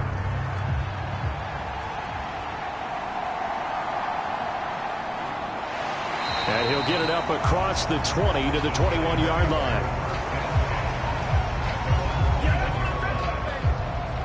The possession switching back to the New York Giants.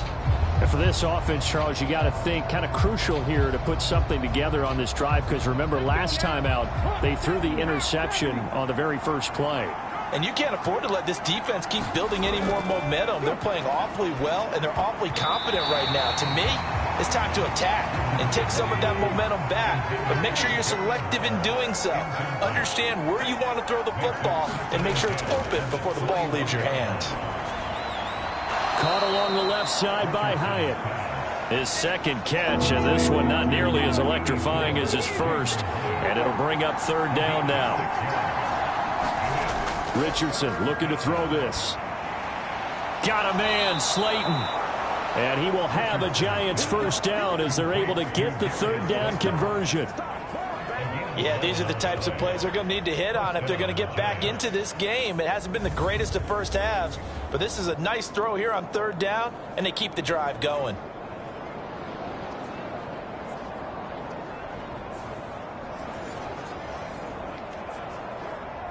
So from the 39 now, they'll come up on a 1st and 10. Richardson. To Mixon on the check down. Short completion, just 4 yards, and it'll be 2nd down.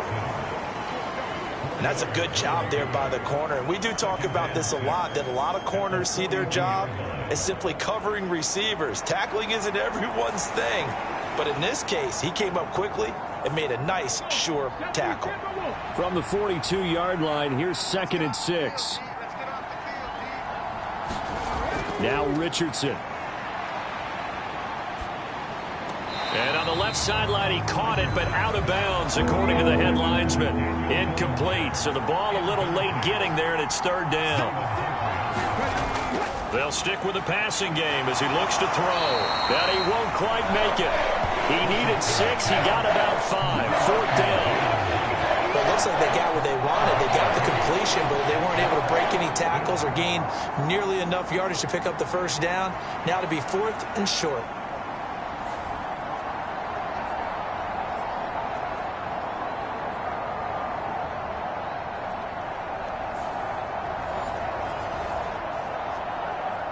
On 4th down, here's Jamie Gillen on to punt.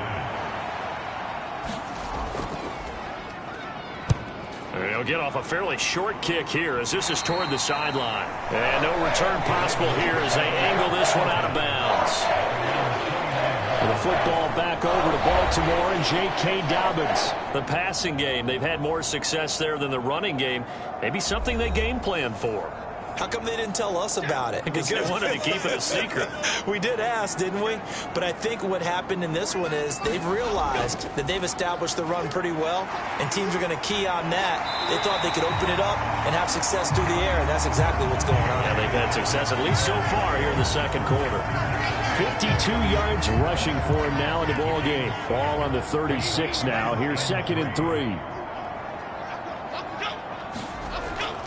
Now a shotgun snap as they'll look to throw.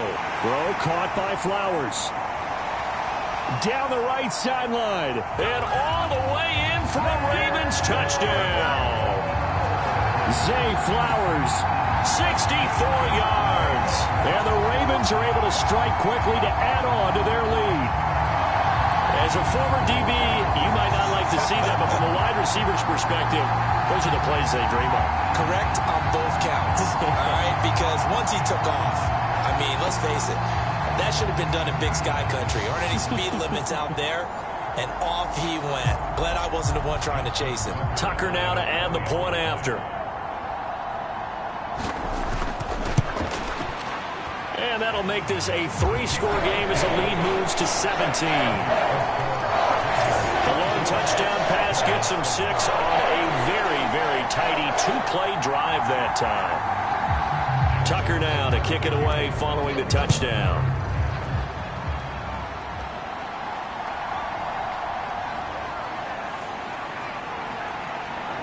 And he's up across the 25 and down at the 28.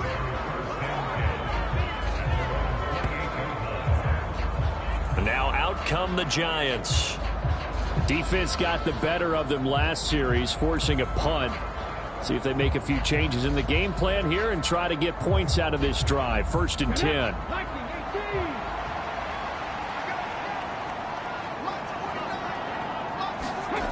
Richardson to the air on 1st down. Hyatt there to grab it. He'll be hit down at the 33, 5 yards on the play. From the 33, here's a 2nd and 5. Looking to throw. Richardson. And that one complete to Hodgins. And they'll get it up just short of the 45 at the 44.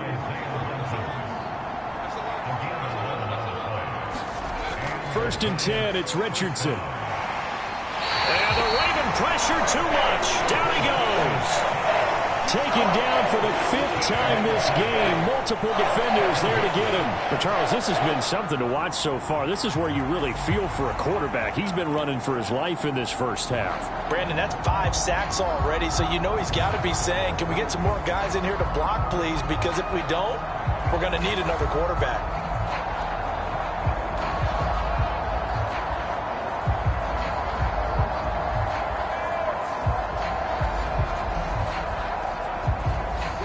Sacks, a growing theme in this first half. This is 2nd and long. A handoff, running left, Mixon. He's brought down at the 34. Call it a gain of 4. The offense on 3rd down tonight, 2 for 5 to this point. This will be 3rd and a mile. Back to throw. Richardson. That's into the hands of Donovan Peoples-Jones. And he can only manage to get this to the 45-yard line. Well short of the first. It's a gain of 11, but they're still well short. It's 4th down. So much about this game is just understanding situations and then having to execute, isn't it? Guard the first down sticks. Don't let them get there. And they rallied and made the tackle. On is Jamie Gillen to punt this one away.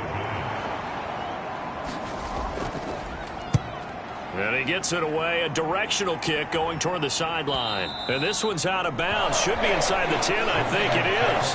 At the 6-yard line. The field position game, such an overlooked facet, Charles, of an NFL game. But this offense, they're going to be pinned back. What an ideal punt. An ideal punt, and it leads to that term complementary football. Because them doing that puts their defense in a great spot, doesn't it? Gives them a chance. If they want to be aggressive, try and maybe get a safety out of this whole thing, it puts them in that position. Jones now throwing to start the drive. He's got a man complete. Yeah, he'll get this one way up just shy of the 45-yard line. A big pickup of 38. Well, he worked his way quite a bit in this first half, and with good reason. You can see it there. He is such a handful defensively, just too hard to keep him under wraps. He delivers a big play here for this offense.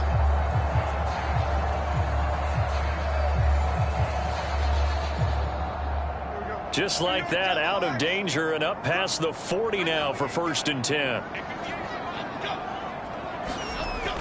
Looking to throw. Jones. This one caught by his tight end, Andrews. And he is tackled inside the 40, not quite to the 35. Another first down, this time on a gain of 19. So many times in my career, I've heard coaches talk about completions are one thing.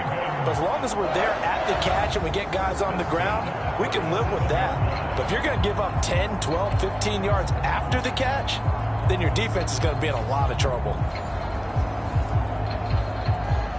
So the drive takes him into Giants territory now. 1st and 10 at the 37-yard line. Back to throw. Jones. That's complete. It's Rashad Bateman. And he is out of bounds inside the 30. 10 more there and another first down. I know that no game in the NFL is ever easy, but they're making it look that way. Everything is being done with such precision. Just on this drive alone, 3 plays, 3 first downs. If you're on defense, you're scrambling, looking at each other, trying to figure out how are we going to slow these guys down.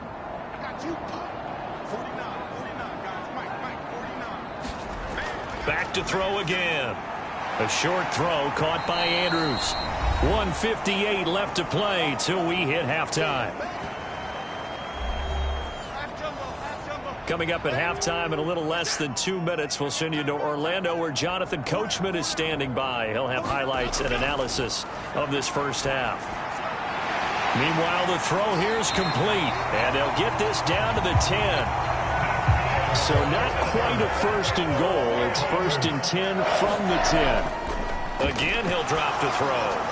Now they set up the screen. That's complete. And the stop will come inside the 5 at the 4. Here now, 2nd and 4.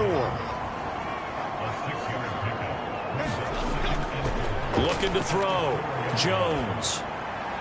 There's Flowers. He's got it. Touchdown, Ravens. A great play there. With his 2nd touchdown of the game, number 8 on the season. And the Ravens go coast to coast and finish the drive off with 6 points. first half he is compiling here. He's already over 100 yards receiving and now 2 touchdowns, CD. Brandon, you know I don't like to play the game where you start projecting when you're at a certain point. But let's face it, he's off to a tremendous start. So 200 yards, 4 touchdowns. I don't think anything's out of the question right now. He's blowing up coverages. You've got to double him every snap. Otherwise, he's going to defeat you on almost every play. Tucker with the extra point, and a rout is on here in this first half.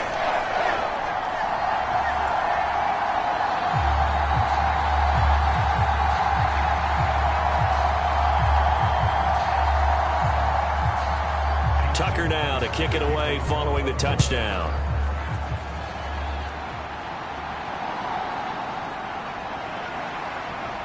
And he'll be stopped up at the 25.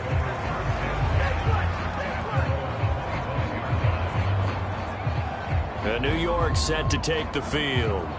And a first half that really has not been kind to them. A late opportunity here to maybe make some inroads on this deficit before half. And this drive's going to go a long way towards telling us whether they actually have a chance to come all the way back in this game or not. Throwing to start the drive, Richardson. The short throw pulled in by Bellinger. And he'll be out of bounds across the 30-yard line. Now a pause, and there's an injured Raven in need of some assistance. The medical staff will attend to him, and we will step aside.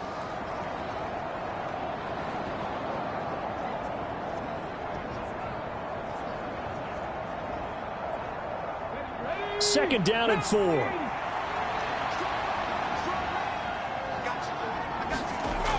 Operating from the gun, Richardson.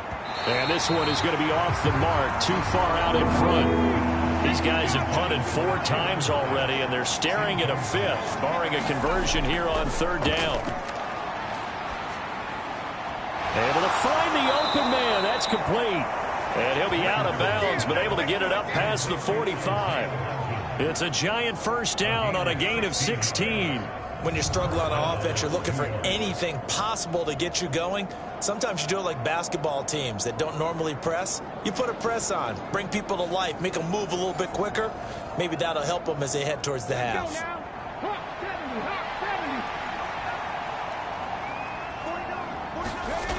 Again, it's Richardson. And that nearly a turnover, but it's incomplete. Oh, fortunate to retain possession there, and it's 2nd down.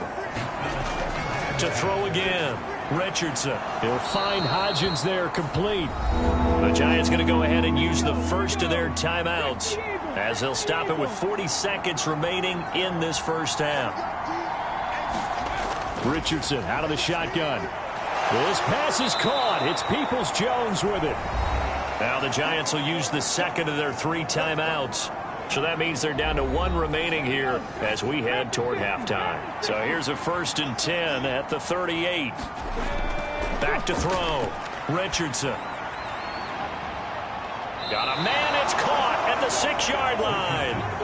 This is 1st and goal and a golden chance to get a score back here before halftime. The Giants going to burn their 3rd and final timeout. And with halftime on the horizon, they'll be out of timeouts from here forward. Looking to throw. Richardson. He's got it. Oh, he's going to be brought down a few yards short of the goal line, and they're going to be unable to stop the clock from here. So close yet so far, and that's going to be how this first half will come to an end.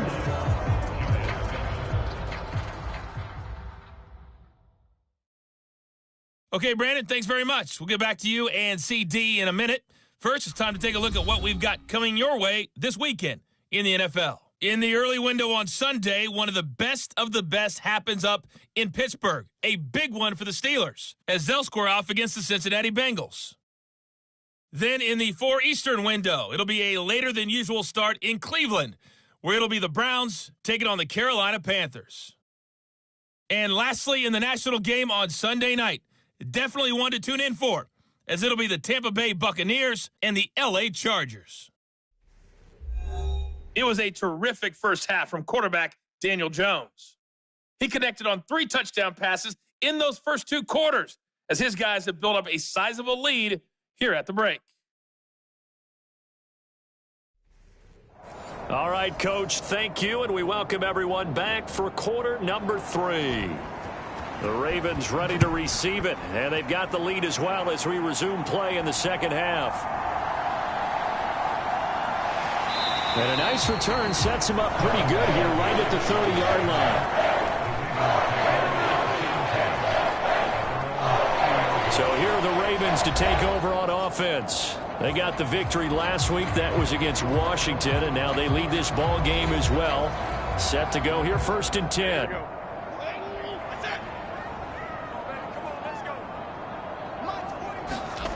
Throwing to start the drive. Jones. And the giant rush gets home as down he goes. Yetur Gross-Matos getting in there to make the play. What a quick start to the drive, but not for the team that really needed it. In only a few seconds, the opposing QB found himself on the turf, and the defense is celebrating 2nd and long.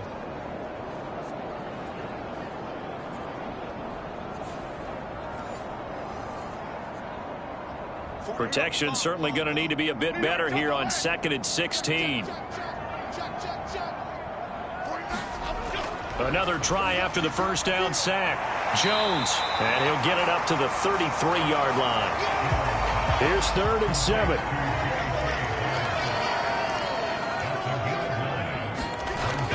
Operating from the gun. Jones targeting Dobbins again, and he's got it again. And oh, he's just going to be short here, barely, maybe by a half a foot. It'll be 4th and inches. We can make this one pretty simple. Locked up all of his progressions downfield, forced to get it to his running back. But how about the way they ran to the football and knocked him down to force a 4th down? The Ravens send their punter out now.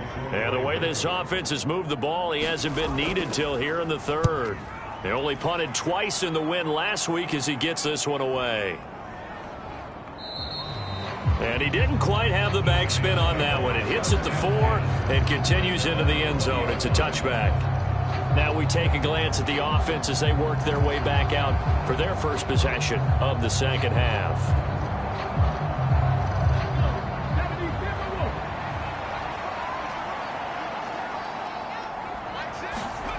First and 10. Here's Richardson with it. A short one here secured by the tight end Waller.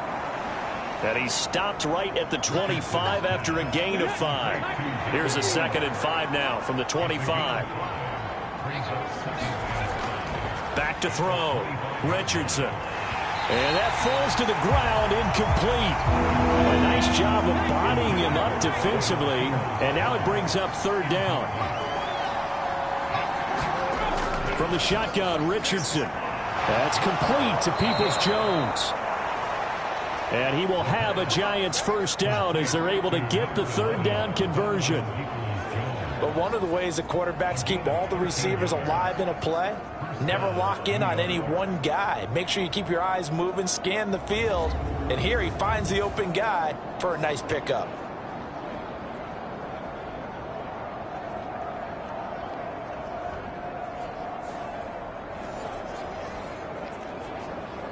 So here's a 1st and 10 at the 38.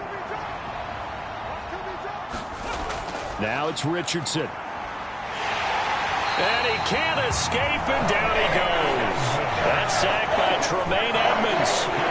There's a reason it's our linebackers are often captains of the defense. They call the signals. They have the opportunity to affect the game in coverage, against the run, and, of course, on blitzes. Living in the best of both worlds here. Already has an interception. Now he gets to record a sack, too.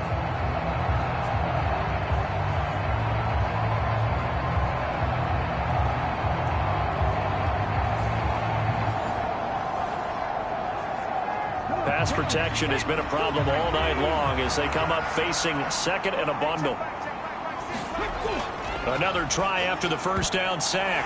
Richardson. And some room to maneuver. And he'll bring this one back to the 29.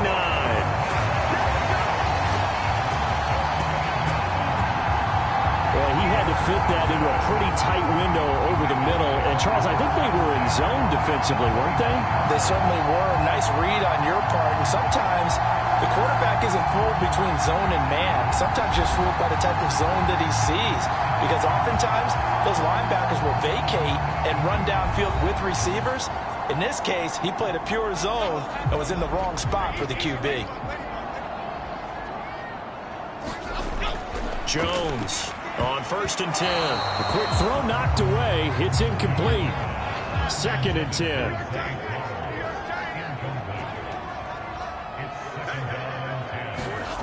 Throwing again.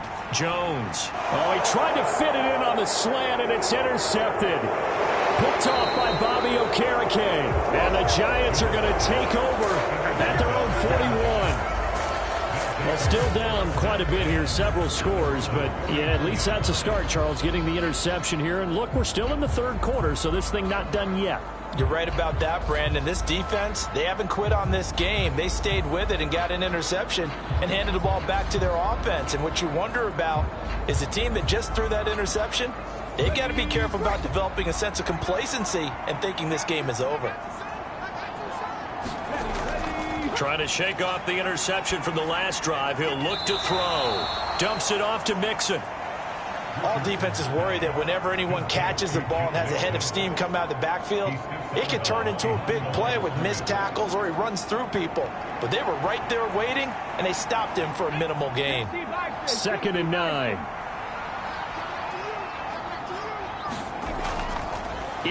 No, bottled up. Fumble. It's out. It's loose. And it's picked up by the Ravens. And they are going to set up shop at the 40-yard line. Well, if these guys wanted to get back in this game, they needed an almost perfect second half. And down 3 scores, a lost fumble here certainly doesn't fit into that plan.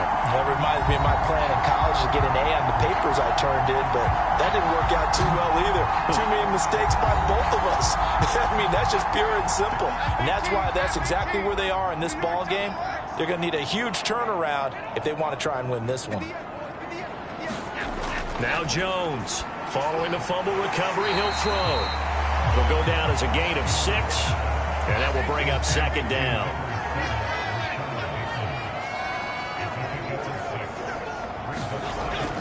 A give up the middle to Dobbins. And he'll be brought down at the 27-yard line. 7 yards there and a 1st down. That was a good, nice, crisp run for a 1st down. I wonder if the defense might have been loosened up a little bit, maybe anticipating a pass instead of the run that they got. So 1st and 10, and if they score on this drive, might have to start digging in our second half blowout material. Meanwhile, Jones' throw complete there to Moore.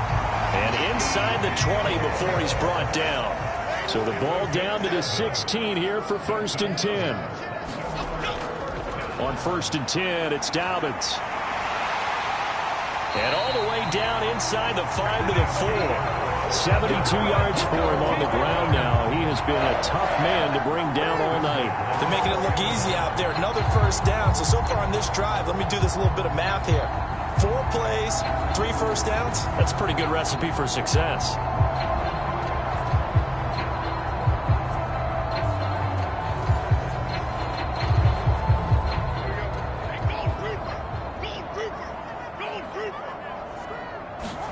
Now Jones. Touchdown. Zay Flowers from 4 yards out. And the Ravens have opened the lead up to 30. A familiar refrain. A turnover leads to a touchdown, and that lead grows even wider now here in this 3rd quarter. Yeah, partner, I'd say there are a lot of grins breaking out on that sideline because, let's face it, they came in thinking they were in for a real fight in this game, but this one's been about as one-sided as we've seen in a while. In addition, if you're a backup, time to start stretching and loosening up. You may get some playing time in this one. Now Tucker to add the PAT. And he's been a busy man, 5 for 5 now as he knocks another one through to extend the lead. The drive summary that time, 5 plays. And it's capped off by the Baltimore score. Tucker now to kick it away following the touchdown.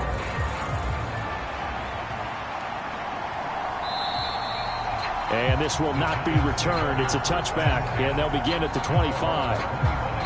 And New York set to take the field. It's a game that they would rather probably forget about, at least to this point, Charles. And one reason is turnovers. The turnover on the last drive, they had the issue in the first half as well, and that's really, unfortunately for them, helped to put this game out of reach. And you know they won't admit it to themselves, but we know that winning the game is pretty much out of the picture now. So their bottom line is, how do they play a clean game the rest of this one, right? Take care of the football, no more turnovers, and see how that works. Mixon with a first down carry. And he can only manage to get a couple. 2nd and 8 coming up.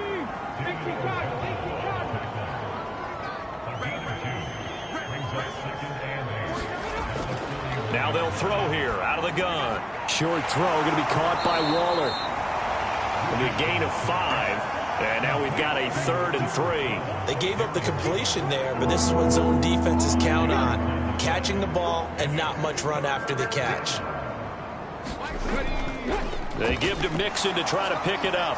And he will have the first down as he's brought down up near midfield. Only 3 there on the pickup, but that's enough to move the chains. I'd say they've got to find a way to get him going. He's such a big part of their offense. I wonder if they might throw it a little and come back to the run. Anything, because you're right, he's pretty much been completely neutralized.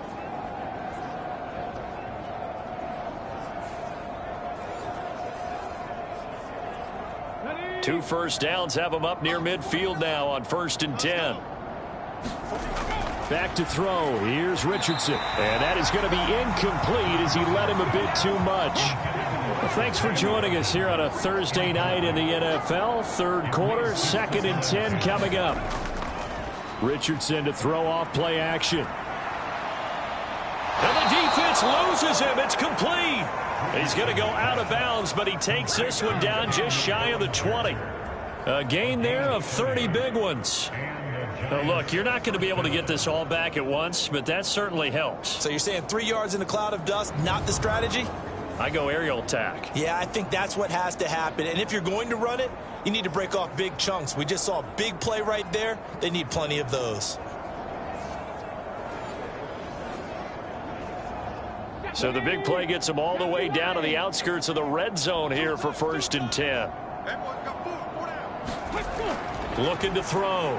Richardson. And that's going to be incomplete. Too tough to hold on to that one. It's 2nd down.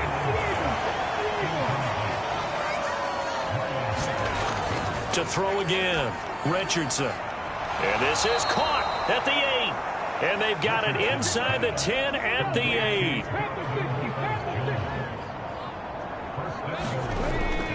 They'll give it to Mixon. It's a loss of a yard there, and now 2nd down. I think this running game, or should I say lack of one, is making this defense look better than what they really are.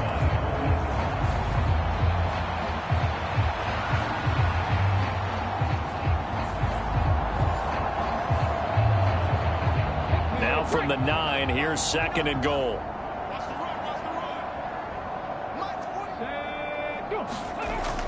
Another try for Mixon. Only about a yard there as he takes it from the 9 to the 8.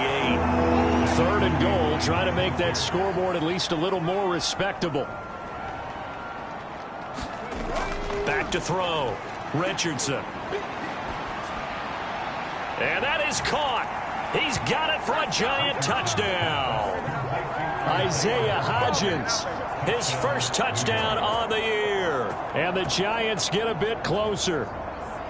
And they use that height on the outside to get the score. We've seen the evolution of the wide receivers. They've gotten taller and taller, but they've retained their quickness and their speed. It's a lethal combination. Always good to have wide receivers with height. Now Zerline on to add the extra point.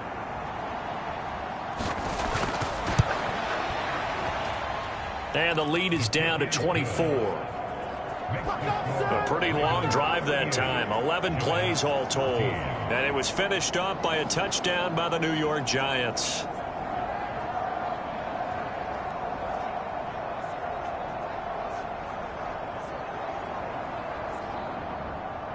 The kicking team out there for the Giants as they will send this one away.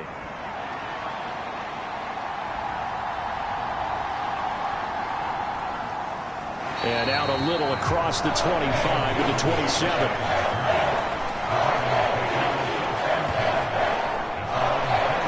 Now the Baltimore offense heading back out onto the field. Still operating with a comfortable lead despite the score a moment ago as they begin 1st and 10.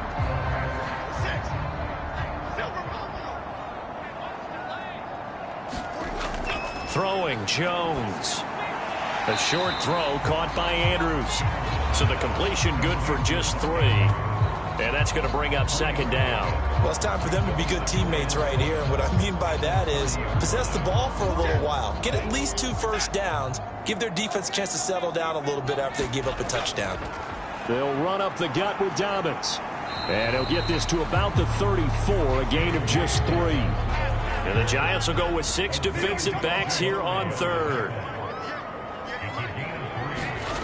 Out of the gun, they'll look to throw. And that is incomplete. Oh, he had a defender right there with him to force that to the ground. And 4th down now coming up.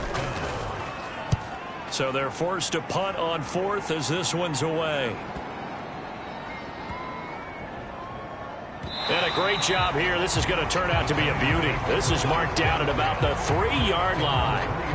That is how you flip field position. That's an absolute bomb of a punt. Downs it inside the 5-yard line. Absolutely ideal. From that position, you're hoping to get it down inside the 15, inside the 5. Superb. And New York set to take the field. I kind of feel like they've reached a do-or-die point in this game, Charles. If they're going to try to pull off an impressive comeback, it has to start right here, right now. Yeah, now they've got a final chance to get out of this situation, but they also understand they've got to move the ball and move it fast. In addition, they need to save as much time so they can get 2 more possessions.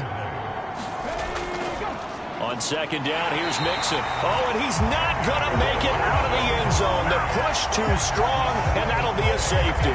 And the safety there, another mistake, and these mistakes just keep piling up. How many more can they make? They put themselves in such a massive hole now.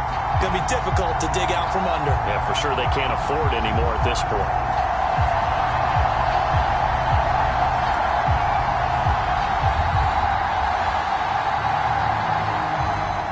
So after that safety, now a free kick situation forthcoming as they punt it away from the 20. It's taken to the 26.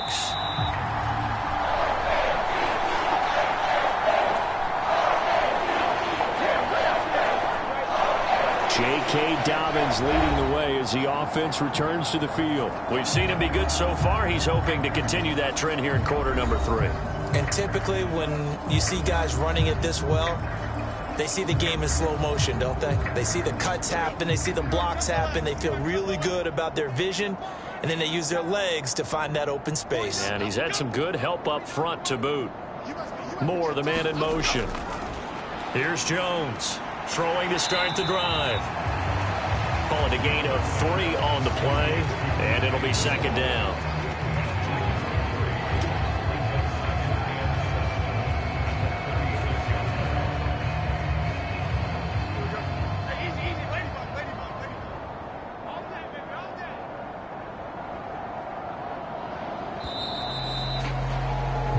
One quarter remains here in this Thursday night matchup. You're watching the NFL on EA Sports. Back now in Baltimore. A lot of happy faces in the crowd at this point as their guys have a big lead here to start quarter number 4. Now a handoff for Dobbins. And he'll grab a gain of 5 out of this up to the 41-yard line. The Ravens on 3rd down. Not quite 50%, 4 for 9. They need just a yard here. It's 3rd and 1. They'll try to run for it with Dobbins. And he's able to get this one down to the 40-yard line. 98 yards on the ground here for Dobbins. And a first down coming up. I know we're in the era of wide open football, a lot of spread formations, more space, but there's still a spot for power football. We just saw some of it right there. How about that run? Yeah, breaking the tackle, and, you know, late in this game, he wants the football in his hands. He's had a good day.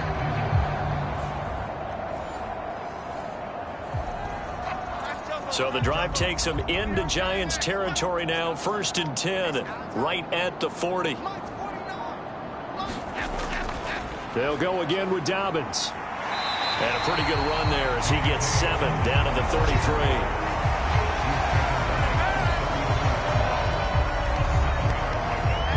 Here's a 2nd and 3 now from the 33. Now they'll switch it up here and look to throw.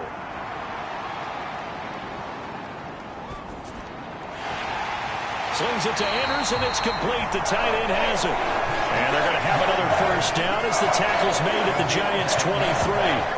It's a 10-yard pickup, and that's enough to move the chains.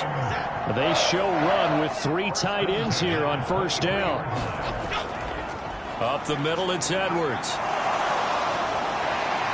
And he takes it down to the 10-yard line. Back-to-back nice gains. That one for 14 yards and another first. A lot to praise on this drive, obviously. I know you're seeing what I'm seeing. Those guys up front, they're getting it done. Doesn't matter what play is called. They are handling their business at the line of scrimmage and dominating right now on this drive. Okay, here we go. Hey, Gold Grouper! Gold Grouper! Gold Grouper! Let's go! Here's a give to Dobbins. A solid move on the run, but ultimately stopped short of the goal line, down at the 2. It's a good pickup of 7 yards, and now they're looking at 2nd and goal.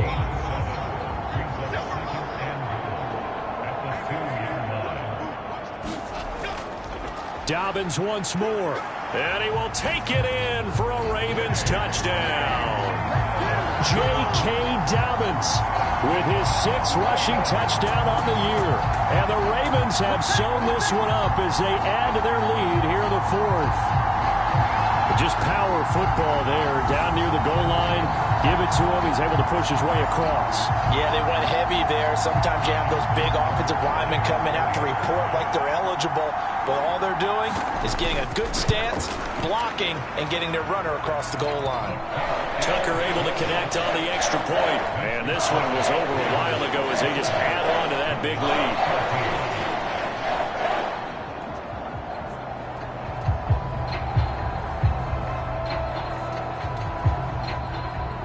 Tucker now to kick it away following the touchdown. Taken at the goal line. And he returns this to the 22.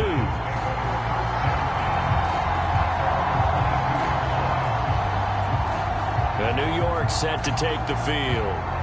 Well, we said it at halftime that they would need a nearly perfect second half to erase that deficit that they were facing, CD. But unfortunately, the second half has pretty much been a carbon copy of the first. Yeah, that early lead was almost insurmountable the way their opponent was playing. And, partner, they do have some good news, though. This one is getting close to being over, and they can try and hit the reset button starting tomorrow. 7 yards there on the first down screen play. 2nd down and 3. Here's Richardson to throw. A short one here secured by the tight end Waller. 6 yards the pickup, and that's a first down. I got a kick out of that one, partner. You and I talk often about trying to hide receivers in certain situations, but a guy of his size can't really hide him. But the tight end drag route, definitely an effective way to sneak him across the formation for an easy completion and a first down. Short throw going to be caught by Waller. Call it a gain of 6 on the play, and that'll make it 2nd down. Now that's staying ahead of the chains. Really good pickup on first down, hitting the tight end there. Now it brings up a 2nd and manageable. Just found a hole in that zone. And Richardson looks to throw once more. He'll drop this one down to Mixon. And he'll work it across midfield inside the 45. Another good completion on the drive as the Giants have a first down.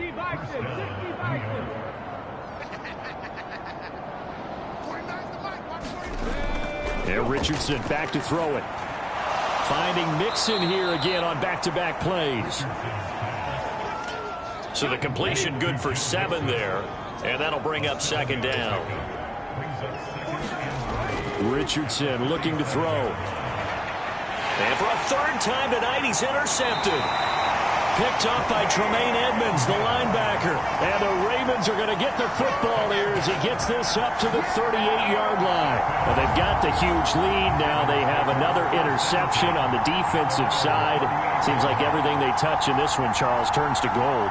And they have to be awfully happy right there to get what appears to be one more for the road. It helps seal away one of their best efforts of the season. Zay Flowers and the Raven offense back onto the field. This defense, they wouldn't mind not seeing him again for a while. 3 trips to the end zone. How about that? I think right now they would happily go to their general manager and say, is there any way you could get a trade for him, bring him over to our team so we don't have to cover him anymore? Because he is really having a heck of a ball game, isn't he? Boy, he is. I don't know that mid-game trade is going to happen, but good thought. That's it. That's what you want. Straight ahead positive gain. Just keep that clock ticking.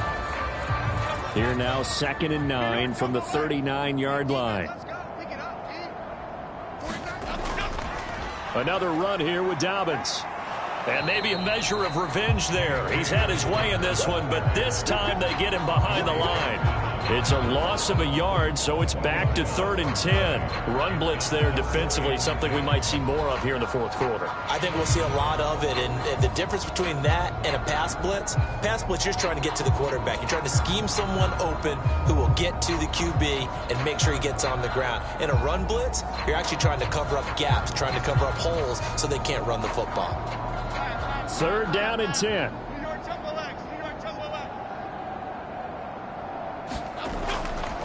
Off the play fake, Jones. He gets this underneath to Dobbins, and he's not quite going to get to the marker. It'll be a gain of 8 on 3rd and 10. A short gain that doesn't get them the first down brings up a 4th down situation. Really nice job defensively. They knew where the sticks were. They got the stop before it.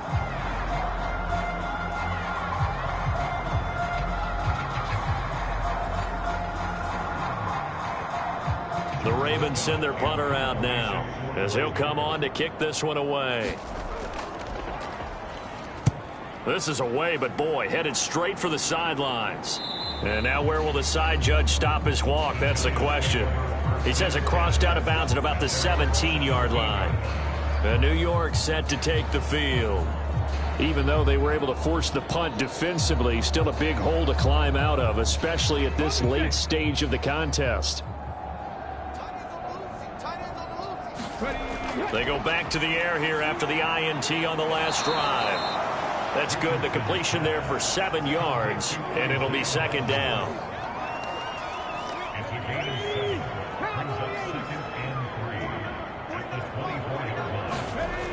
Operating from the gun, Richardson. Quick hitter here, it's complete. And down he goes, but he takes it up to the 40. With that catch, he goes over 100 yards receiving on the night. Now, fourth quarter, certainly not enough time for a comeback, but nice to see them making use of the time remaining to try and make this one a little more respectable. Yeah, I think the ultimate goal, good execution, be crisp, be sharp, and find a way to put some points on the board to make this thing look just a little bit better. 1st and 10, Richardson looks to throw it. They'll set up the screen here to mix him. And he'll be taken down, but not before he gets into enemy territory. So in Raven territory now. Here's a 1st and 10 at the 48-yard line. They'll look to throw again. Pass thrown right back to Joe Mixon. Now a pause, and there's an injured Raven in need of some assistance. Hopefully, obviously nothing serious here. Medical staff, though, going to take a peek, and we'll take a break.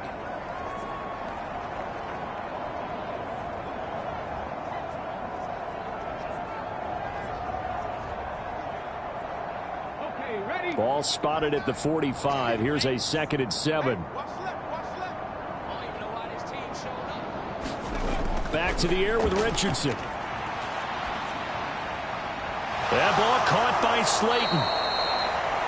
And he's going to be taken down with the 1st down at the Ravens' 23. It's a gain of 22 as we tick towards the 2-minute warning. Well, I mean, look, obviously there's no 20 or 30-point play in that playbook, but They can try to end things here on a positive note despite trailing big, and that looks like what they're trying to do here by pushing the ball downfield. Well, let me go with the heavy cliche then, partner. And somewhat of a measure of revenge as he's in for the touchdown, but they still trail big time. He'll take it, but he won't be able to smile about it.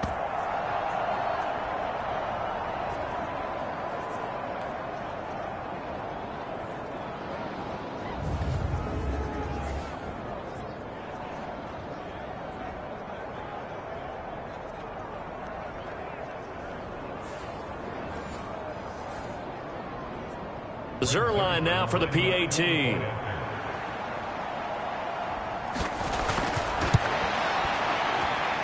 And that'll cut the lead down to 26.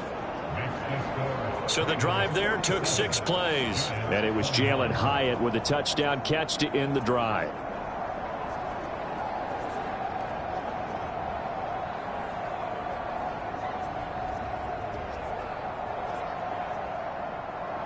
The kicking team out there for the Giants as they will send this one away.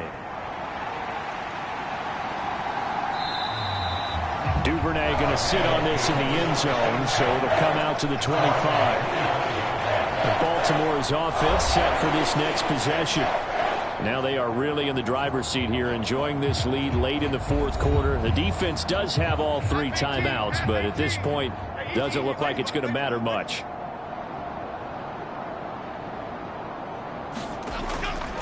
The drive will commence with a run by J.K. Dobbins. And this will leave him a yard short. Nice pickup of 9 yards on first down. Maybe a good spot to take a shot. Here's 2nd and a yard from the 34. Now a carry for Dobbins. And he'll be brought down shy of the 40 at the 38-yard line. So here's a 1st and 10 at the 38.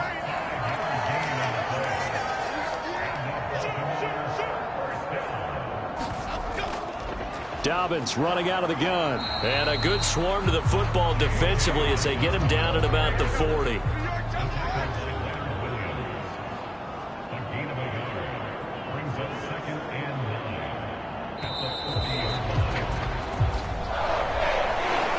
Well, partner, under the lights in prime time, this offense, they gave the nation quite a show, putting up that many points to come away with what will certainly be a memorable win for them.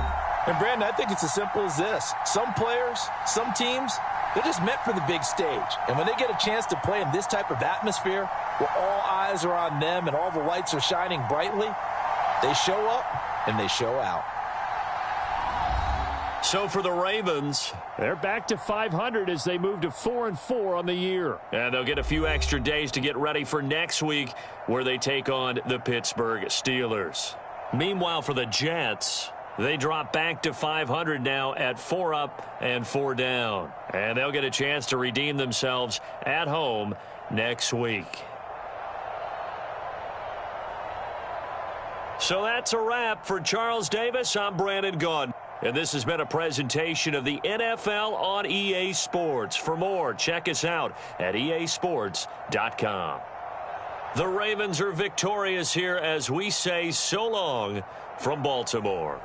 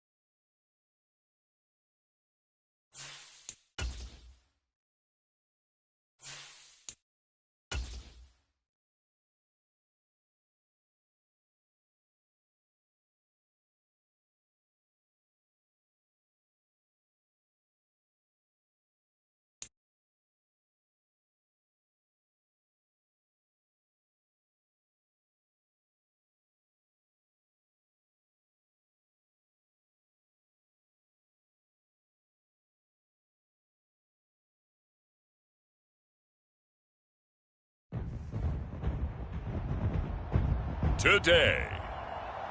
From AT&T Stadium in Arlington, Texas.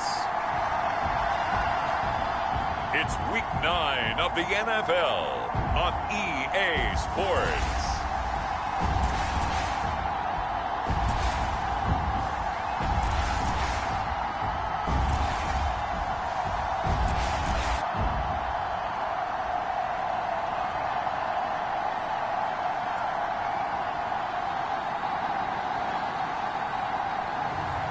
It's the Dallas Cowboys taking on the Tampa Bay Buccaneers.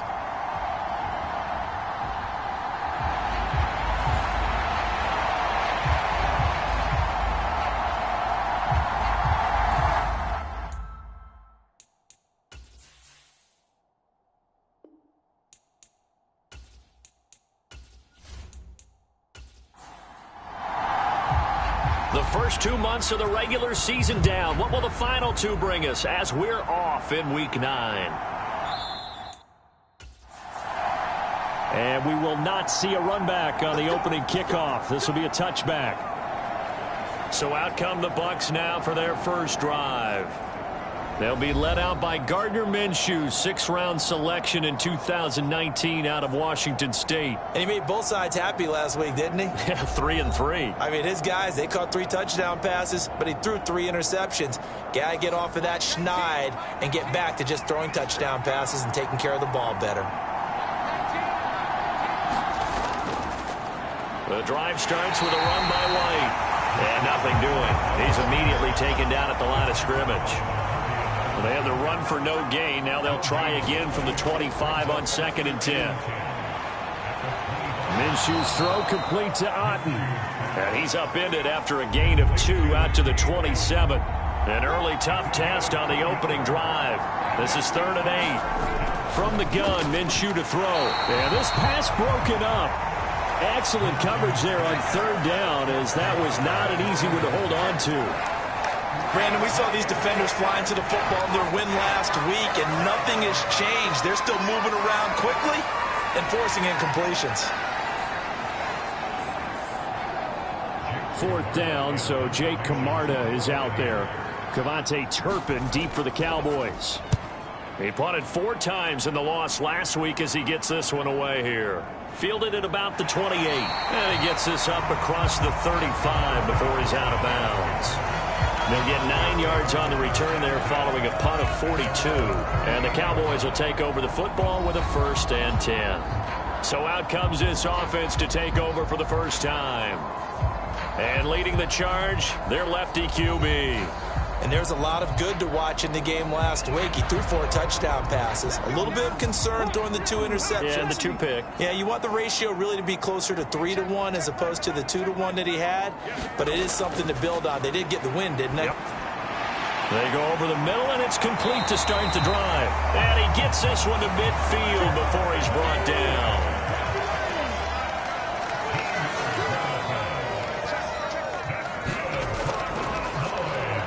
First down, they'll go to the ground attack. And he can only manage to get a couple. 2nd and 8 coming up. The Cowboys sitting at 5-2 on the year. And they come in on a good run. Winners of 5 of their last 7. And they were able to tough it out last week. A close 1-score game. And those are the kind of wins that pull you together as a team because everyone gains confidence and they feel like they can continue to get better. And that nearly an interception here on this opening drive, but he gets a reprieve. It's 3rd down. Work in the middle of the field, and he's got a man complete. And this is going to lead to another first down as the tackle's made at the Bucs' 20-yard line. A big gain of 28 as the drive continues. Well, that was a fun one to watch right there. A nice in-breaking route and plenty of room in the middle of the field. And he was able to get behind the linebackers and grab the completion for a really good pickup.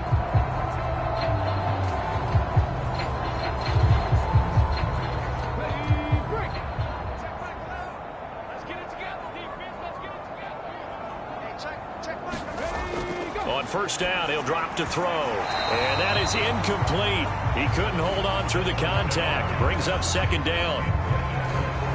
After the incompletion, here's 2nd and 10 from the 20.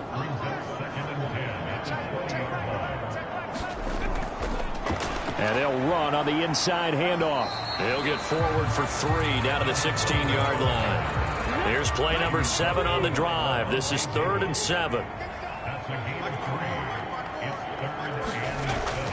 They'll look to throw here.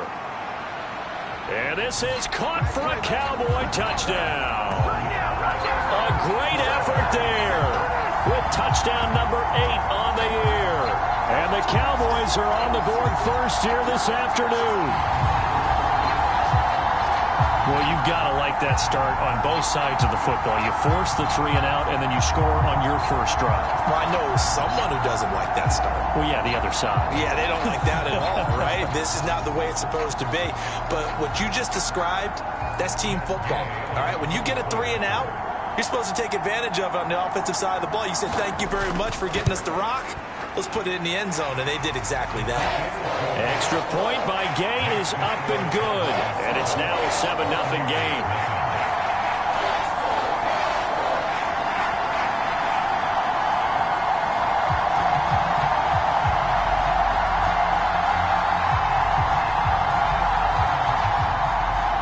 The kickoff unit is out on the field, and they will send this one away. No run back here, down to a knee, and this drive will start at the 25. Tampa Bay, they're getting ready to set up shop here for their second drive. And they come in losers of 2 straight. And remember, they've got the open date on their calendar next weekend, but you think it's vitally important, Charles, that they focus on the task at hand here. Absolutely, because these players, they know what's coming up, and the difference between taking time off following a win versus doing so on a 3-game losing streak, that's absolutely huge, because they may come back if they lose this game to a facility, and there may be new faces in there and some teammates lost. They keep it on the ground. White again. And he'll fight for a couple as the tackle is made at about the 32. Here's 3rd and 3.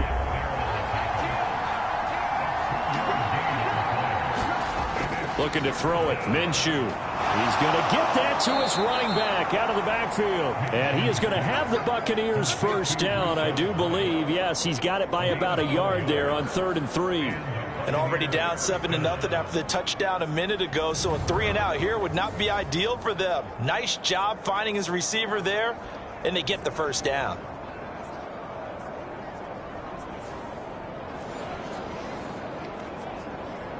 So from the 36 now, 1st and 10. They run straight ahead here with White. And he is met in his tracks behind the line of scrimmage. He'll lose a yard there, and it's 2nd and 11. You look at this Cowboy defense. And they're going to be tough to throw on, no doubt. Currently ranked 3rd in the NFL against the pass. And this is where we talk game inside the game. Top 5 passing offense versus top 5 passing defense. I wouldn't be surprised defensively if they change up coverages a bit more than usual to try and combat what they expect to see. Looking at a 2nd and 11 now after the loss.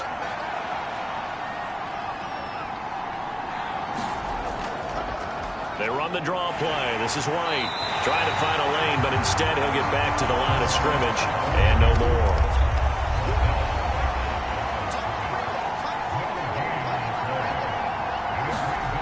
Now Minshew. And he'll take this beyond the line of scrimmage as he slides to a hole. He'll wind up getting 4 yards there on his own, but it also brings up 4th down. Nice call on defense, rolling out the nickel package for that big 3rd down play, and he did an excellent job locking down coverage and forcing him to try and run for it, and he doesn't get there, which brings up a big 4th down call.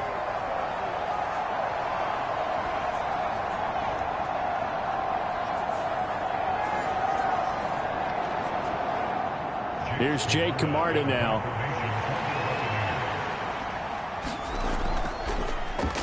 His first punt, 45 yards. This looks good as well. Call that a 44-yard punt, 5 on the return. And it will be 1st and 10 as they take over. From a star in college to a star in the NFL, CeeDee Lamb at wide receivers. He brings out this offense. Sitting right around the midpoint of the season, on pace for 1,000 yards. Good year so far, and I'm sure film study being devoted to him a little bit more on the other side. They have to, because the pace that he's carrying right now, if you're pushing 1,000-yard pace as a receiver, that means he warrants your attention. And right now, precision is going on with their offense. Kind of like that timepiece you wear on your wrist. You know, that good stuff. You got to knock that off somehow. Chip away at that timing. Change things up a little bit and make them go to other things and make them do those things better. Yeah, trying to make him uncomfortable. Not many. Oh, he tried to fit it in on the slant, and it's intercepted. And he'll get this back down to about the 12-yard line. Well, this had trouble written all over from the start. He's got 2 extra defensive backs in the game he's got to deal with. They're in a dime set. So everywhere he's looking, he's seeing a different color jersey. And sure enough, this one winds up being intercepted. And Tampa Bay trots out there now.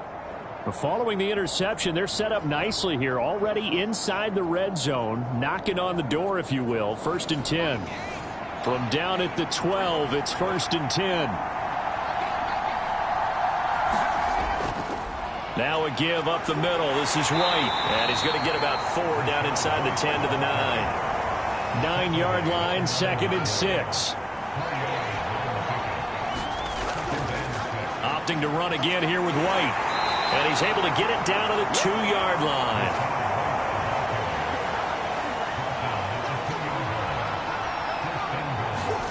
Here's Minshew. Now a battle for the football. It's caught. It's a touchdown. Chris Godwin. A 2-yard touchdown grab. And the Bucs are an extra point away from drawing level. A lot of people might call this backyard football. Sometimes just understanding who you've got out wide and who you're going to throw it to. Give him an opportunity to go up and make a play, even when contested. Looks like that one worked out pretty well. The trust factor in effect. Now they'll line up to kick the extra point.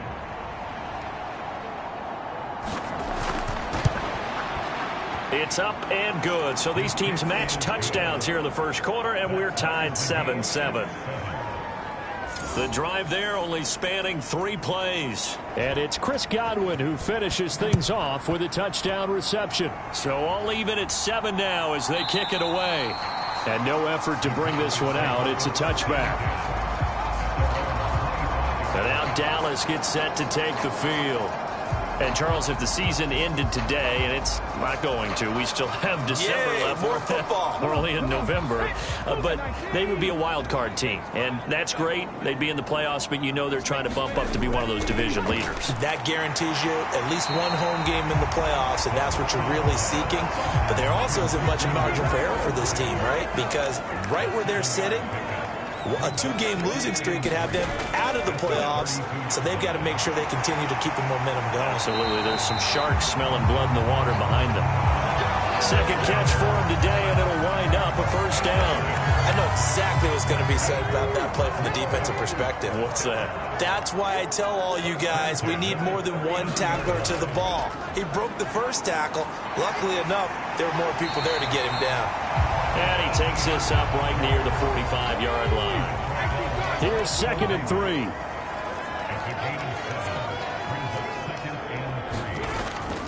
Looking to throw. Short throw caught by Pitts.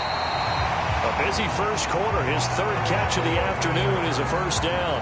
And the tight end is certainly a position built to move the chains because they can control space underneath. If they've got good hands, then, of course, they're a dynamic target. But one other thing is they're right in the sight lines of a quarter. Oh, he tried to fit it in on the slant, and it's intercepted. And the Buccaneers are in great shape here as they take over at their 46-yard line.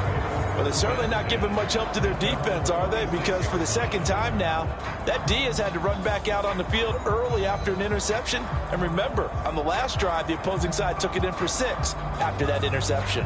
And Tampa Bay trots out there now. They start near midfield following the interception as they begin 1st and 10.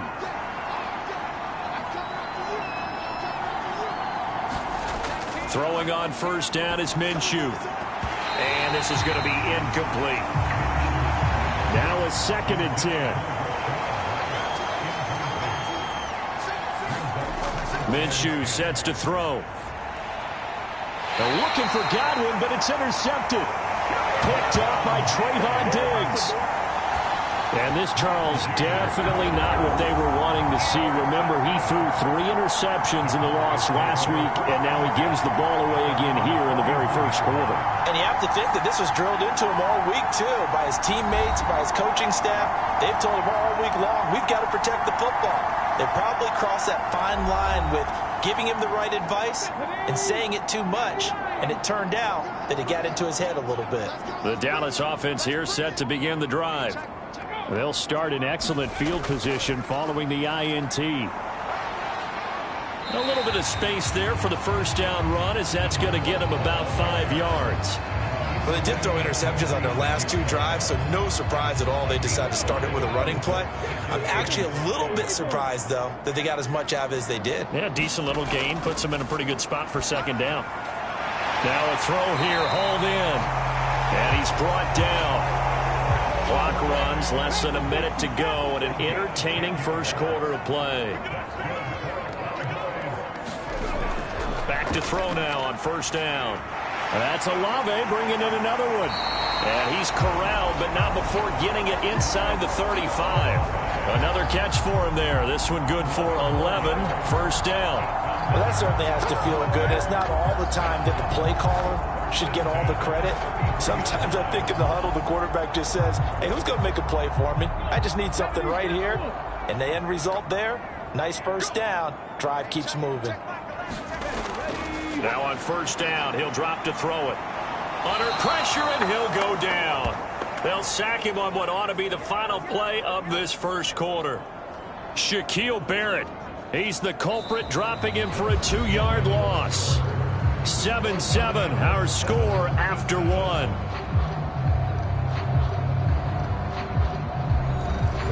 They've got 2nd and 12 from the 36. He'll drop to throw. And he works his way past the line of scrimmage and then slides to a hole. They got to get to the 23 here on 3rd. From the shotgun, he'll look to throw. And that incomplete, nearly intercepted. Remember, he had his hands on one earlier, had 1 pick. Could have been his 2nd, but instead it's 4th down.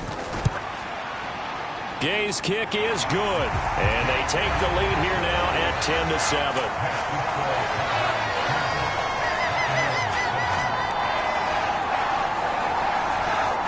So, Charles, they get to them with their first turnover of the game and then make it hurt a little bit extra with a field goal. And anytime you give the ball up, what's the first thing a coach tells his defense? Don't let them score off of this. You've got to put out the fire. In fact, in 2021, that's what one NFL coach termed his defense, the firemen. Go out there, guys, and don't let them put some points on the board. Back now comes Tampa Bay.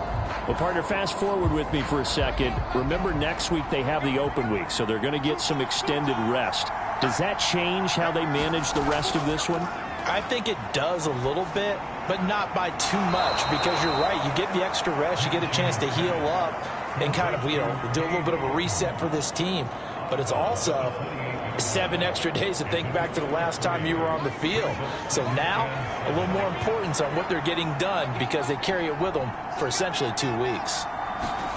Throwing on 2nd down now, Minshew. And this one incomplete. Too much contact to hold on to that one, and it's 3rd down.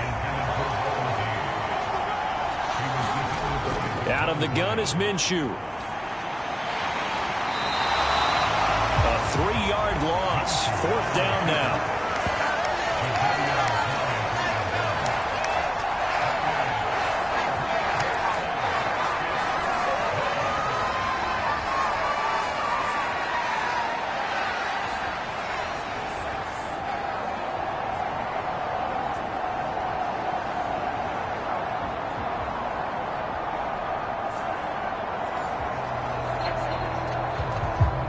Jake Camarda sent on now to punt this away.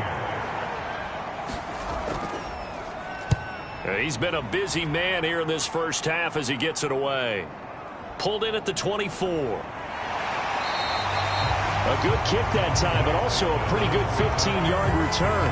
And they will take over 1st and 10. Dallas offense set for this next drive. And they're not going to play this conservative, I don't think. They had the field goal last time, and they're up, but they're looking to put a drive in the end zone. Oh, I agree with you totally. No one goes out on the field and says, all right, let's just settle for 3, except in certain situations, trying to ice a game, that sort of deal. Most of the time, it's end zone, and that's what you're thinking, and I believe that's exactly what they're thinking as they begin this one. Yeah, no quarterback ever goes out there saying, hey, let's get 3, right? Not one that I've ever met. Here's a 2nd and 7. Throws right side, and that's complete. And he's brought down. It's a gain of 16 and the Dallas first down. That's a pretty play there coming out of the backfield. But as that back, you've got to be conscious of making sure you're securing the football. When you get out in open field, sometimes you get a little loose with it as you're trying to get up ahead of steam. Make sure you keep it close to your body because those defenders are trying to punch it free. He does a nice job there protecting the ball and picking up a first down.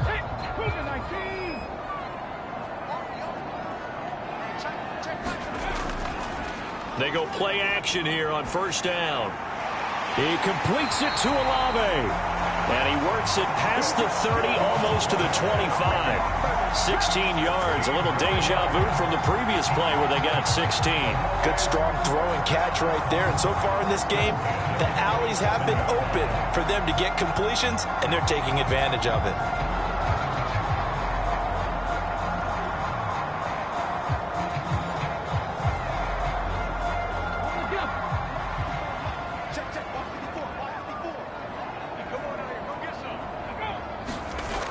They'll look to throw here on 1st down. Muscles him off. And he's going to get a solid gain of 9 before being brought down. 2nd and right at a yard.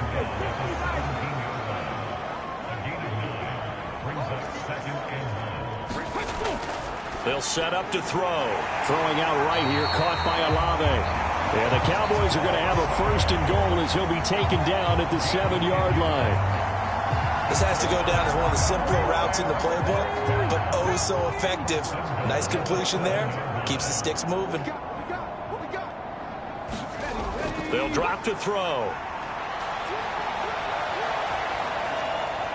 And he'll be brought down here at the 3-yard line. He'll wind up getting right about 4 there on the scramble, and it's 2nd down.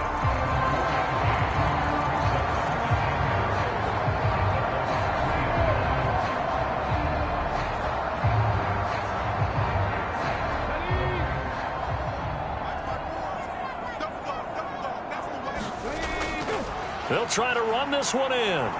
And he is going to lose yardage here.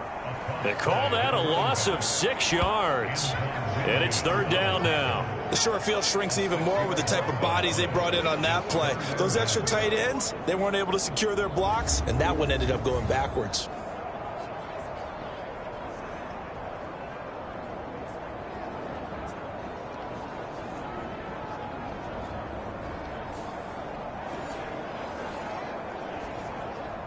Now from back at the 9 after that last play, this is 3rd and goal. They'll look to throw. Escaping the pressure right. And he's going to be brought down just shy of the 5 at the 6. He opted to go with a scramble, gets 2 yards, and now it's 4th.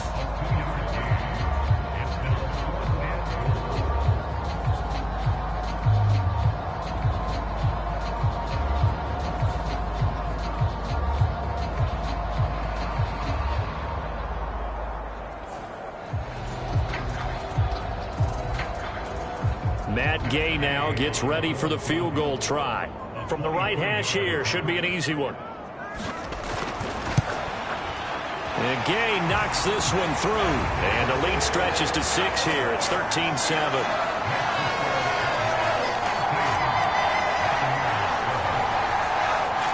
So a nice kick there as they add 3 to the lead. And from what I've seen so far, Brandon, I think they've been the better of the two teams here in the first half. So even though you want the touchdown, I think that's a nice job there to put 3 points on the board. And he's up past the 20 to the 22-yard line.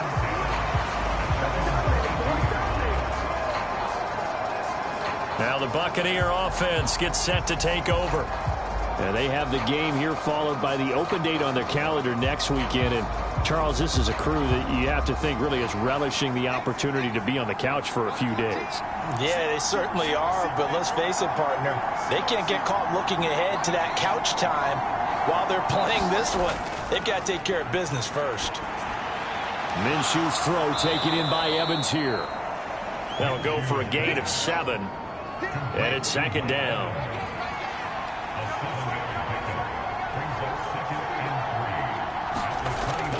He'll look to throw. And this one taken in on the right sideline, but not in the field of play. They say it's incomplete. The throw led him a little too far. It brings up 3rd down. The Bucs on 3rd down. They've only converted once in 4 tries. This time it's 3rd and 3. They'll try to pick this up on the ground with White. And he's able to get it to the 33. Good enough for a 1st down. Give him 3 yards and a fresh set of downs. I think I saw a lot of shoulders just drop there. And what I mean by that is they finally were able to relax a little bit because that was an important play call. They needed to pick up that 1st down at this stage of the game. Yeah, couldn't afford another quick drive and out.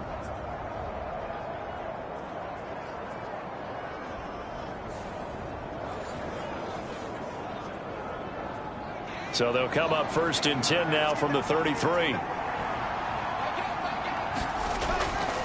They stay on the ground with White. And his rough afternoon continues. He's going nowhere again. Here's 2nd and 10. They're going to look to throw. A quick pass here to Godwin. And getting this just shy of midfield, they'll spot it at the 49. He had the touchdown earlier. This one's going to get him a 1st down. And that's a more than acceptable read right there because it's zone coverage, so timing is everything. This time he waits for his man to come open, puts it right on him, and they pick up a 1st down.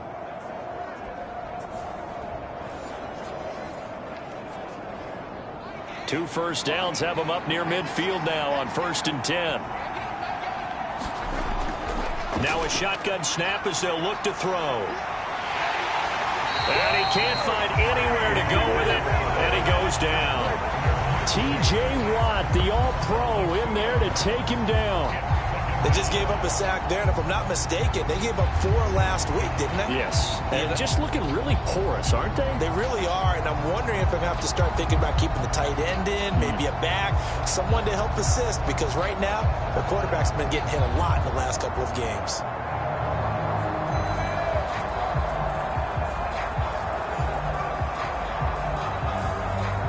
They'll come up after the sack on a 2nd and 12.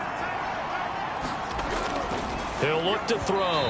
And the timing a bit off that time as that one falls to the ground. A long way to go here on 3rd down for the 8th play of the drive.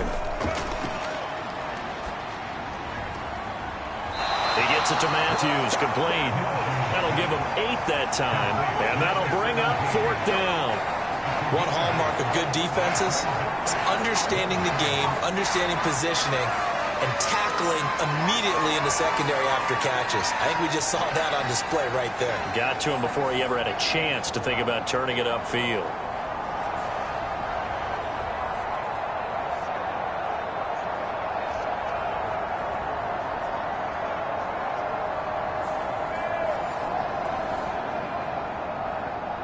They'll break the huddle here and go for it. This is 4th down.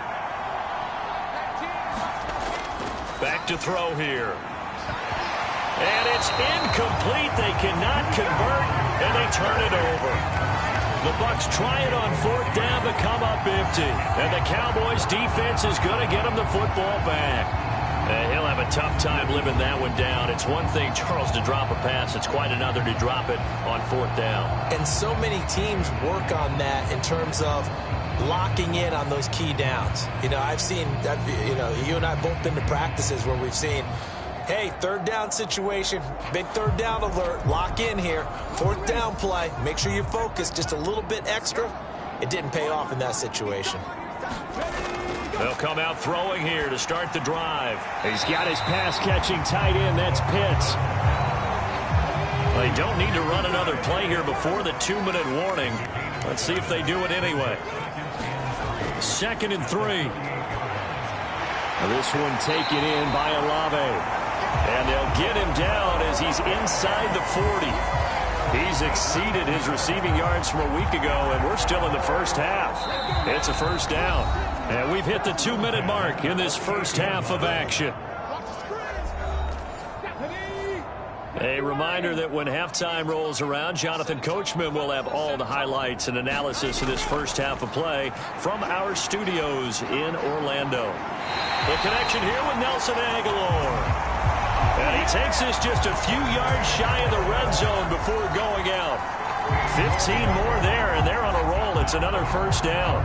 And a good quarterback facing zone coverage. If he has just a little bit of time to survey the scene, that's what's going to happen. No doubt about it. If there's no pressure, he's going to continue to pick them apart because he'll have all that time to find someone open downfield. You can only cover for so long. So maybe they want to go to a zone blitz scheme, get a little bit more pressure. Remember when Carolina did that against Denver? They lost the game ultimately. They dropped the defensive end out, and he ended up with an interception in that game in Super Bowl 50. Maybe some sort of scheme like that to try and get more pressure at the passer. Here's 2nd and 8. Throw over the middle, going to be caught here by Pitts. The Bucs with an extra defender now in the secondary here on 3rd down. Able to find the open man. That's complete. Touchdown, Cowboys. A great play there. His 2nd touchdown of the game and his 9th on the year. And the Cowboys are able to widen their advantage. Well, forget about the weapons out wide. He knows he's got another weapon in the backfield of the passing game, Charles, and he utilized him perfectly on that play. And the offense coordinator showed me something on that play, Brandon, because so often during a game, our cameras find them looking down at their play sheets, and you wonder if they're absorbing anything. He had something specific in mind, and he went to it, and it worked well. Extra point by Gay is up and good. And the lead now stands at 13. A drive that time of 6 plays. And it culminates in a Dallas touchdown. Set now to kick this one away, and off it goes. From a couple yards deep, he'll bring it out of the end zone. And he'll be stopped right around where he would have been had he gone down to a knee, maybe a yard shy of there at the 24. Well, the Bucs going to take over now late in this first half. Charles, you're down multiple scores, less than a minute left here, but with that deficit, they've got to try to at least work their way into field goal range to try to muster something out of this drive. And I'm going to go ahead and date myself one more time because I'm going to quote an old Smokey and the Bandit lyric. They've got a long way to go and a short time to get there, but they still have time to get it done. So I'm looking forward to watching them mount this drive and see if they can get some points out of it. Minshew, 1st and 10. This is caught by Evans. And he's able to take it across midfield before going out of bounds. 2nd down and a little more than a yard here. Back to throw. And that is incomplete. A lot of force bearing down on him there. He could not hang on. It's 3rd down. It's another zone defense. It looks like it's open for possibilities, but they did a nice job patrolling the middle of the field and forcing an incompletion. Again, Minshew looking to throw. And this is going to be incomplete. No coverage bust by the defense here. They did a nice job accounting for everybody, and that led to an incompletion.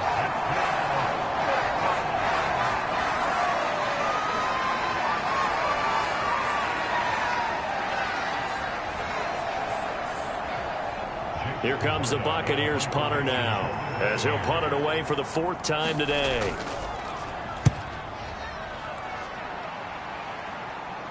And this will be out of bounds. Now it's a question of where they'll mark it. And they'll say it crosses at the 11-yard line. The Cowboy offense going to head out now late in this first half. And with a 2-score lead already, they may just look to get this thing to the locker room. 35 seconds, all that remains in the first half as they come up on 1st down. They'll try and start this drive in the air. Short throw caught by Pitts. He's tackled a yard short of the marker. Good gain of 9 on first down.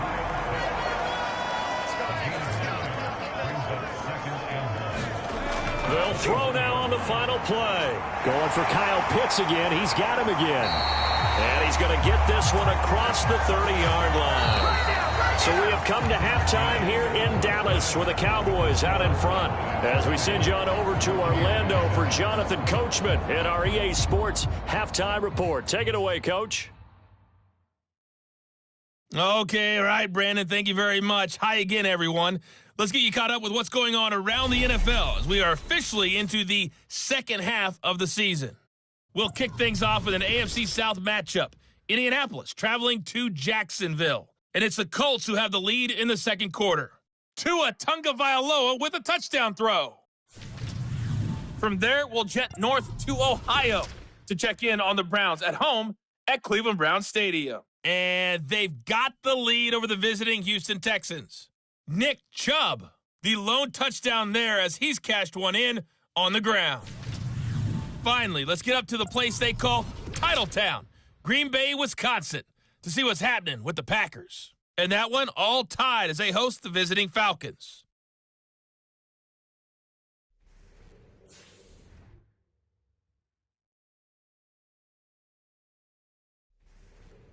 All right, Coach, thank you, and we welcome everyone back for quarter number 3. The Cowboys will get the football first here, and they have the lead as well as we are underway in quarter 3. No run back here to begin the half, and we will start at the 25-yard line. So here are the Cowboys to take over. They've won 2 straight, and they lead this one as well as they come up on 1st and 10.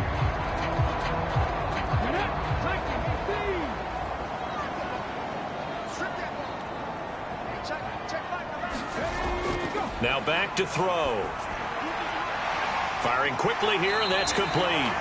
And he'll be out of bounds across the 30-yard line. They'll wind up getting 7 on the play, and it's second down. Just about every quarterback is trained to really look downfield first before you come back and make a nice, safe throw. And in this case, that's exactly what he did. Found his running back, let him create some space, and it turned out to be a nice play for the offense.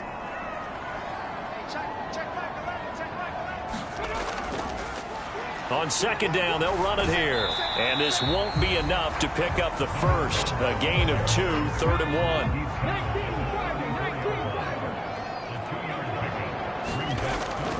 Out of the gun, they'll look to throw. That is caught. And he will have a Cowboys first down as they're able to get the 3rd down conversion. Gotta say, I was a little surprised to see him, Charles, come out in the shotgun on 3rd and less than a yard. Yeah, but the way the NFL is nowadays, we hardly ever see anyone really run for it on short yardage. So they're going to throw the football more times than not. That was a nice, easy rhythm throw right there, and they pick up the first down.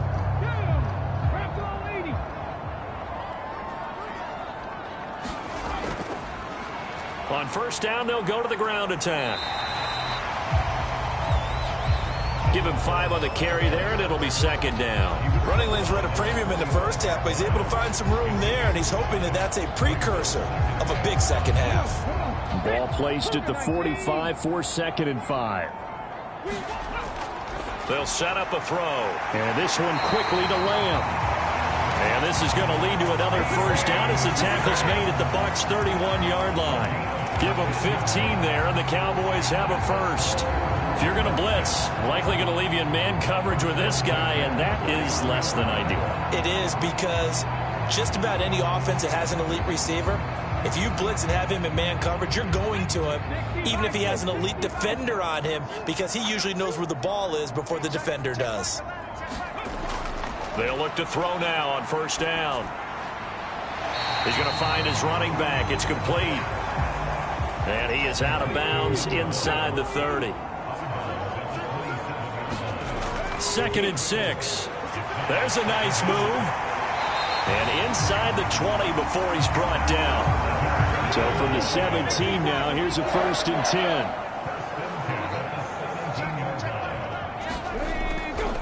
From the gun, they'll try to run it. And he's brought down just outside of the 10 at the 11. This 2nd and 4.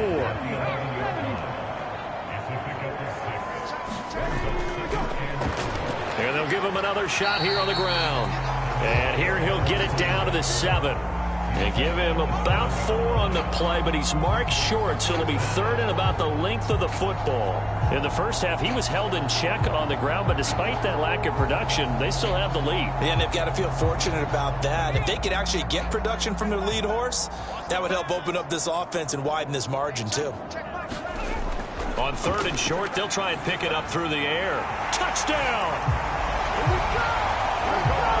Kyle Pitts, a 7-yard touchdown grab. And the Cowboys take the opening kickoff of the 3rd quarter and drive right down the field to extend their lead. That drive that really increased their cushion felt very military to me. Very precise, methodical, that's one of the words you've taught me. And they just got it done. And slowly but surely now starting to pull away a little bit. Things looking good for them here in the 3rd quarter. Not only pulling away, but you mentioned that slowly but surely. You also drain clock, too, with a drive like that. So you really give yourself an advantage. You know, sometimes the guy on the defensive side of the ball, he just has a good feeling or a good read, and he unleashed his defense on that one. Boy, they stopped them in a big way. Yeah, I hate to be cliche, but sometimes we overanalyze. They just have more want. Looked like they had more want right there. More want and more people to the ball.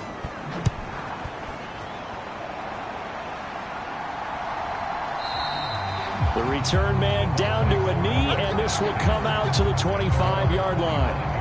Here comes the Buccaneers offense. They get their first reps of the 2nd half. And their halftime hole now even deeper, and they need a big drive here just to answer the first touchdown of the 2nd half scored against them. They were down at the half. Now, as you mentioned, they're down a little bit bigger, but no time for discouragement. Just got to get back to it, right? Put your shoulder against the boulder and start pushing and try and get back to where you were to start the half. And they get him down, but not before he takes it across the 40-yard line. I guess no need to force it when you can do that instead. First down, 18-yard gain. Fast, slow, it doesn't matter. If you give a quarterback enough room to escape, he can hit you for a big gain. You've got to give him a little more focus moving forward. One play has him up past the 40 already, and another 1st and 10. From the gun, Minshew to throw.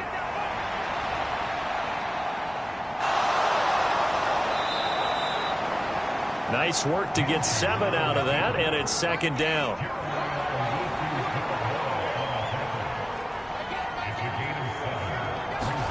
From the midfield stripe, they'll look to throw. There's a short one taken in by Otten. And he's going to be out of bounds, but not before he takes it inside the 40.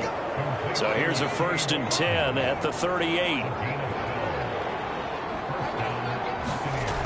Looking to throw it, Minshew. And he's going to have to eat this one as down he goes. Micah Parsons, he's the culprit, and that is now his 13th sack of the season as his great year continues. But defensively on the previous play, they gave up a pretty good chunk of yardage, but right there, they got a good portion of it right back. And if we just flip it around from the offensive perspective, took a nice step forward, and how about a couple of leaps backwards after that play? They've got to figure out a big call coming up here to try and gain that yardage back.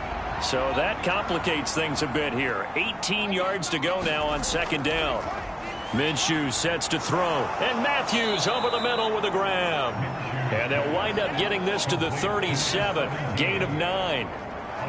The goal for any offense versus his own defense, find the holes where guys are available and put the ball on the receiver before any defender can step up and fill it. They did it well there. Perfectly executed crossing route. And he knocks the ball away, and it falls incomplete.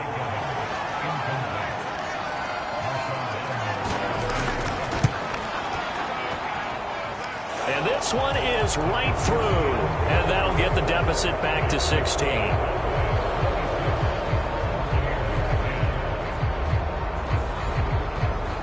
That kick, by the way, Charles, a career long. Well, we did watch him in pregame, and he hit from this distance, so not a surprise.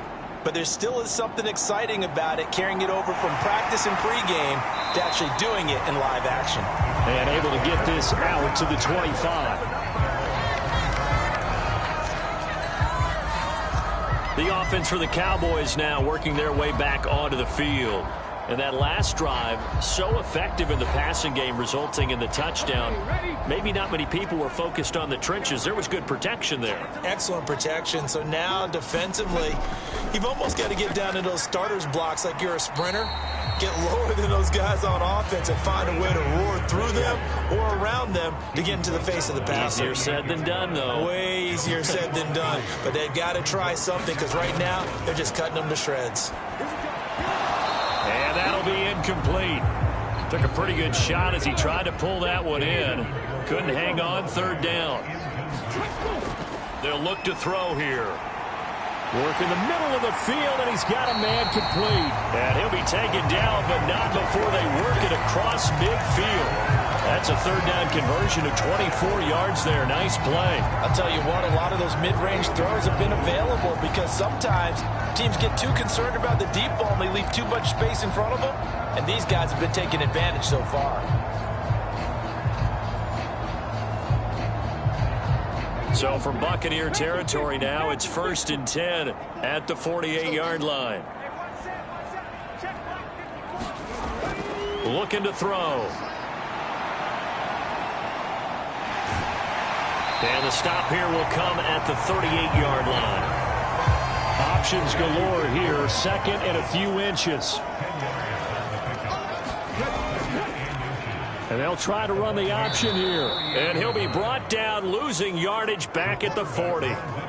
They go backwards there 2 yards, and 2nd and 1 is now 3rd and 3. And not a lot of success to be found there. Oh, you got that right, partner, because if you're trying to make guys miss about 10 yards or so downfield, that's a pretty good play. But if you've got to do it in your own backfield, I consider that a problem. That doesn't work too well.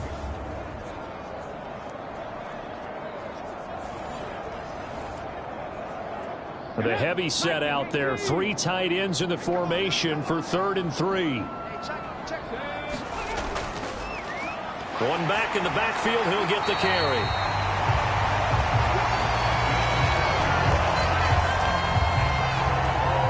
Well, they're hoping that the second half is better for him than the first half. They've got to find a way to get him going. He's a big part of their offense.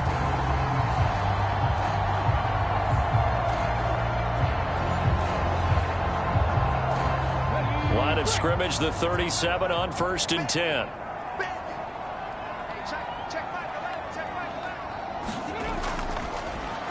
And they'll keep leaning on the running game. Back to the ground. And not a whole lot of room to operate there on the first down run. He gets maybe 3. From the 33, here's 2nd down and 7. Now they'll switch it up here and look to throw. And that is caught. Boy, how about that one? He reeled it in one-handed for a touchdown. So another touchdown there, and even though we're still just here in the 3rd quarter, kind of hard now to see them giving up this lead. And this is just an offense that's imposing its will right now. You name it, they're able to do it. If you're the play caller, whatever you want to select is there. You want to run it, you want to throw it, pick a play, any play. They're rocking and rolling right now. Here's Gay now to add the extra point.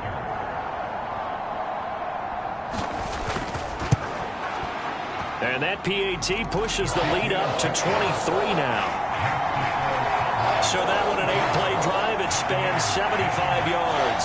And it was Chris Olave who finished things off with a touchdown.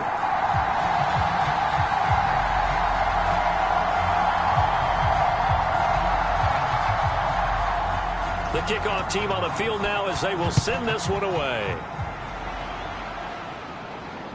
Taking it about the 1. And he'll get it up past the 20 to about the 22.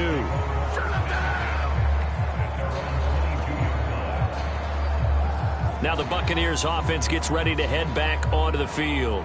And here we are almost through 3 quarters of play, and this passing game still has not really found any kind of rhythm. Put it mildly, because they're not even over 100 yards yet. And in today's NFL, where it's a pass-first league, that is quite surprising. Not many teams patient enough. Oh, the turnover fest continues. Here's another interception. Picked off by Trayvon Diggs. Well, NFL quarterbacks have learned the hard way. You're not going to get rich throwing against this guy. He's definitely too good. And this is now second interception of the ball game, and if I'm running the offense, I've got to tell my guys, you've got to go work on the other corner.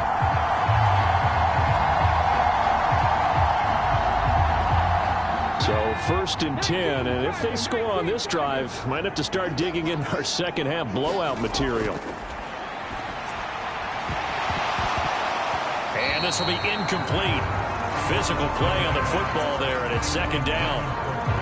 I think we can all understand what they're thinking right now. They take over the ball in field goal range after the turnover, so they've got that in their hip pocket.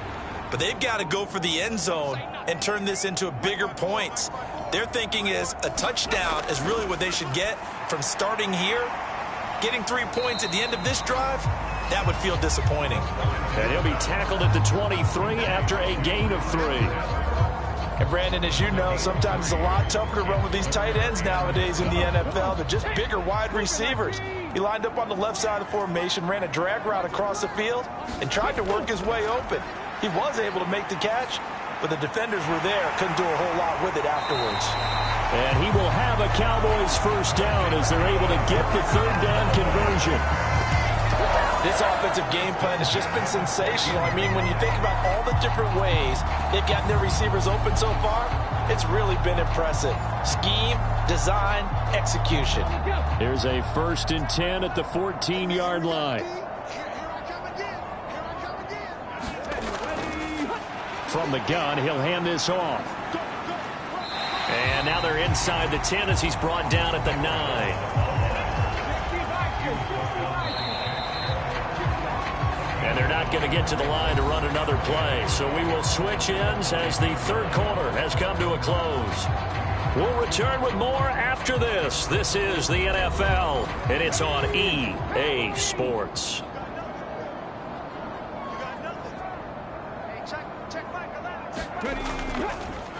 And they'll give him another shot here on the ground. And a nice pickup there. He gets about 5 down to the 4-yard line. The Cowboys on 3rd down. They've been tough to stop. 8 for 10 so far. They're up against a 3rd and 1 situation. No, bottled up. Fumble. It's out. It's loose.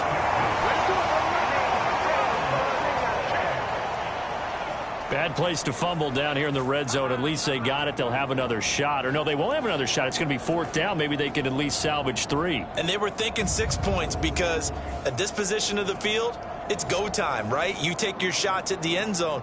They weren't able to do that one. So you look over at the sideline. There's the head coach saying, oh, heck, kick it. Field goal time. Gay's kick is good. And that will extend their lead even further.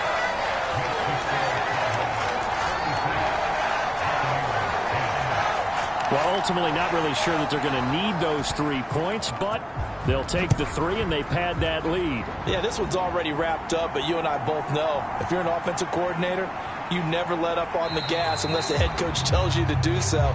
And maybe you've actually clicked him off in your headset so you can keep calling plays and trying to add to this lead. Now the Buccaneer offense set to take over again. And just looking ahead, it would appear that that bye week is coming at the right time. They'll have 2 weeks to chew on this one, though probably not one that they want to chew on. A poor performance from start to finish. They go back to the air here after the INT on the last drive. And he's going to get this one across the 30-yard line.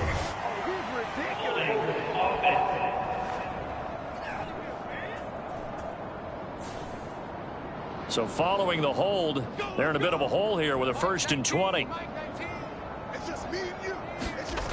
Now Minshew. There's a short one taken in by Otten. So they'll get 8 out of that completion, and it'll be 2nd down.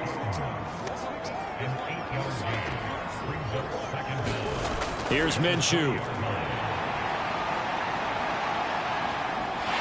And he'll be tackled at the 23 after a gain of 3. Well, it certainly appears to me that the defensive guys are starting to look a little bit tired while he still has some fresh legs. Not the biggest gain we've seen on a scramble, but still some positive yardage on a play that initially looked like a sure win for the defense. He's got his target. That's complete. And he is going to have a Bucs 1st down as they're able to get the 3rd down conversion.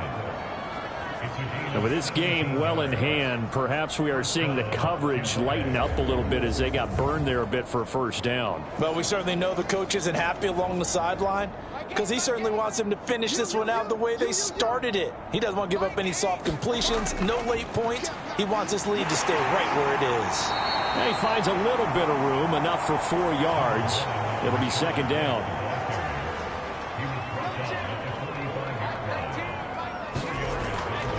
On the draw, here's White. And he'll be taken down just shy of midfield after a gain of about 4. 2 yards still to go. Third down now. Now they'll throw here out of the gun. Pass taken in by his big tight end. And he is going to have the Buccaneers first down. It's a gain of 6 that time on 3rd and 2. That was a route run not just with dexterity, but with intelligence. Found the hole in the zone, made sure the quarterback saw him, and was able to make the sure catch and flip the down marker back to 1.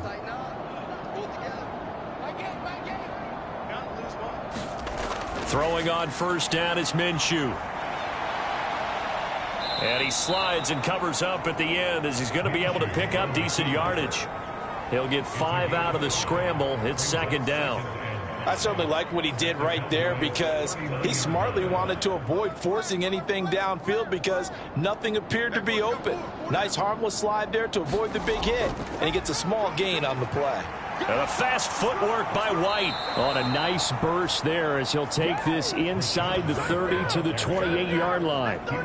It's a gain of 11, and the Bucs have a first down. They held him in check in the first half, but that's his longest carry of the game right there. So would this be the definition of fresh legs since he didn't get much done in the first half? Now he has a great opportunity. He's taking full advantage of it. Now Minshew on 1st and 10. Quick throw finding Mike Evans. And this will leave him a yard short. Nice pickup of 9 yards on first down. On second down, they'll run with White. And he stopped immediately there. He got maybe a half yard at most, but officially they'll be left with a 3rd and 2. Well, that's one stuff. We'll see if this defense has another in their back pocket. And I just wonder on the other side of the ball, do you just challenge the big guys up front? This is short yardage situation. We ought to be able to pick this up. Or do you say to yourself, they are awfully tough. I've got to throw it on this down. And he is going to have a Bucs first down by a couple of yards as they're able to get 4 there on 3rd and 2. And Brandon, from our time in college football, where receivers weren't running the traditional NFL route tree, one thing they did learn, find open areas, find soft spots, and set up and catch the ball. And I think we just saw that there. Yeah, we saw that indeed, picking up the first. Line of scrimmage, the 15. It's 1st and 10. They'll drop to throw. Looking left side, and he's got a man. That's Evans. And the Bucs are going to be set up with a 1st and goal on a pass play that moves them all the way down to the 1. White will score. Touchdown, Buccaneers. Well, nothing fancy there, Charles. You had 3 tight ends on the field. They were going to run the football. The defense knew it, but the defense couldn't stop them. And I haven't met an offensive line yet that doesn't get more satisfaction out of running the football into the end zone than pass protecting. They had determination on their side, and they got it done.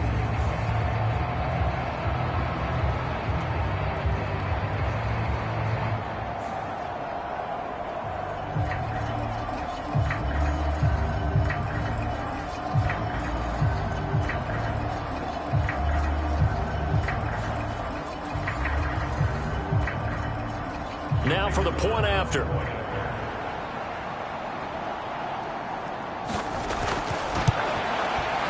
And that'll make this a 19-point game. So that drive spans 13 plays. And it was Rachaad White who wrapped the drive up with a touchdown run. So still lots of work left to do, but here comes the onside kick. And the Cowboys are able to recover. Fourth quarter, they felt like they needed the football back. Unfortunately, they couldn't get it.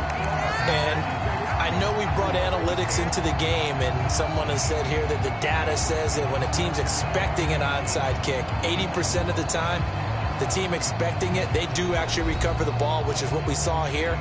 I just wonder if that number is much more of a anecdotal type of a number. Kind of like when the coaches tell us, well, when you score on special teams, 93% of the time you win the game. I'm still waiting to see that number is empirical. On first down, they'll go to the ground attack. Down to the 42, second down. Well, any lane that might have been open there was closed pretty quickly, and that was because the defensive front, they won that battle at the point of attack at the line of scrimmage. They used great leverage, held their spot, and stacked him up. The first down line at the 34 here on third down. They'll look to throw.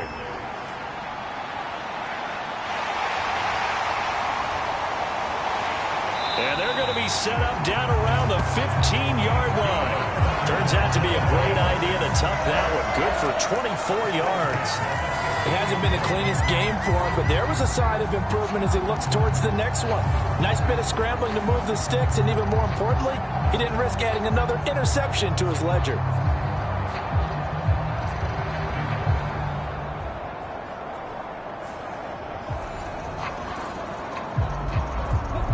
Line of scrimmage, the 15. It's 1st and 10. Hey, check back the ladder, check back the ladder. You're trapped. A shotgun snap and a give to ETN. And he's brought down just outside of the 10 at the 11. Second down and 6 now. 2 minutes left to play in this football game here on EA Sports. So the Cowboys in possession of the football here as we get you reset. And no doubt what they're looking to do is just salt away the final couple of minutes and escape with a win. And they go the wrong way on this one. Losing yardage back at the 12. Now they're going to be dealing with a 3rd and 7. Is that one officially a loss of 1? Hey, a lot of points have been scored in this game against them, but tally that one on the side of the defense. Do you think maybe, possibly, it can be a little bit of a changer for them? Maybe not a game changer, but a little bit of a momentum one that maybe they can string together some pretty good plays and slow them down. Now 3rd down and 7.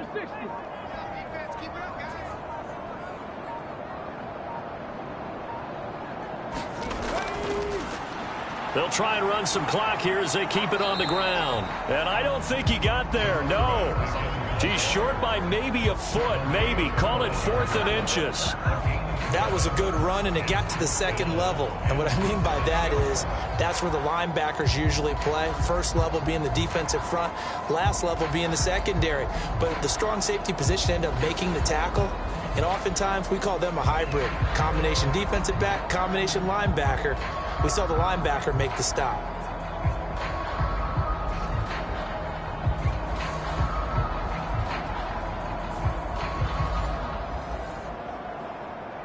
The offense here not budging. They're going to fight for it on 4th and inches.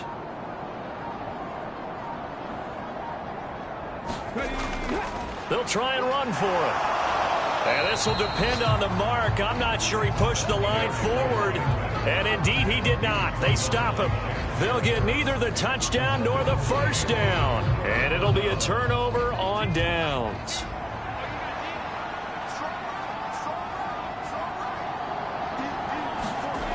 They'll come out throwing here on first down. Out route, and the ball is caught by Godwin. Now the Bucs going to use the first of their timeouts as they get it with 26 seconds to go in the football game. On second down, Minshew. He completes this to Russell Gage. The Bucs going to go ahead and use the second of their timeouts. That'll leave them with just 1 remaining in this 4th quarter of play. They'll look to throw here on first down. And that is incomplete. So 17 seconds now on the clock here. 2nd and 10. Again, he'll drop to throw. He's got Otten on the out route. The Bucs forced to use their 3rd and final timeout. And as the two teams talk it over on their respective sidelines, we take a break. It'll be Minshew again. He's going to have the hook up to Gage. So this one will end in a victory for the Dallas Cowboys. And to be frank, Charles, probably not too many people surprised at how this one turned out. Yeah, I don't think so at all. I mean, they're such a good football team. They were at home. You know, you walked in and you looked at the advantages and you saw that they had most of them. It'd take a lot to try and even it up. I just thought two words for this ball game: methodical and predictable. And both of them came together. So for Dallas, they climbed to 6-2 on the year as they close in on the midpoint of this 17-game schedule. And they'll hit the road next week to take on the Atlanta Falcons. Meanwhile, for Tampa Bay, the turnaround hasn't materialized as they fall to 2-7. And they're going to get an extra week to stew over this as they're not back in action until week 11. And for Charles Davis and our entire crew, I'm Brandon Gaudin. You've been watching the NFL on EA Sports.